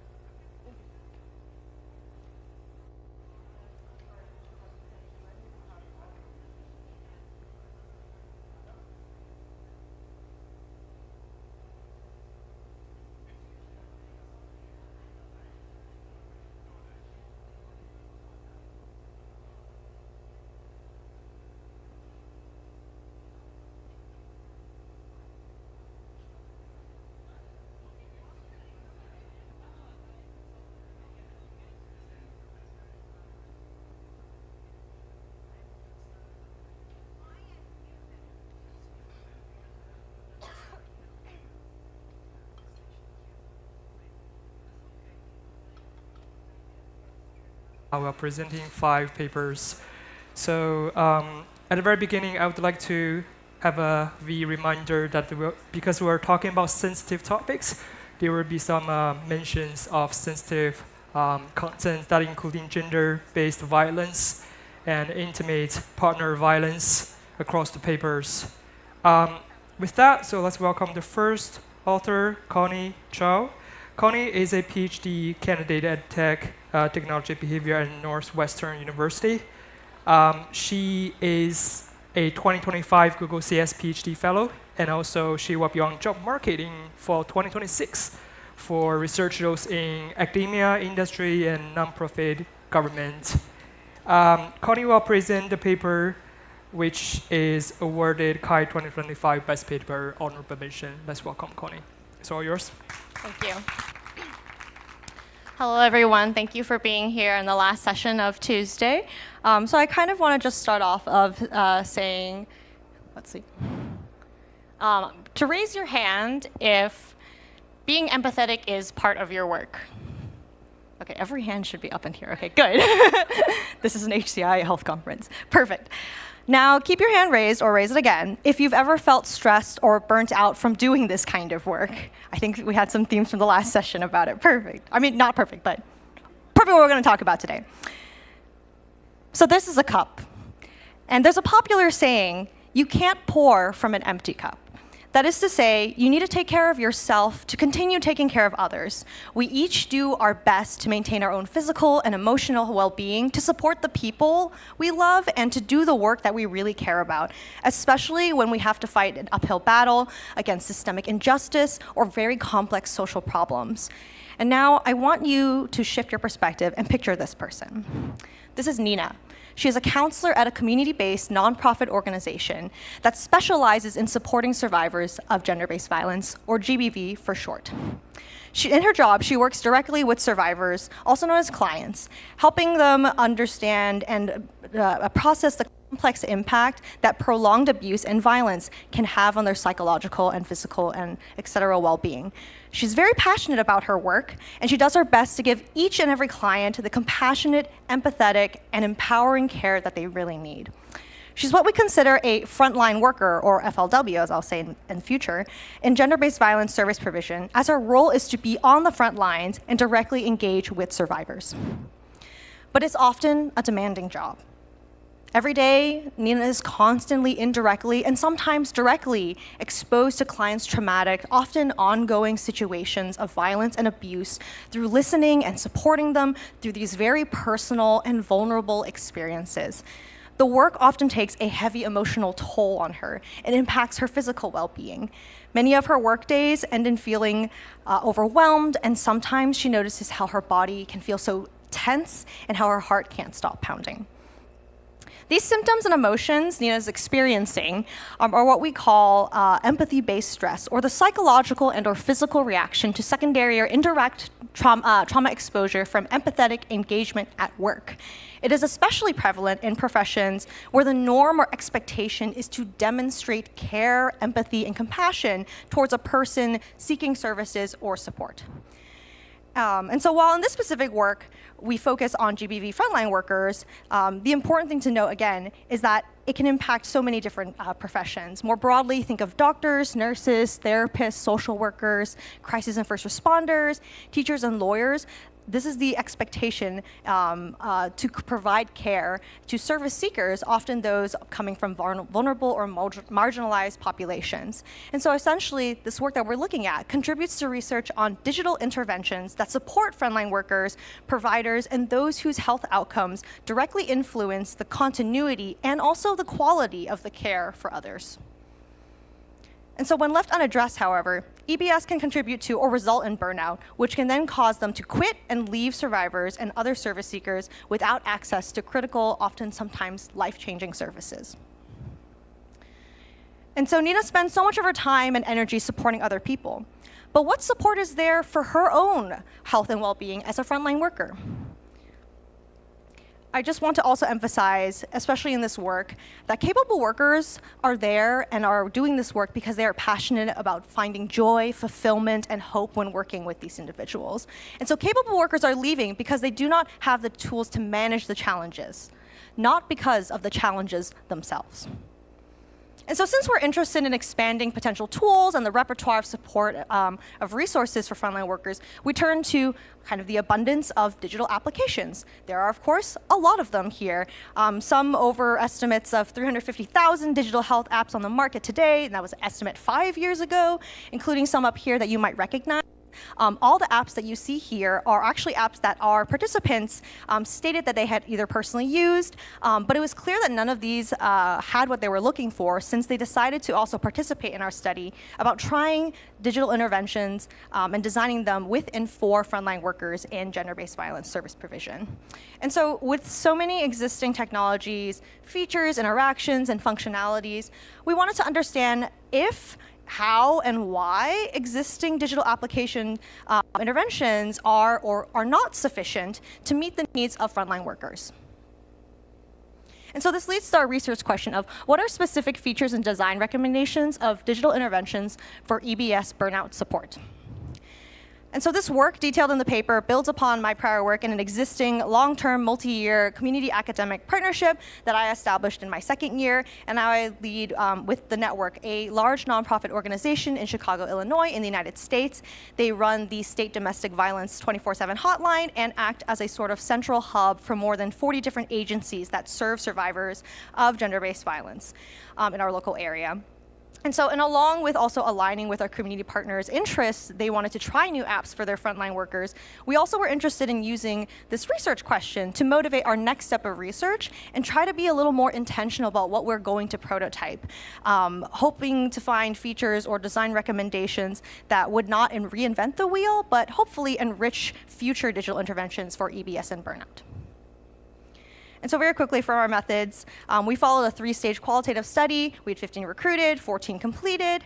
For the full methods and explanations, please see our paper. Essentially, each participant went through a pre-interview talking about prior experiences and perceptions of technology for EBS burnout support. We had them use 2 different existing apps for burnout and general well-being. They used 2 different ones, each for 5 days. And then they completed a post-interview. We used Rosebud Thorn method to facilitate feedback about their experiences using each app, respective features, as well as their thoughts on 2 design prototypes. This paper in particular focuses primarily on the feedback of the existing apps that they used.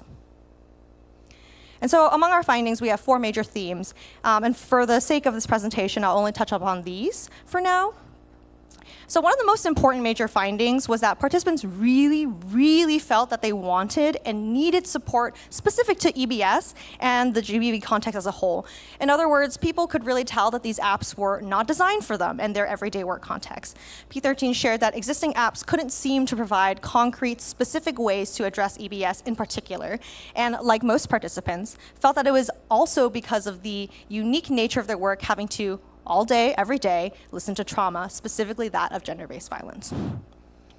And so participants felt that they wanted things like tailored content that uses specific and explicit language like trauma, ally, advocate, common terms in their field, or have activities informed by evidence-based practices that they themselves might use with their clients, and to have the apps reflect the values and the approaches often found in their work, such as trauma-informed care, intersectional feminist approaches, and liberation psychology. In particular, for example, one participant really did not like the positive psychology approach that one of the apps employed.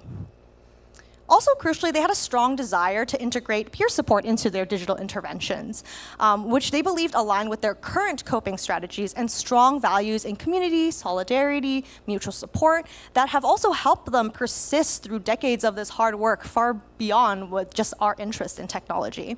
And so altogether, this specificity was seen as a positive that would help keeping workers engaged with the tool, engaged in their well-being and self-reflection of their own well-being, and with another participant sharing that making a tool very specific would be helpful because when people feel seen, they're more apt to keep using something. And so participants also wanted brief moments of support and de-stressing in that busy workday. P9 shared that using apps was good for my job because it's quick and to the point, because of how difficult it is to realistically take large blocks of time to do a training, to engage in self-care, to go on a walk. They wanted something very concrete and tangible to do in the moment.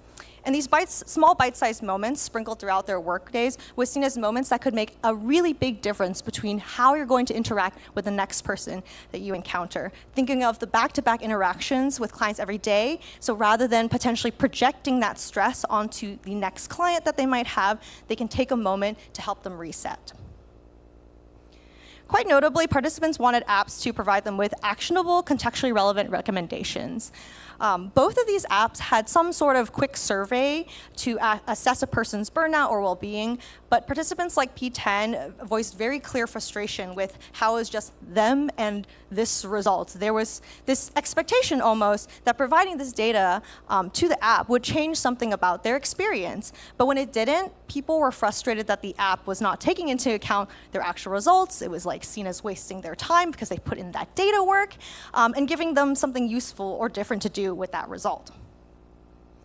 With this theme, in a kind of sad but hilarious recounting of this moment, P1 shared how they were trying to pick a self-care task on one of the apps that said to call a friend or like laugh at a joke that a friend made or something like that, which are usually fine recommendations.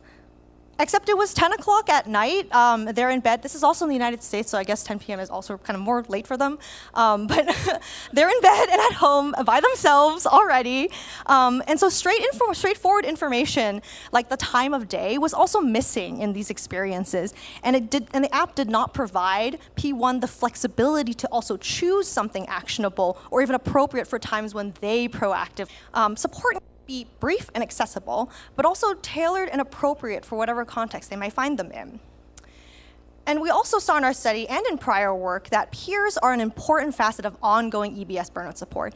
Despite having solitary experiences largely dictated by both the app's designs, participants expressed a want for peer-based activities to build stronger and shared solidarity, connection, and support with each other.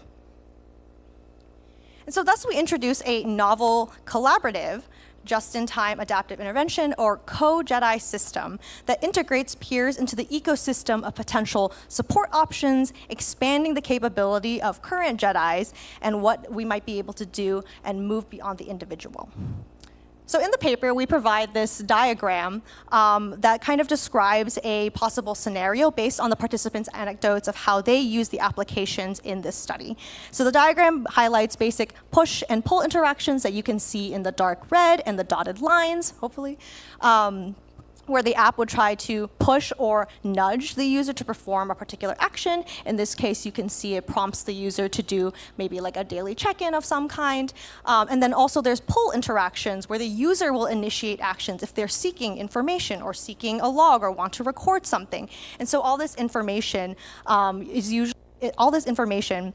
kind of comes together and illustrates how frontline workers in our study envision these different aspects and features of an application working together, right? Addressing these concerns of how their data, their current context that you see on the right-hand side, sorry, I've been looking at it from this way.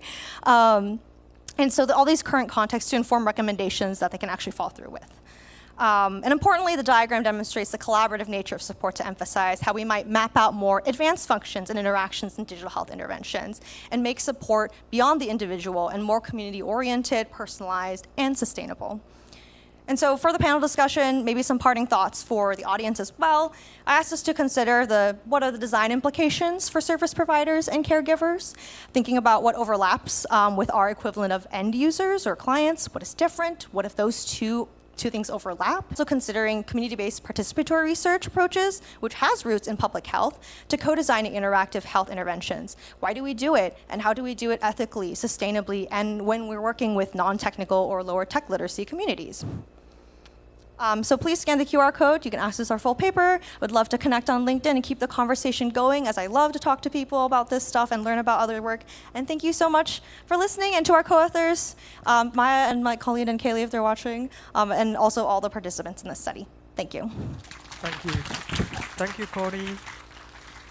And let's welcome the second presenter, Sean Monson. Sean is a professor at the University of Washington Human-Centered Design Engineering. Sean will present the paper.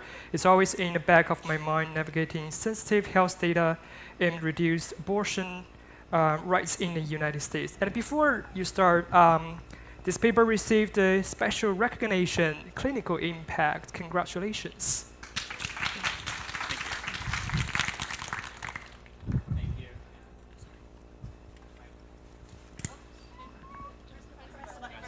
Thank you. Okay. All right. Thank you. Thanks for being here. I'm going to present work today that was led by PhD student Georgia Kendarova. In addition to the paper I'm about to present, she's doing some really great work on supporting youth in social emotional learning and community-based settings, and she'll be on the job market next year. I also want to note that I'm going to start in the US context and then try to talk more broadly about implications for our field toward the end, and I'm sure that the panel conversation will draw that out more. So the Dobbs decision, which overturned the right to abortion in the US, resulting in a patchwork of different state-level regulations, leaked on May 22nd, 2022, and was officially released on June 24th. From the moment the draft was first published, US journalists, activists, and academics spread the advice of delete your period tracking apps immediately. The fear and concern driving this guidance is that in a post-Roe America, one's period tracking could be subpoenaed, purchased from data brokers, or otherwise land in the hands of law enforcement, which could then use that tracking data or interpret gaps in the tracking as evidence of abortion. So we started with kind of this initial high-level question of, are people following this advice? And at a high level, the answer was no. And in fact, some people increased their tracking. Our study wasn't really a quantitative study, but we do have some quantitative data from a second round of recruitment we did almost 2 years after the overturn. And in that screener, 42 respondents from states with increased restrictions. Of those, 19 continued tracking with no changes. 9 decreased or discontinued tracking, 3 reported changing to a safer app or method, and 7 actually started or increased their period tracking. And so based on this, we started to take a deeper look, really looking at kind of these 3 contributions. How do people navigate post-Roe threats amid legal and technical uncertainty? What did people who kept using period tracking apps do, or why did they do that despite privacy concerns? And what are the design, research, and communication implications of this? We conducted interviews with 22 participants. All were currently tracking or had tracked their periods before the overturn, from 9 US states. Towards the end, we focused more on states with bans or restrictions on abortion, and 26 total interviews. 4 participants were interviewed twice. We conducted an initial round in late 2022, a few months after the overturn, which captured a lot of the initial reaction, with 17 participants. And then an additional round in early 2024, almost 2 years after the overturn, with 9 participants. 4 of those were returning interviewees, and 5 were new participants. Across that, we saw that when people went to calculate the risk of their period tracking, they saw concrete benefits, specific, visible, actionable data that they used regularly, that they had invested years in accumulating to accumulate insights about themselves. But in contrast to that, the threat remained abstract. App policies were convoluted and unclear. They couldn't figure out if there was any actual exposure or risk or what technically was protected. The laws were ever-changing and in flux. And it was unclear how the courts would or would not interpret period tracking data. With features like ovulation prediction helped prevent the unwanted pregnancy, and deleting one's app or stopping tracking could make them less safe. they saw safer alternatives, or alternatives that were described by the press as safer, as actually more laborious and risky because they felt they couldn't track reliably with them. And so they felt that even though they might reduce the risk of having the data, they would increase the risk of an unwanted pregnancy. And so they talked about how it might make them feel more anxious, and they didn't know how much that anxiety alone would cost them. And so some did make adaptations to tracking rather than abandonment. So they switched to safer apps. Often they saw GDPR-compliant apps or apps associated with brands that had a high privacy reputation as safer, and sometimes replaced their less trusted form of tracking. But even that was a high barrier because they would lose years of insight because the data weren't portable. They also talked about obfuscating their tracking, logging activity in coded symbols so an outsider couldn't read it, and also saw this as a form of resistance. Even if they knew that maybe someone would figure it out, they felt like they needed some agency and control here. They didn't necessarily choose to continue tracking or make adaptations. They just sort of felt stuck and sort of tweaked around the margins rather than making big changes. Additionally, and perhaps getting at Francisco's question from the last panel, many men wanted to be involved in these adaptations, and participants talked about the support that they had, right? So one person was talking about, oh, they love, doing tracking man things, but they're also using app. They downloaded Flow, they're making up, data under women's names, and she's like, yeah, please do more of this. I feel supported. And, it's unclear how effective this was as a form of resistance, but as a form of support and allyship, it was really important to this participant. And so I think there's a design opportunity here to channel those energies into productive efforts. People's responses were also often not technological. Limbo was often in regards to period tracking, and they had the steady background stress associated with the threats that led to bigger actions. So actions looked like pursuing permanent or more durable contraception, relocating from a state with increased restrictions to one with abortion access, and self-censoring period and reproductive health talk. Also, really importantly, some of these changes, like not being able to talk about reproductive health, further constrained people's access to support unless they got themselves out of that situation. And so if we look across all of this, we see there's this abstract threat and real and experienced benefits, and it put people in this stressful limbo where they didn't know how to weigh that. News articles would increase their perception of the risk, and then they sort of talk themselves down and say, well, I don't really know the risk. It's all ambiguous. I don't know what the data would say anyway. And then they would make some adjustments that would kind of tweak this and maybe move them a little bit out of the stress and more towards the benefits with less risk. But by and large, people were looking if they had the resources for larger steps that it could eliminate rather than manage that risk. But that wasn't something that was available to everyone. People with more resources talked about being able to do things like buy their way out, such as paying for a premium app that they felt protected their data better, moving to a different state, pursuing a more permanent form of contraception, or stacking multiple forms of protection until the threat felt manageable.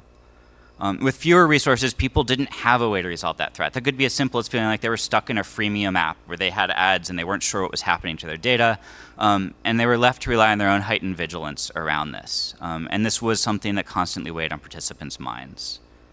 And so I really want to emphasize here that these options were not equally available. People who saw themselves, often based on race or socioeconomic status, as more of a target of uneven law enforcement in the US, the burdens fell heavier on them. And so people with the highest legal exposure were often the ones with the fewest ways to reduce it. And this really opens kind of this conversation within the HI community for HI researchers, designers, policy advocates, and science intermediaries about how we can better handle it. Often the people who had the most exposure also felt that the one-size-fits-all advice of delete your app was not something that was available to them, right? And that it was overly simplistic and didn't understand their situation. So in the paper, we talk about some of the designing for opportunities to design for privacy from day one. So privacy by design, perhaps more design for obfuscation, both of the app itself and of the data, ways to quickly delete it or move it between apps and models, and also business models that center privacy. But again, none of these is going to be a complete solution. Across our participants' experience, they also talked about how key science intermediaries were in their perspective or in their experiences and how they learned about risks. But that these blanket one-size-fits-all answers of delete your app fit almost no one. So someone who was trying to conceive had a very different risk profile than someone who was not sexually active. Someone who was living in Texas had a very different risk profile than someone living in my home state of Washington. And each faces a different threat model. Participants trusted journalists and app public statements, interestingly, over privacy policies they couldn't parse, even though the privacy policies were the actual legal documents. And these intermediaries who could help make these translations were key. But again, those intermediaries need to not assume one particular threat model, and it has to give contextualized advice or support someone in navigating the actual risk environment that they personally are experiencing and the resources that they have. This work is a really important opportunity for me to reflect as a personal informatics researcher, where a lot of my research over the last decade has focused on making tracking more accessible and more equitable and more inclusive. And yes, privacy has absolutely been present, but it hasn't been present enough, right? And so some of my work about 10 years ago was actually on increasing period tracking app access and inclusiveness, and it didn't emphasize the risks or the potential future risks enough. And I think this is something that we should carry forward to all of the kinds of things that we're thinking about tracking that could later be criminalized or turned into a risk. I do want to also emphasize that some voices were much clearer on these threats earlier than my own work and others' work. And a lot of this in particular came from speculative and discursive methods, and we've had calls for that work being important in health at the CHI 2025 workshop, for example. And I'm very happy to see some of it here because those methods help us prepare for these futures. Adversarial context and future hostile uses need to be part of our threat model from day one. And we need to continue to find more effective ways to collaborate with journalists and the media to warn people of risks before they become present and to help people navigate and make early choices. Period tracking is just one case study. The lessons here for our field are larger. When we build technology that collects data that could one day be criminalized, reproductive health, immigration status, gender-affirming care, substance use, even if I look at some of the parenting decisions that my parents made when I was a child, now those in the US are seen as reckless or, like, how dare you let your child go in the street, right? Like, we have to think about these changing contexts and how to protect people as they track. And often the failure to do so falls on the people who are already marginalized. We also, and this is going to sound weird when we talk about regulation in a context where the threat is the state, but I also live in a local regulation that has passed health protective laws that try and protect people's health data, right? So we can continue to advocate towards regulation that makes protecting users non-negotiable. And we also need to think about further and more deeply embedding this in professional codes of ethics, perhaps even for our own professional societies like ACM. So thank you. I look forward to continuing the conversation in the panel. Thank you, Sean. Our third presenter is Michaela Kronzik. Michaela is a PhD student at Indiana University, Bloomington. Michaela will present Saying the Damn Word, iteratively designing abortion narratives in an asynchronized remote community to inform abortion care. Before you start, congratulations that you received special recognition on methods category. Congratulations. Yeah.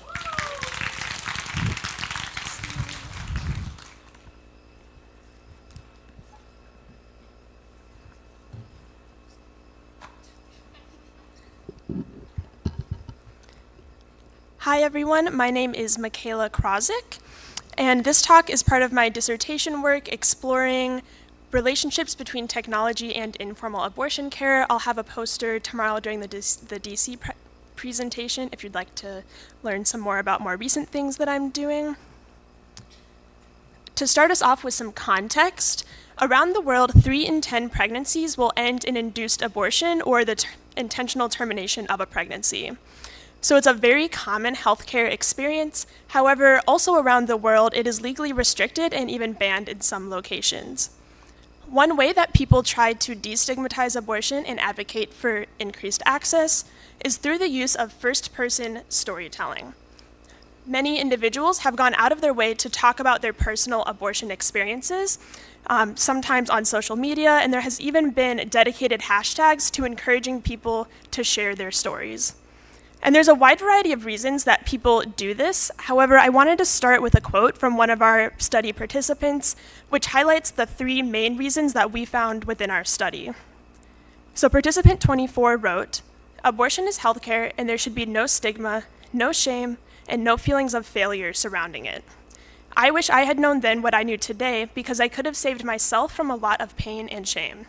My hope is that I can help someone else who may be feeling those same feelings from further suffering." And so here we see this element of wanting to advocate for abortion access as healthcare, wanting to heal from personal past experiences, but also most prominently, wanting to support other people who have either had abortions or may get them in the future. In this way, abortion storytelling becomes a kind of care practice. And as I mentioned with social media, it's not always technology mediated, but sometimes it is mediated through communication technologies. So we saw this kind of socio-technical thing happening within this broader culture of storytelling, and we designed a study to learn more. Specifically, we wanted to better understand abortion experiences, identify design opportunities for technology around abortion care, and also investigate participants' specific considerations for sharing their stories when they chose to do so. We used the asynchronous remote communities method to invite 17 people with abortion experiences into private online Slack workspaces. Over 7 weeks, they completed 14 different activities, which they completed on their own time, and then they posted their responses to the group for other participants to see.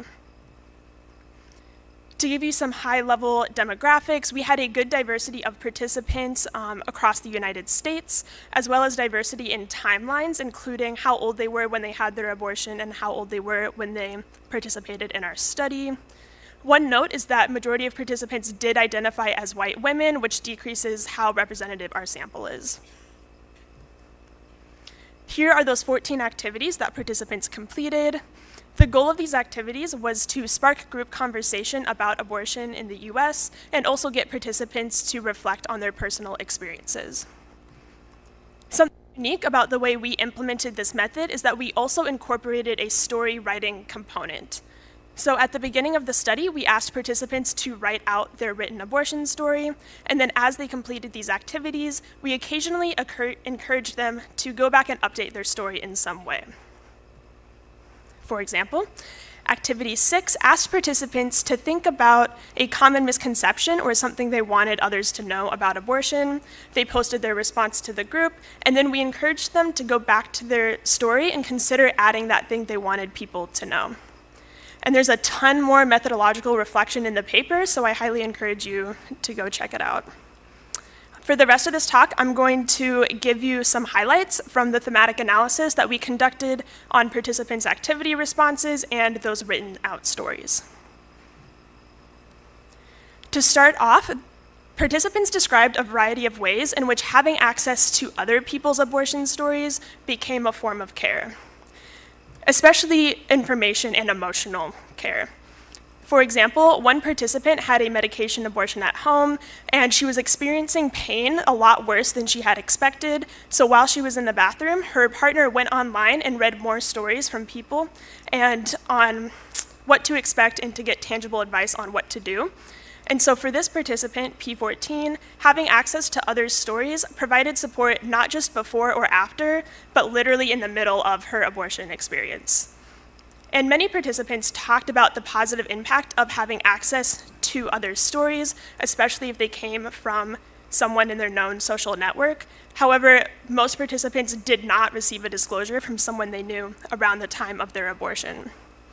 Therefore, another place that people got access to stories was through the media, such as books, TV shows, movies. However, when we asked participants across the board, they felt that most media abortion portrayals were very sensationalized and did not match their own experiences. Participant 7 wrote, "There are so many more bad portrayals and virtually none that resembled my story. I think the wrought storylines in media make those who didn't struggle with their decision feel badly." And this is really important because if stories are not reflecting people's real-world experiences, then they're going to be limited in the amount of care and support that those stories can provide. We also mapped out different social support needs from known networks, primarily around the time of people getting their abortions. And our main finding was that people need multiple kinds of support from people in their network, but if we were to narrow it down to one thing that made participants feel the most cared for, it was when that support was explicitly unconditional. For example, participant 17 in her story, she was a minor at the time of her abortion. When she went to her parents to tell them that she was pregnant, her mom's immediate response was, "We need to do something about that," and she started making plans for her to get an abortion without ever asking P17 what she wanted to do. And so P17 wrote, "My mom was being supportive in her own way, but it was not the way I needed." And what we see here is that even though there was logistical, probably financial support, there was a clear lack of emotional support in P17's perspective. And it also demonstrates support that was conditional to getting an abortion or continuing the pregnancy. And this moment of disclosure, either disclosing a pregnancy or that someone has had an abortion was a really prominent moment where participants described either feeling supported or not feeling supported by someone they knew. And that leads me into our next finding, which is that abortion care is not a one-time thing. Even if someone had their abortion years ago, if you've had an abortion, every time you meet someone is another opportunity to maybe disclose that abortion, which is therefore another opportunity to receive care. So in this sense, abortion care lasts a lifetime. And I include this picture here of a little car on a road because one of our participants ended her written out story by describing a road trip that she went on 15 years after her abortion with her husband and their 2 daughters because they talked to their daughters about that abortion. And for her, that moment was a really integral part of her entire abortion story. Our third set of findings has to do with people's preferences for sharing their stories. I already talked a little bit about people's motivations. We had 3 primary ones. When we asked people about where and to whom they wanted to share their story, it got a lot more complicated than just 3 options.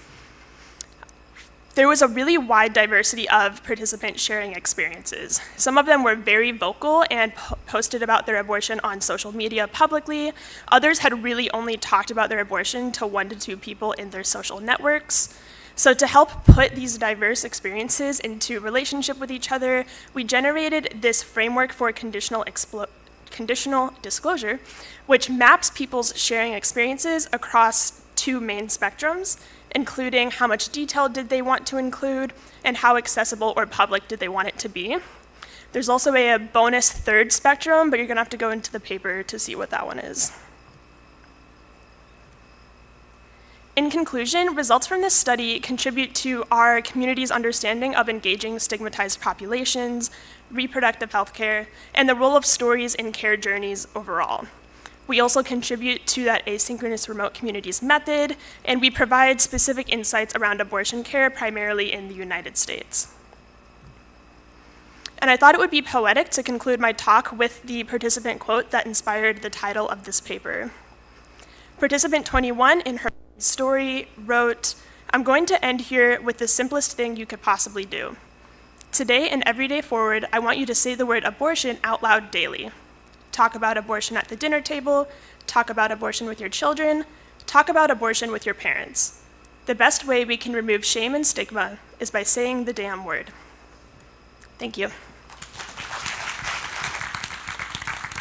Thank you, Michaela. Let's welcome the 4th presenter, Vinh Wong. Vinh is a PhD candidate in the School of Public Health Sciences at the University of Waterloo. Her work sits at the intersection of HCI, public health, social work, and gender-based violence presentation. And Vinh today gonna present Preventing Intimate Partner Violence Through Video Games, Designing a Gender Transformative Health Intervention for Young Men. It's yours, Vinh.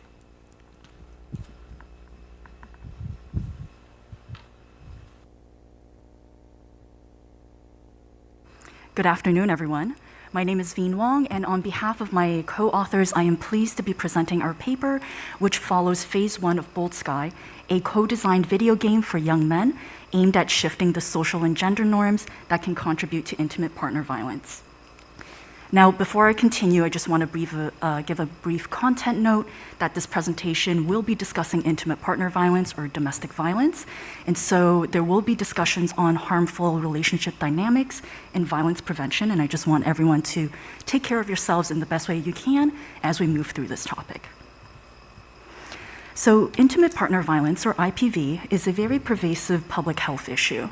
Globally, 1 in 3 women experience physical and or sexual IPV in their lifetime.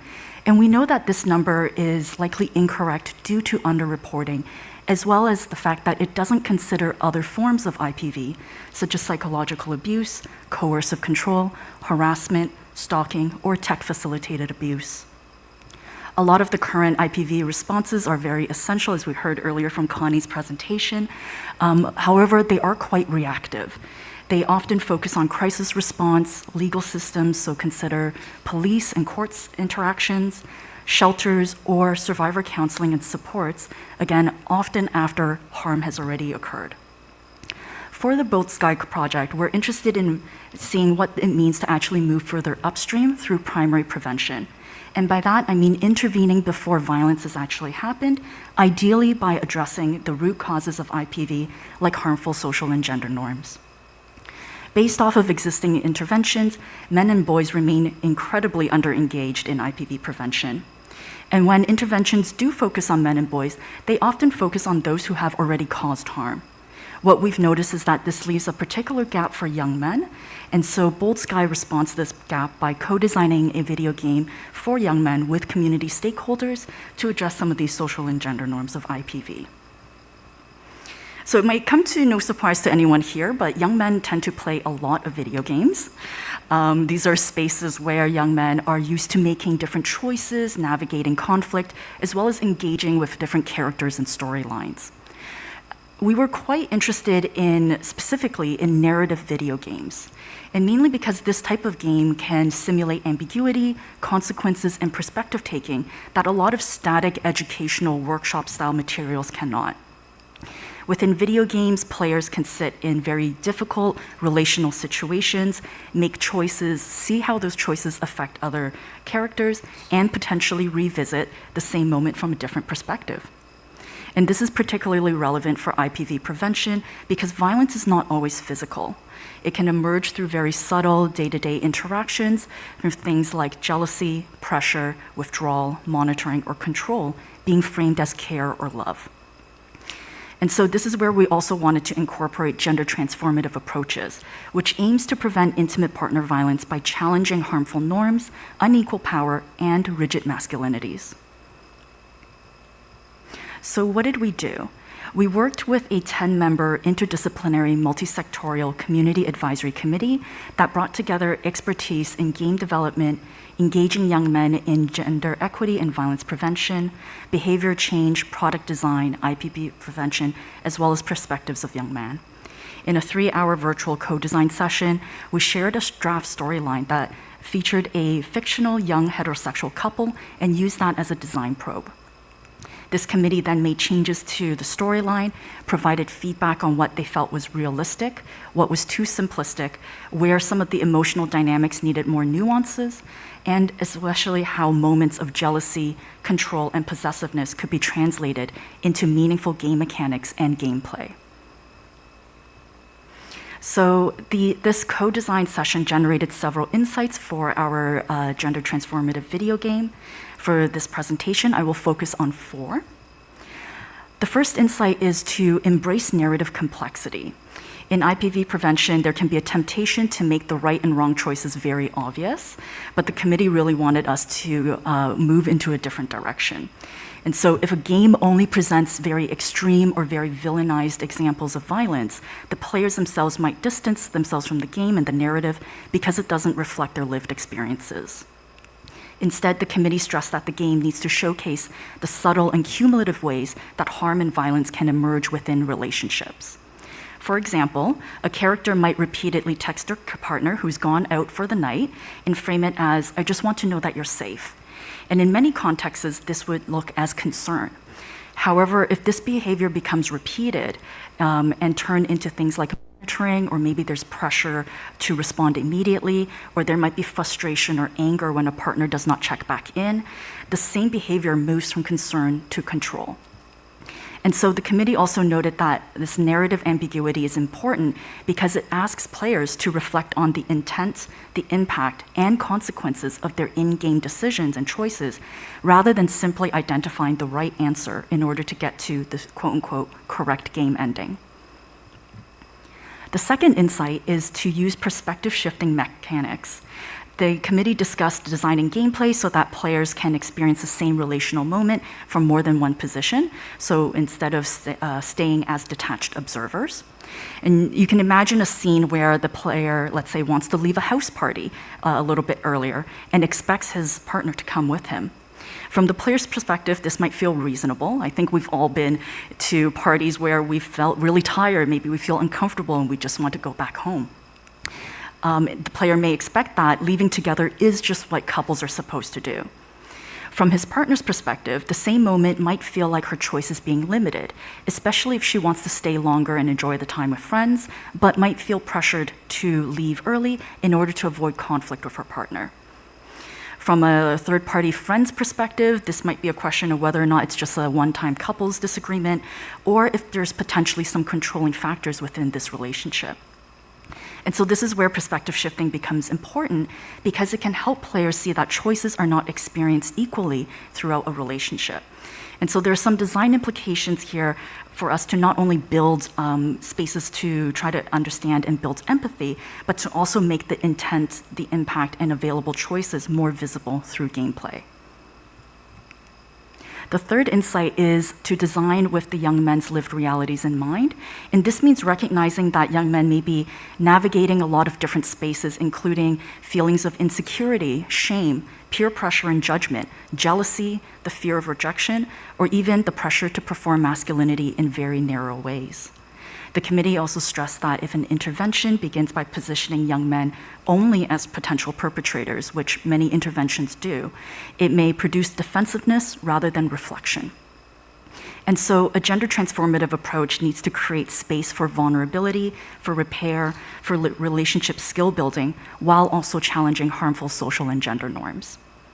And in Bold Sky, it means that we will need to design scenarios that feel emotionally recognizable and grounded to day-to-day life of young men, so that the game can be a type of sandbox where players can practice or engage in different choices, responses, and relational possibilities in a safer, simulated environment. The last insight I'll cover today is emotional-driven gameplay instead of moral scoring.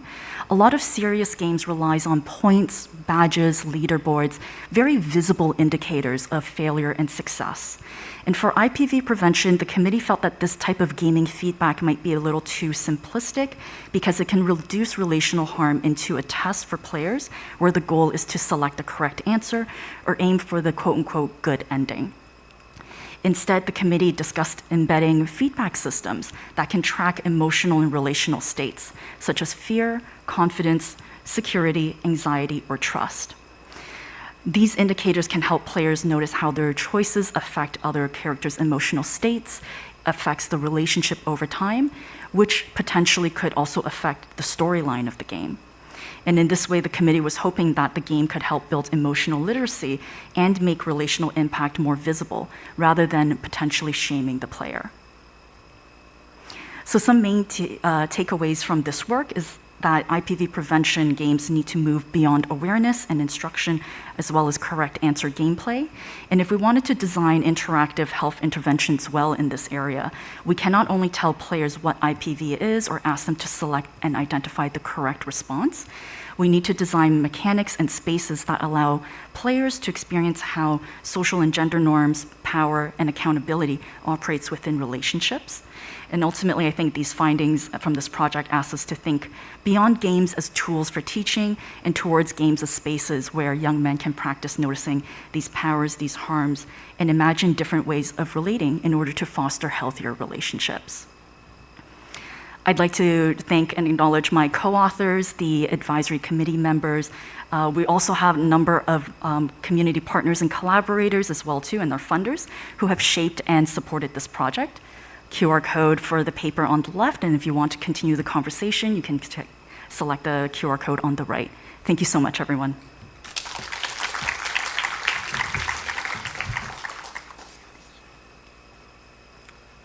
Thank you, Vin. Let's welcome the final presenter, Camilla Nadal.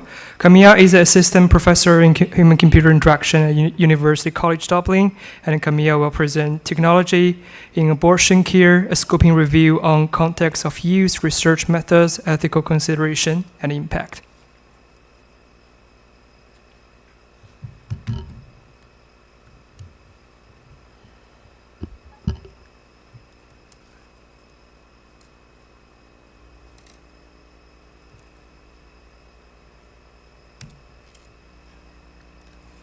Okay, hi everyone. Thank you for sticking around. This is the last talk, so I'm very excited to be presenting our paper today, which was published at CHI this year. On behalf of my co-authors, Sarah, Kelly, Katie, we are academics in the US and in Ireland, and Aoife, who is the National Clinical Lead for Abortion Services in Ireland. Our paper is entitled Technology in Abortion Care, a scoping review on context of use, research methods, ethical considerations, and impact. So I'll begin by giving you some context. An abortion is an intervention to end a pregnancy. As been mentioned by Michaela, it's a common reality worldwide, regardless of legislation. Each year, nearly half of all pregnancies are unintended, and about 6 in 10 of these end in induced abortion. A person might want to obtain an abortion for many different reasons, and it's important to keep in mind that there is no single profile of abortion seekers, but rather a diversity of identities, needs, circumstances, and experiences. Abortion care is commonly provided through 2 main methods: medication or medical abortion, which is when the person takes medication at home or in clinical settings, and surgical abortion, which is when the person undergoes a procedure, so typically in a hospital or in a clinic. National or state-level legislation define the conditions under which healthcare professionals can provide abortion services. For example, in Ireland, medication abortion can be provided for any reasons up to 12 weeks, but after this limit, health professionals risk a prison sentence of up to 14 years for providing abortion outside of the strict circumstances defined in the law. So due to the legal window for access to abortion care, timely provision of services is essential. In many parts of the world, the provision of abortion care remains restricted or prohibited. So here's the map again for you. Even in regions where abortion is a protected right, like in most European countries, health inequities and stigma persist. Travel is often still necessary to access services, and access to care remains more difficult for structurally marginalized groups. In addition to that, abortion legislation can also quickly change. Since the early 2000s, a range of technologies have been developed to support abortion seekers and providers, which have been implemented at local, national, and international scale. And often, technologies are going to serve as alternative infrastructures to state care. An example is the platform Women on Web, which facilitates online access to medication abortion in over 180 countries. Research on abortion technologies is quite fragmented. It's spanning across medical, computing, and digital health publications, and this is making it difficult to have an overview of existing technologies, to reflect on gaps, and to identify avenues for future HCI work in the area. So we conducted a scoping review to try to understand in which context abortion care technologies have been explored, what methodological approaches researchers use, and how they navigate ethical challenges in order to create impact in abortion care. So we searched databases indexing digital health literature, and we included a final corpus of 92 papers. 80 studies were published in medical venues and only a small minority in HCI or digital health venues. And I think it's important that we as a community kind of reflect on this, because it highlights where the conversation on abortion care technologies is taking place, but also that the knowledge created largely comes from a medical perspective. So in this map, we can see the distribution of studies across the world. Research has focused on a few places, including and largely, I suppose, focusing on the US context with 51 studies, but also 9 studies in the UK and 6 in Canada. Some studies included data from multiple countries as well.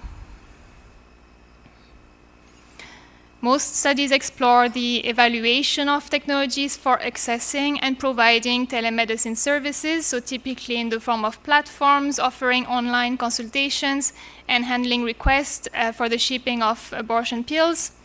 And we can kind of notice here that there is a lack of technologies addressing education and support during and after an experience of abortion.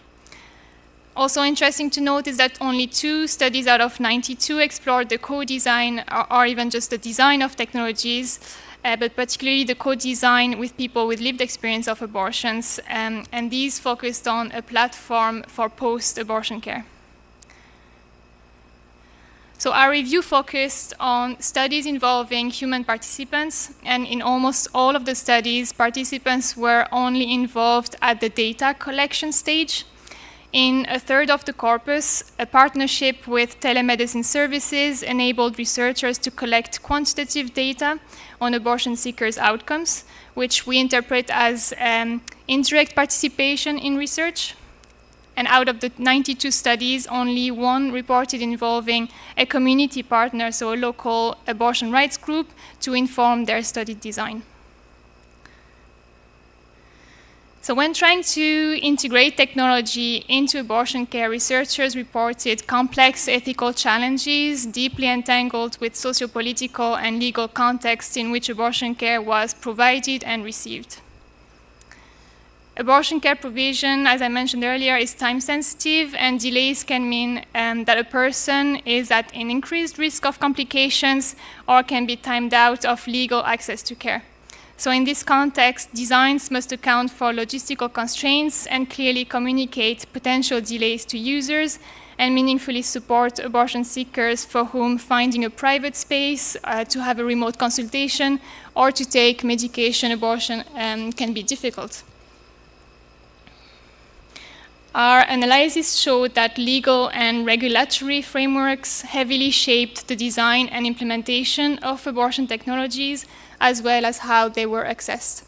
For instance, in some regions, providers had to navigate a complex kind of web of regulations just in order to offer telemedicine services. Other examples in the US reported that abortion seekers living under a restrictive law had to set up an address in a different state to be able to receive medication in the post. Technology-supported abortion care can also introduce or exacerbate risks for abortion seekers, and particularly hybrid models of care, which rely on abortion seekers' ability to travel, sometimes long distances. Researchers also reported risks when integrating abortion care technologies into kind of hostile socio-political contexts, that telemedicine services might be intentionally sabotaged, or that access to post-abortion care, for example, if someone has complications, might place them at risk of being prosecuted. Our finding sections also discuss ethical issues that arise when conducting abortion care research, which might be helpful for anyone in the room that's working on kind of sensitive healthcare, but I won't cover that in this presentation. So what researchers aimed to achieve through their work was positive impacts on abortion care. For example, by using technology to overcome geographical barriers and facilitating service access in contexts where abortion facilities are sparse or difficult to access.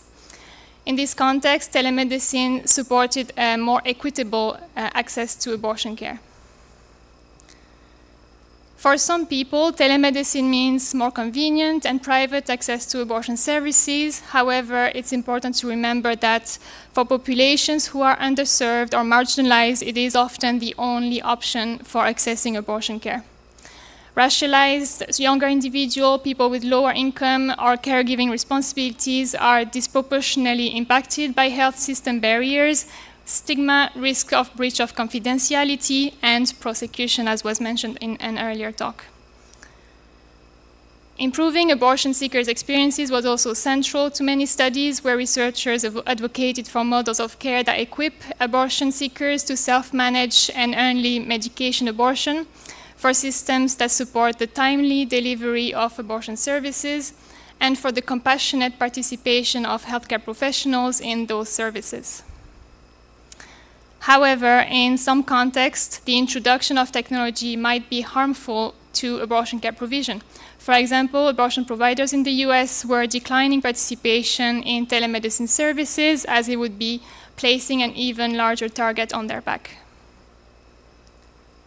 Finally, inequitable access to abortion care may be aggravated by digital divides, structural barriers, and gaps in menstrual health literacy, especially when abortion care is entirely self-managed. So with this in mind, we called the HCI community to move beyond telemedicine and design for supporting bodily experiences of abortion, but also post-abortion care. And this work can take inspiration from Soma design and kind of more than human design approaches to develop infrastructures that enable the design of abortion care technologies in global South context with careful attention to the cultural, infrastructural, and legal conditions that shape the experiences of abortion seekers, but also providers.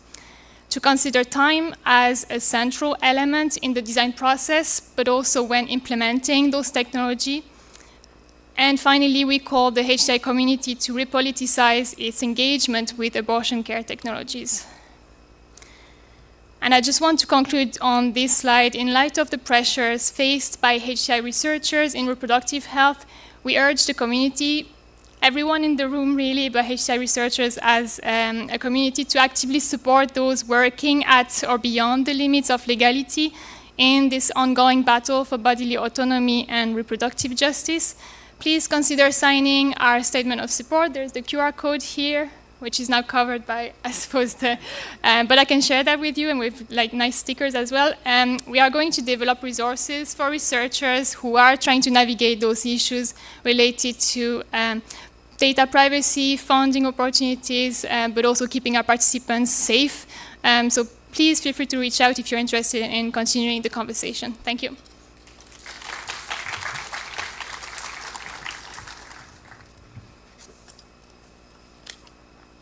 Thank you, Camilla. I will invite 5 presenters to come to the stage, sit back and relax. And let's give another round of applause to 5 presenters.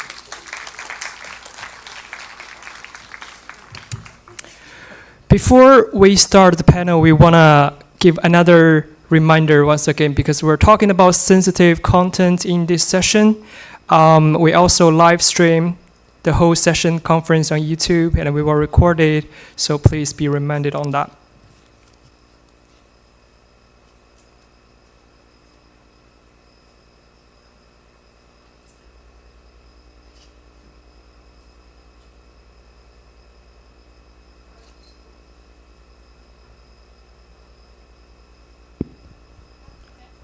All right, it works now. All right, so that is 5 amazing papers about the topic of sensitive, and because our work include so many variety of the sensitive around the sensitive field, how interactive health technologies can move beyond delivering information or access alone, and instead support reflection, storytelling, peer connection, accountability, and ongoing care in stigmatized or trauma-related context.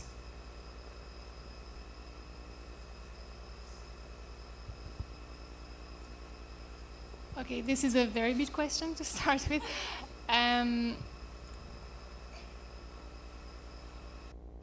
Could we unpack the question into different aspects, maybe? I think so.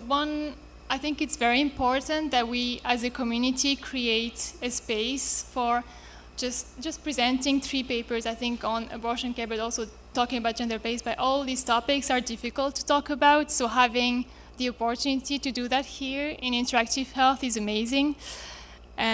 So really, thank you for submitting your papers, but also allowing us to do this.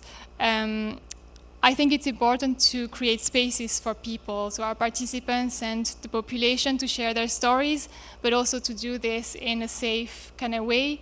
And this is, I suppose, an ongoing conversation that we are having in our teams on how we can protect our participants, especially during the study, but also after, during publication, what information to include or not. So to open the conversations on those topics, but also to do that in a mindful, kind of careful way, that we're not putting people at risk.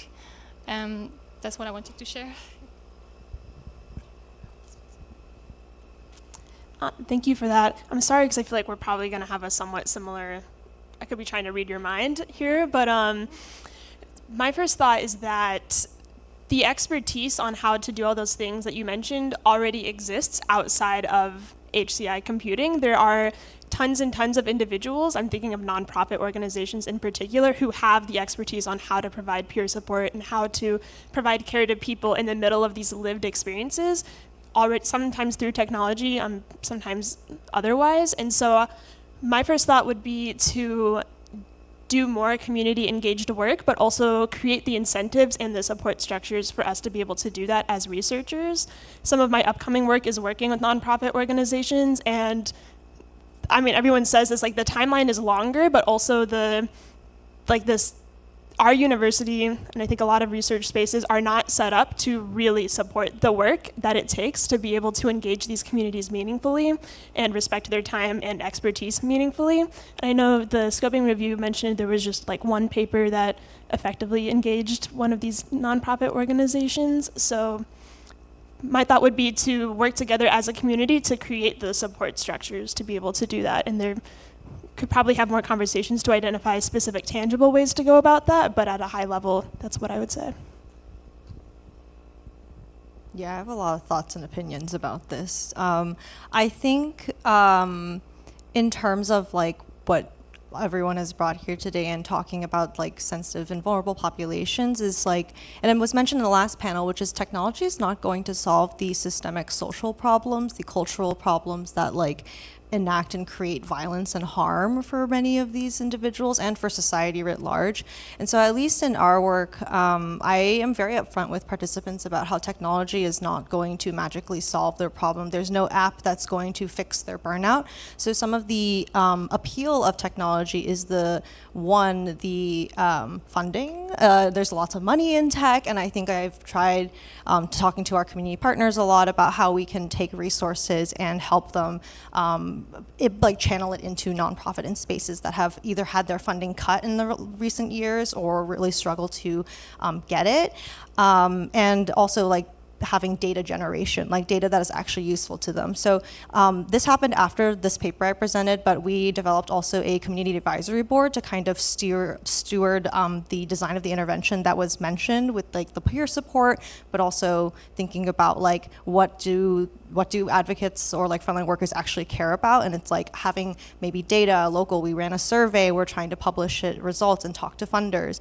And so I think that like beyond just like like you mentioned, like going beyond just like having like information, it's like how do you use that information to influence the organizations that they're at, the larger funding bodies and the policies that will dictate and impact them at large, which I think is very applicable as well to abortion care and, you know, all these sort of things.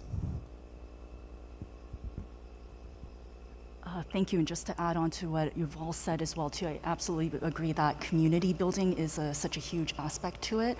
I know in my project we had both a indie game developer company as well as nonprofit organizations, and also with university organizations and different pieces. And so it does take time, but I can say from personal experience, it's absolutely worthwhile to do it. And I think if you take the time to do it well, there's a lot of great things that can come out of this that you necessarily might not have done just on your own in a silo. So strong endorsement of the other points. I would add I often am increasingly taking more of a service design lens of thinking about technology as often as small as possible touch point that facilitates these other kinds of expertise. I loved Connie's discussion of the Jedi, that it really like helped other people step in, right? And it wasn't all about the technological intervention. So I think that's one. And then the other part of that I think a lot about now is thinking about some of those touch points as adversarial, right? And that they're not all going to be part of the service, but you're going to encounter things that are opposed to what you're trying to achieve. And how do you prepare people for that and help them navigate it? Something that's probably better explained in other papers, but we need to think about the situation when technology actually fails and how it might really aggravate, situation for the users. And in the context of abortion care, because it is such a timely kind of difficult, time to kind of get everything to go smoothly, really, depending on the context where people are finding themselves in and their circumstances. But if on top of that technology fails, well, then we're actually creating a crisis situation on top of a crisis situation. So just we need to think about that when we design those technologies as well. Thank you very much. I think my second question is very closely relevant to the answers for the first question, which is when you conduct such kind of a research under this context, the sensitive, often considered as taboo research, could you share any joys and hopes while being respectful to the community?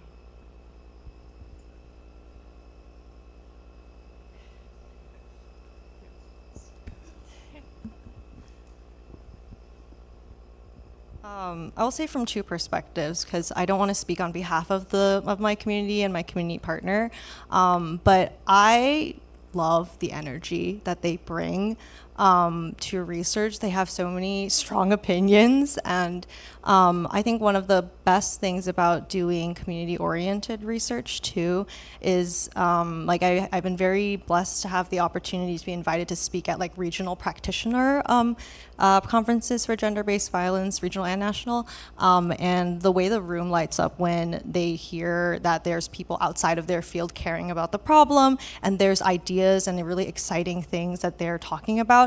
I think when I was helping to co-facilitate this community advisory board, and people were bringing in we had a end of event reflection, and we asked people to bring a picture or audio, music or something that reflects their vision for the work that we're doing. And one of them, if she's watching, she'll know, but she submitted the Spider-Man meme that's pointing at each other, and was that's kind of what we're doing. We are all in this space together, sharing a very similar vibe, and also we are the ones who can steward and create the solutions to it. And I think there's a lot of joy with things outside of technology, people suggesting more somatic things, sound bath, art therapy, and I've met the coolest people ever doing this kind of work, and you really get to have opportunities in a community outside of academia when sometimes things get hard in academia land, which they do as a PhD student. So I think that's also celebrating joy and giving people a platform. I think I've been drawn to my current profession because I like to work on problems the market won't solve or doesn't yet know it can solve. And these are messy, and they're not often things that we're going to solve either, but they're things we can make progress on. And even in the paper that I just presented, people were talking actually about some of the influence of our past work on making the apps valuable to them. And that was oh, well, I have very mixed feelings about this at the moment, but you can have this impact and really move the field in ways that wouldn't happen without the research community. Yeah, to echo your point a little bit, as someone who studies research or researches abortion, I find that a question I get a lot, or an assumption I get a lot, is that it's very emotionally intense and kind of sad, which I mean, it can be, because these are people's lives and people's heartfelt experiences. But I also find that more often than not, there's so much passion, both in terms of the participants we're talking to who took the time out of their busy lives to share their experiences with us, the nonprofits that we're starting to work with who have dedicated so much to these issues, and then also the researchers who are in these spaces as well. I find that it's such a supportive community, and the vibes of us being in conversation with each other is very uplifting, which is not a substitute for proper support and funding opportunities. Don't get me wrong, but I find it's very, very motivating, and that since I've started this project, I've never had a lull in motivation, just because of the passion of everyone that I interact with around here. Yeah, I think that energy can be very almost intoxicating at times of okay, this is great, we can keep going. And Connie, I know similar, so I'm a social worker in Canada who worked in GBV, IPV sector for over a decade. And so yes, we were very opinionated about the things that I can see why you've run into that as well. At least I think for my experience with engaging young men, the presentation that I did was phase 1, where we actually had a lot of difficulty recruiting young men. And realized that when we moved into phase 2, we had this fear of, well, what are we going to do? Recruitment didn't go that well for phase 1.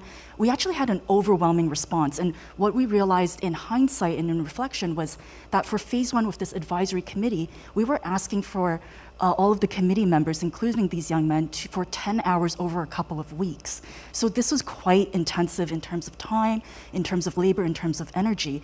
Whereas for phase 2, which we're going to be writing a paper on, was more individual, and we were only asking for about an hour and a half to 2 hours, kind of like a one-time co-design.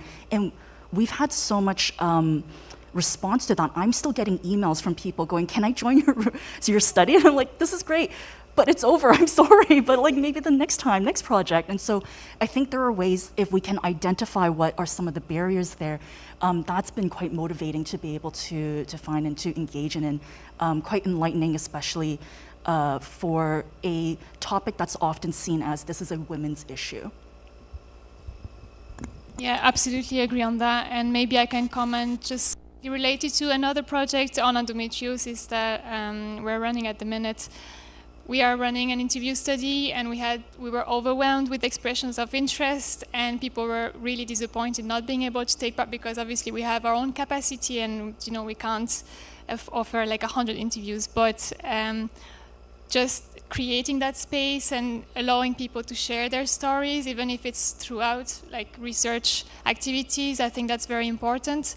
And I agree with like the kind of research we're doing. There is such a good energy, even if we are encountering like difficult stories, and like it is as well talking about the isolation, I think, that researchers, medical professionals are facing, and getting together is bringing that kind of uplifting energy and realizing, okay, there's loads of people that are very passionate, and kind of the advocacy part of it as well is a huge element of that.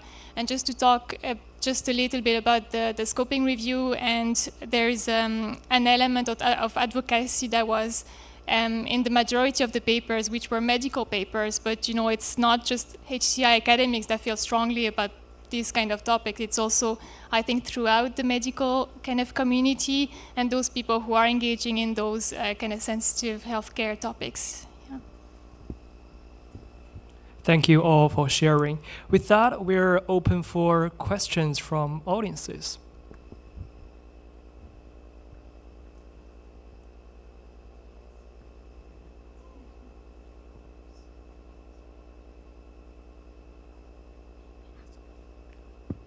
Hi, thanks for the panel. This is really wonderful. I've been thinking about alone, so some of the things you were saying about like technology is not a centerpiece alone. Some of the panel we had yesterday about what is design, right? What are we thinking about? And I totally agree with this discussion. But I also was thinking that some of this word that we've been talking about, some of this conversation that we are talking about, might not always be the most popular conversation in other computing venues, right? Like even sometimes this work are kind of hard to be accepted at places like Kai because it's not innovative enough, right? And then the reason that we're creating this community and foster this community is to have a space for all this conversation to exist. But on the flip side, it's also that this conversation not being heard by people who are continuing building those 500,000 mental health apps out there, right? And so I think with all the the expertise and the experience you have with all this community engagement work, do you have any advice or thinking about strategies like how do we engage in other part of the community who have to be part of this conversation or to hear about these conversations?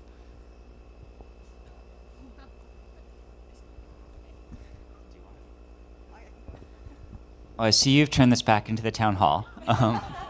No, I'm really glad we have this space. But we also need to keep going to other conferences, and we need to keep publishing in other venues, and we need to keep communicating with our communities, and we need to keep working with the media to get these stories out there, so that maybe, if the people who are choosing the app start demanding them, right, then maybe other people have to move, right? So I think it is a multi-pronged approach.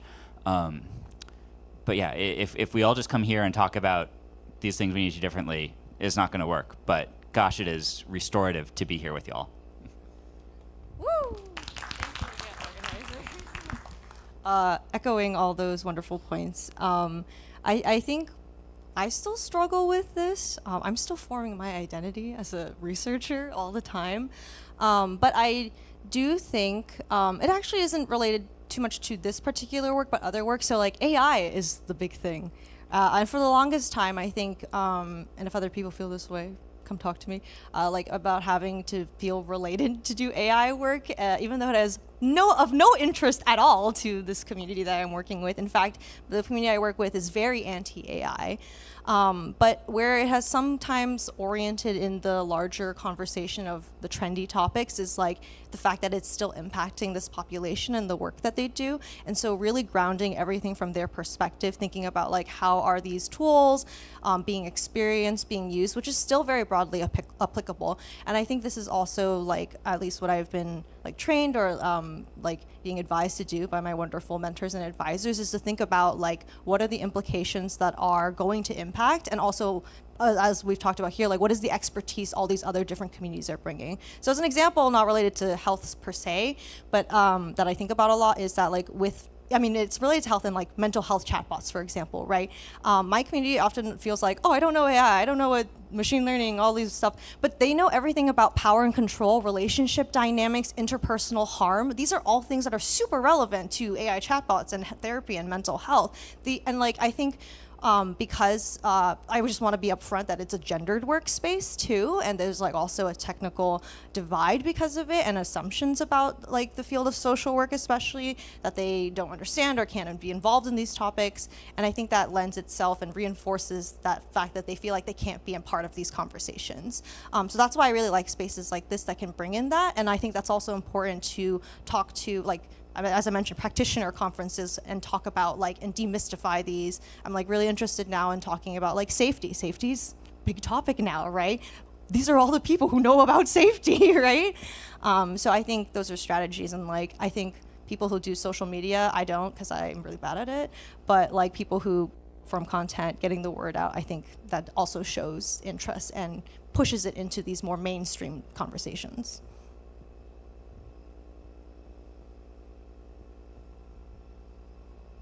I think it talks to your paper, Michaela, saying the damn word and, really kind of trying to do that, or not on a daily basis maybe, but like regularly. And I think people are more or less good with engaging with the media, but that's definitely a very important part, as you said, Sean. And something, if we go back to your question around like conferences and how to kind of create, opportunities to not get rejected in those conferences, maybe we can, like, obviously you need someone or being like in a role that's a bit kind of higher up in the conference, but creating, like there is here, like an award for clinical impact or kind of community engagement, and these kind of recognitions that would potentially be more tailored to the kind of research we're doing, and embedding that into, maybe there is best paper award, honorable mention, and then community kind of engagement award, But having, like, recognizing this work as important for the HCI community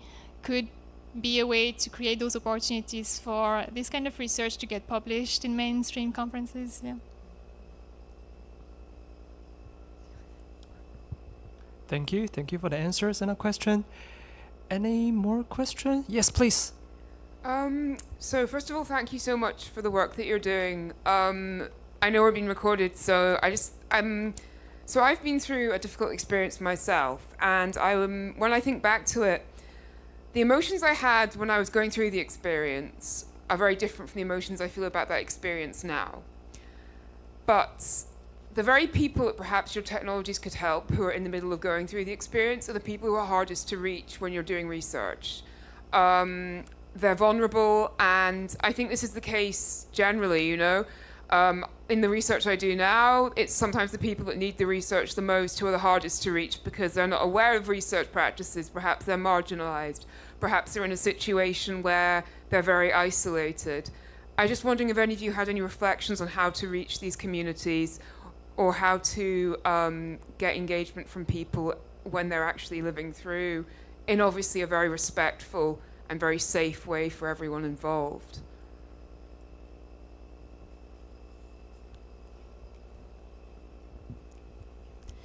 Thank you so much for your question. This is actually something that came up in our paper, and I can't remember how much if it's in the current version, because it used to be a lot more pages, and it's still like at the 30-page mark. I apologize if you go to read it. It's so long, but it's interesting. But so we found that people's experiences and attitudes around their abortion shifted over time. And a lot of people we had people who had obtained their abortion somewhat recently, like someone who got theirs during COVID, and we had people for whom it was like decades ago, and the people for whom it was a long time ago, I think most of them talked about the emotions they were feeling around the time, the emotions that they're feeling now.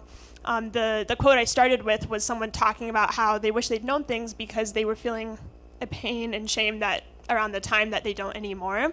And so we reflect a little bit on designing for dynamic perspectives around your own experiences. And so, I mean, we don't recommend necessarily making a storytelling application of any kind, but like if you were to, maybe you have someone share their story, and then over time you encourage them to go back to their story and reflect on maybe how their perspectives have changed, and to build off of that and how that could be helpful for others, just on dynamic perspectives in general. But to answer your question about how do we reach people when they are in these particularly emotional, intense, vulnerable moments, I think about some of the work that's come out of trauma-informed computing and trauma-informed care, like Chen 2022 has a paper, and I believe their suggestion would be that you don't necessarily try to reach them directly. This is when, not to keep mentioning nonprofits, but this is when you go to these on-the-ground frontline workers who are doing this care work and who know,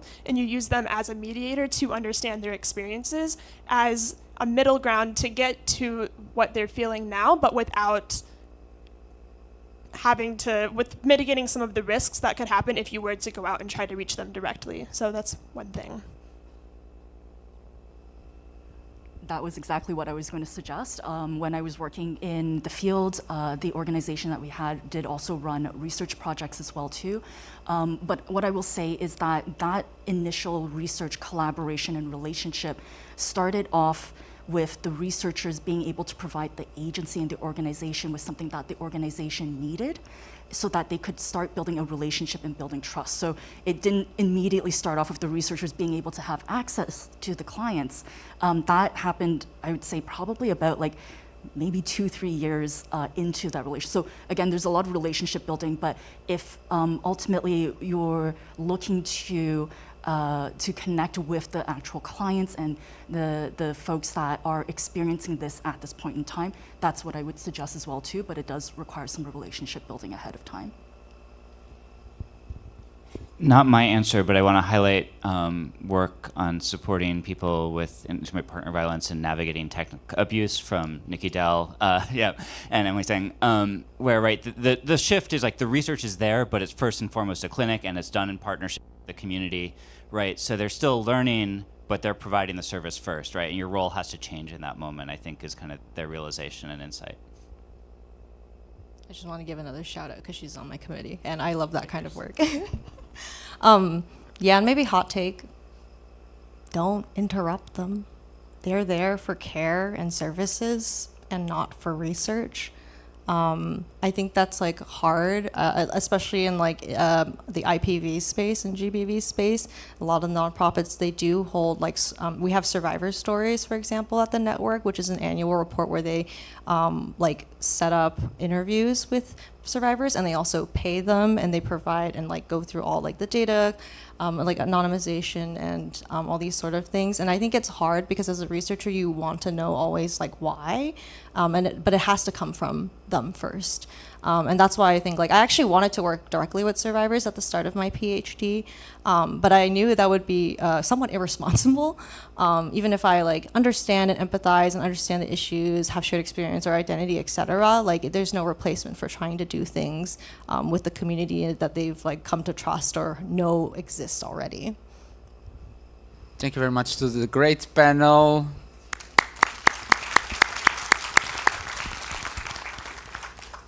Now, our demos and the reception starts at 6:30, and we really need to leave in the next 10 minutes, so please exercise the legs a bit further. we will have dinner at the reception, just so you know. And it's a bit later than 6:30, but we'll have the demos there as well. There's some visits. Yeah, you'll see when you arrive. Thank you. And bring your stickers to vote for the best demo. Your star stickers. Take stars to vote on demos.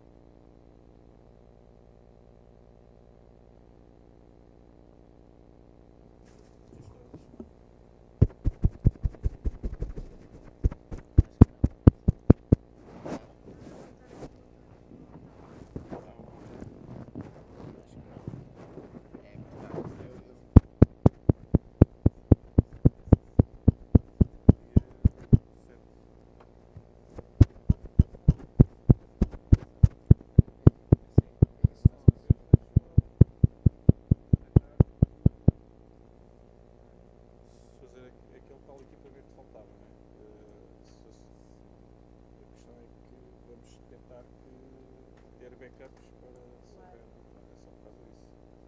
Se tiver possível, vamos montar aquilo.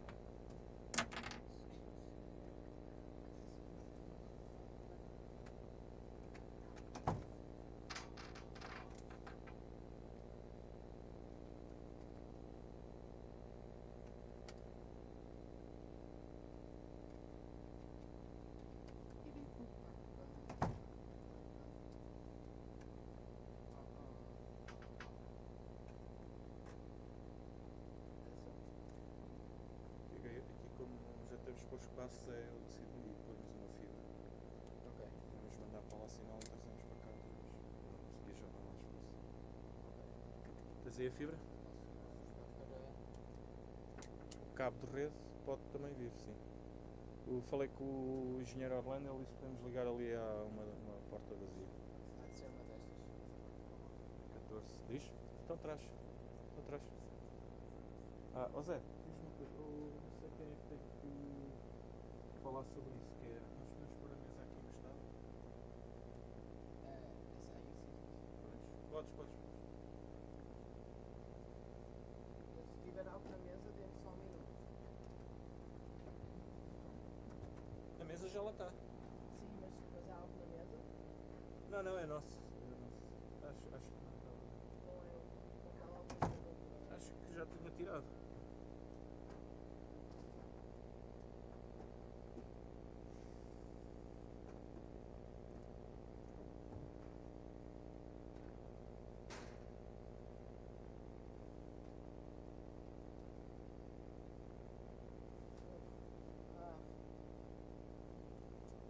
Estava a dizer que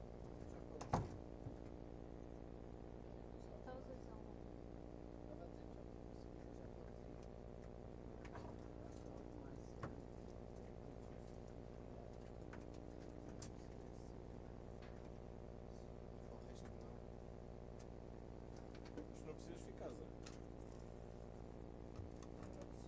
vou ver se querem que eu fique.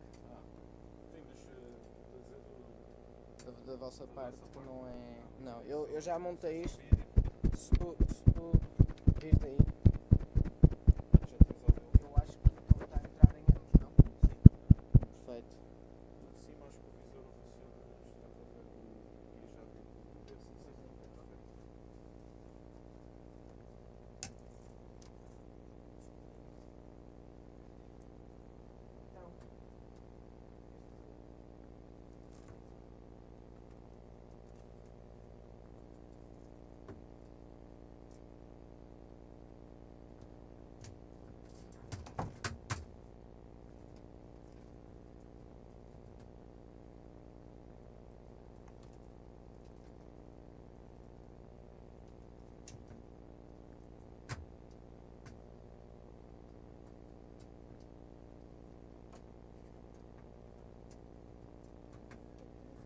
Então. Então, às 6 vêm as senhoras da limpeza, elas ficam aqui aproximadamente 1h30.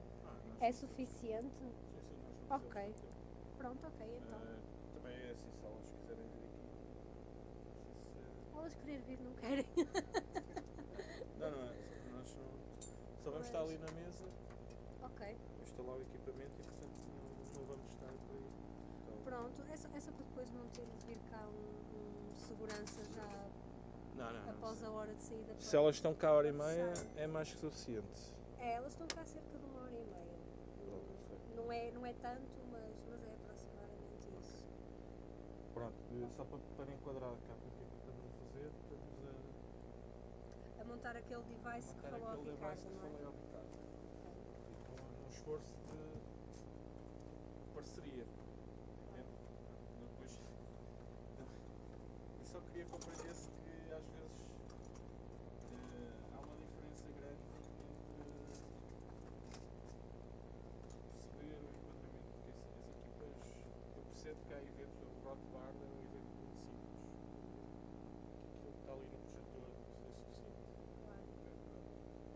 Os eventos que é preciso um bocadinho mais, tal como está aí o Zé, é preciso alguém.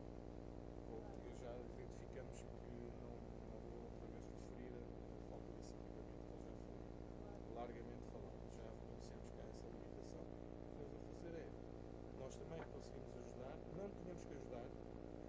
disse claro para a Clara, para a Cátia.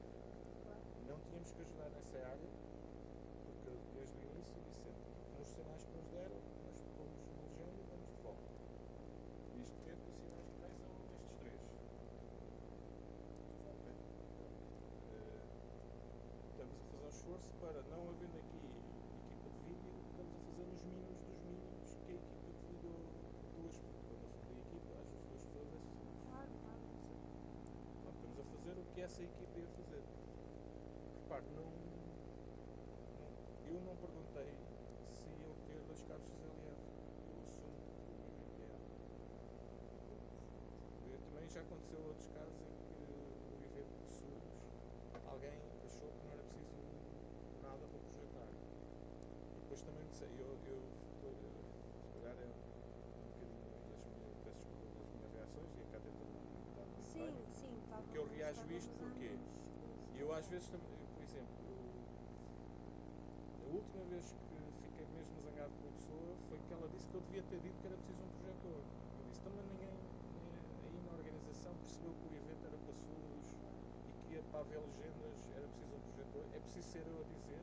É como na reunião agora cá temos não disseste que era preciso ter áudio do Zé. Então, mas eu preciso de dizer coisas básicas, entende o que eu estou a dizer? Ou seja, e nós assumimos, obviamente que assumir até a certo nível, o facto de desconhecer o que é que isto fazia não me permitia também dizer olha, atenção. E nós lá está, também a partir daí também assumimos que realmente conseguiam fornecer o serviço sem nós podemos fazer, foi o que eu tinha dito, não para este evento. Eu dito ao Ricardo que num evento deste ano, se for tudo preparado, o Guilherme e eventualmente outra pessoa podem fazer vídeo. Ou seja, eles podem estar preocupados com esta composição, em fazer o switch, ter a vossa colega na câmara, e eles colaborarem com a equipa. Então seria isso mesmo. Mas tem que dizer, não há equipa de vídeo. De facto, não há equipa de vídeo. Claro, é isso, sim. Aí temos que ser realista. E obviamente que ao eu fazer a composição da equipa de vídeo e a fazer na máquina, não o problema de hoje de manhã, o problema de hoje de manhã não tem nada, depois há problemas diferentes. Os erros e os problemas acontecem não pela mesma razão. Por motivos diferentes. Também não queria que achasse que eu estou sempre a dar desculpas porque é que as coisas avariam. Eu estou a ser realista, estou a fazer uma análise realista, independentemente se somos nós ou não, se somos fabricantes, nós temos todo o gosto de, no limite, eu sou fabricante tal como aqui a Yama é visto. Neste momento, este fabricante, no início, também ia para os sítios perguntar se a pessoa estava confortável com o equipamento e etc. E nós somos o fabricante que ainda estamos agora a vir aos eventos, mas que obviamente daqui a um ano espero eu que não me veja sequer aqui. Claro. Porque eu quero é que as equipas que andam a fazer eventos usem possam o utilizar equipamento. autonomamente. Portanto, eu estou aqui porque é aquela parte final em que nós estamos a fechar o produto e a perceber como é que as equipas se sentem confortáveis com ele. Nós não somos uma empresa de serviços pura e duras, entende? Ou seja, nesta fase estamos a ajudar quem quiser usar a tecnologia a usá-la e a ser autónomo. Isso leva ao seu tempo a perceber como é que funciona. Por exemplo, aqui, de facto, nós já estamos a dar a perceber que um equipamento de 1500 euros transtorna um evento, faz que, ok, se quisermos fazer uma coisa similar, temos que ter esse equipamento.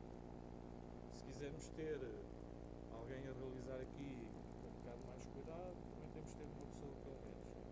E é isso um bocado que dá a ideia que a Cátia considerou que nós fazíamos isso por defeito. Sim. Não fazemos isso por defeito. Claro. Não é essa a regra. Nós quando vamos, e o Ricardo sabe isso, é o sinal que nos derem, nós processamos, damos de volta. Com o género. Neste caso, há um destes três. Sim. Nós pomos aquele género. Neste momento, em vez de estar a mandar isto para o streaming, nós somos profissionais. Olha, quer mandar este sinal, este ou este? Portanto, tem estes três. Quando quer mandar este, nós pomos aqui os géneros. Era isso que estava a sair. O esforço foi no sentido de tentar perceber